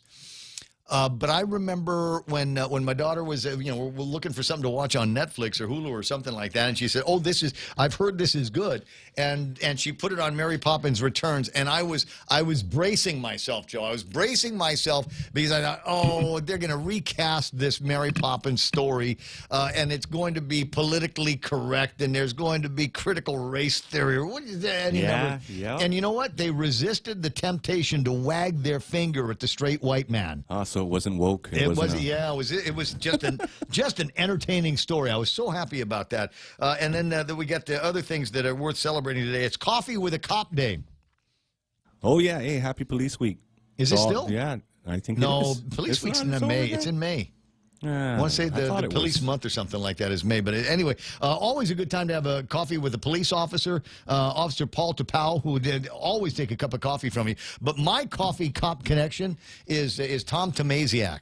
Oh, yeah. Tom was bringing me coffee like he felt I needed more caffeine, more stimulation in my life. So he was bringing me some really, really good coffee. Is that Black Rifle stuff? I think that was among them. Ooh, but there's a lady he turned me on to, and we were going to bring her into the studio, but then COVID hit, and I kind of lost the string. I think her name is Karen.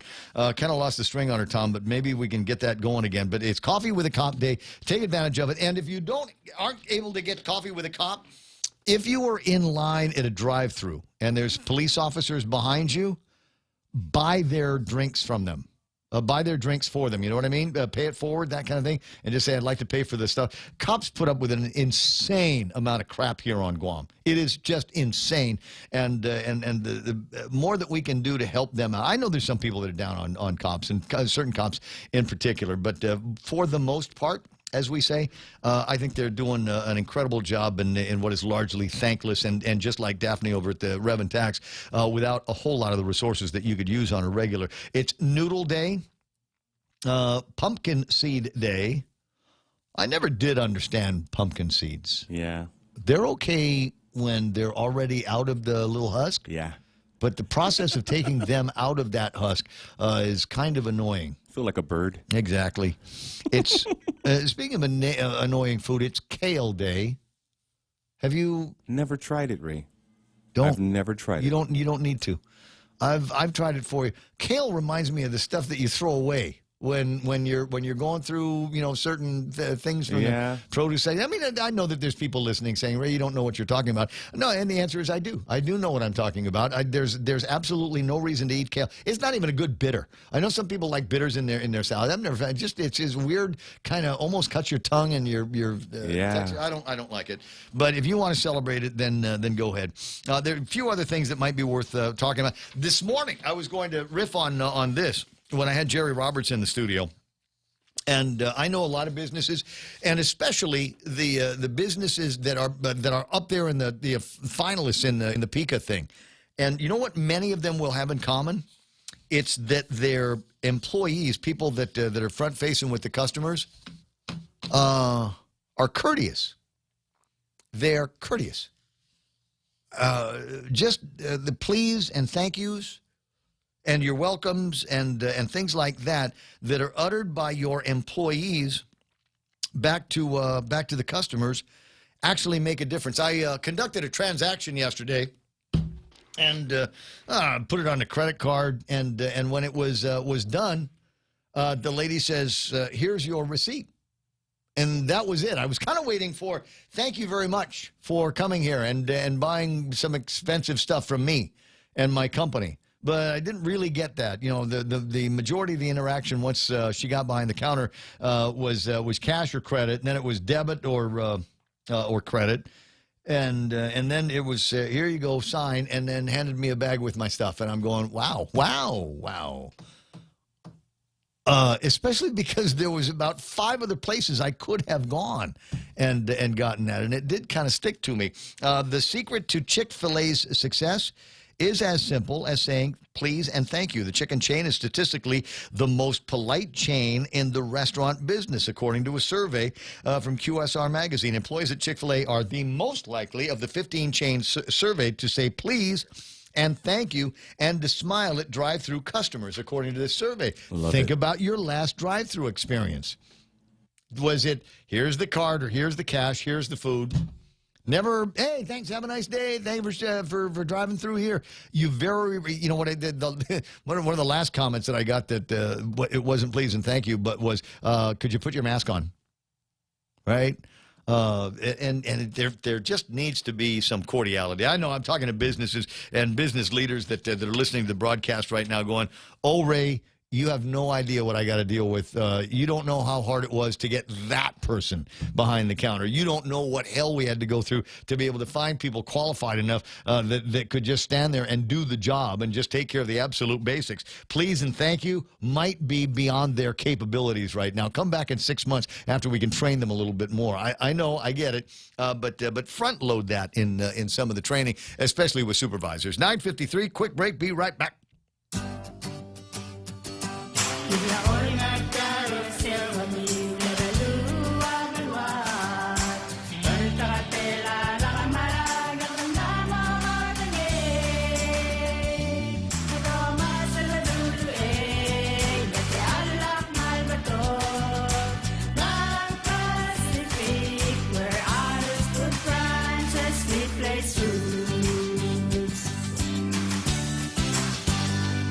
Fall in love with your new home this season by shopping Furniture Kathy Style's unbelievable deals. We've brought in new items and restocked on our best sellers to help you get your home ready for the holiday. We offer free design consultation and financing with up to 12 months of zero interest for you to get what you want and what you need for your home today. Follow us on social media, visit our website at FurnitureKathyStyle.com, or call us at 300-9590 for more information. If you're not buying from us, you're paying too much.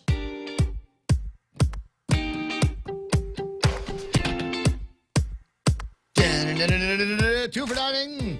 That's Chili's second floor of the Tumont Sands Plaza. You and a friend, $35. We start with a couple of Coke beverages, work our way into an appetizer that you can share, and then some of the most incredible entrees that you're going to find anywhere in Guam, anywhere in Tumont. Honey chipotle steak and shrimp. We've got personal fajitas. You can almost hear them sizzle right now as they bring it from the kitchen. It announces itself as it makes its way to your table. Plus, they got the baby back ribs. Call them at 648-7377 and place your to-go orders. Find them, second floor of the Tumont Sands Plaza. Chili on me. Savor the moment. Oh yeah. And then there's this. It's a picture I took last night. Apparently, we've got a new swimming pool in Agana. Oh, sweet. Skinner Plaza. We have had so much rain in the last bunch of days, really a week and a half now, that there's a water hazard. Tomorrow is food truck night at Skinner Plaza, and I wonder just how soggy it is going to be for food truck night. Now, if you downloaded the My Radar app as recommended by Landon Adelaide over the National Weather Service as a personal recommendation, not a professional recommendation, then you might already be looking at it going, yeah, I think it's calling for continued crappy weather between now and the weekend. But if you get an opportunity, then give it a shot. I got this picture here from Mark Cruz, who was bragging about a place called Rudy's Canteen. Anything? Do you know? Never heard of it. Never heard of it. No. Neither me. But it's a spam and egg sandwich. And it looks like we put that on some kind of expensive bread, and the spam is there. That's keto. The egg, also keto, bro. I like it. I would too. Actually, the spam and eggs, you don't need the bread to make that. You can just eat it with just the spam and the eggs. I've been doing a whole lot of that these days. And one of these days, I'm going to do a thing where I'm going to actually do the video of me making the Japanese egg tamago. Oh, okay, yeah. You've had I've tried pieces of it. You've tried pieces of it. Yeah. Now you know how it's made, right? To make it square. I have no idea. It comes in a square. You make it in a square pan.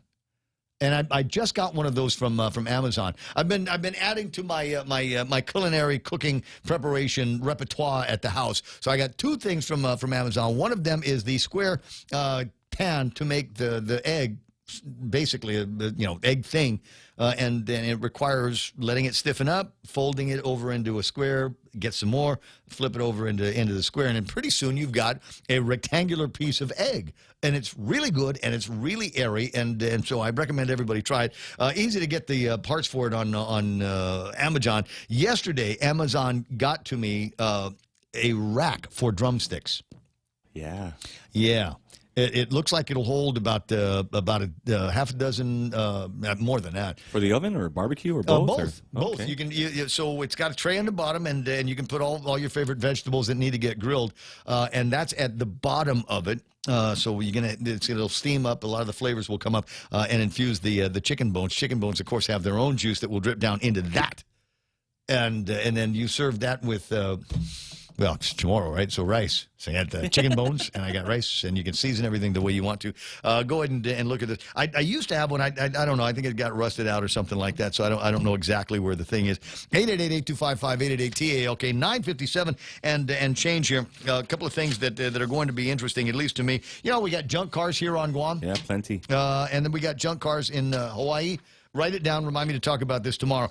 Jeremy is the guy's name. A story that comes out a couple of days ago. GPD was responding to a disturbance at Guam Behavioral Health and Wellness Center, what we used to call mental health here on Guam, until somebody said, it makes people with mental health because kind of, you're a CA if you continue to do that. Anyway, Jeremy had been making threats towards himself and other staff members, at least what do you call it? Not the defendant, but the plaintiff there. Mr. Aquino reported that the defendant made comments of, "I'm going to kill everyone here. I'm going to start with you first, then Rich and Herbert. I'm going to wait until you get off." Mr. Aquino reported to officers he fears for his life and safety, and the defendant knows what kind of cars they drive. Aquino further reported he had requested for the defendant to leave the premises multiple times, but the defendant refused to do so. The defendant got agitated, started punching objects around him, such as chairs and tables, then went to the middle of the lobby and defecated. Wow. Another individual at the scene stated he observed the defendant making threats and punching items, so we've got the corroboration there. Cops were called, 2 counts of harassment, disorderly conduct, et cetera, et cetera. But the question that should be on everybody's mind is, who had to clean it up? Who had to clean it up? If there's ever any doubt as to what your position is in a company, you are either at the very top of the food chain or you are at the very bottom of the food chain. When somebody comes to you and says, yeah, Real Joe crapped on the floor, you got to clean it up. Just as an FYI, I know. Years and years of experience. Just how many handy wipes does that take? It's 10 o'clock in the morning. The radio station's KUSG. I got you 93.3. This certified is The Point. Here is Fox News Live.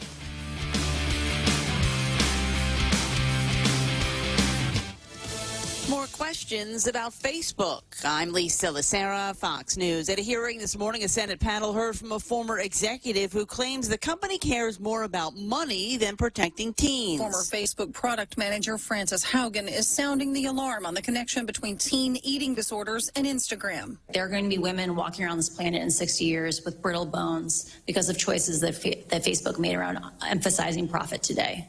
Or there are going to be women in 20 years who want to have babies who can't because they're infertile as a result of eating disorders today. Haugen says Facebook views young kids' use of the platform as a business opportunity, not a problem. Tanya J. Powers, Fox News. Facebook's director of policy communications in a statement blasted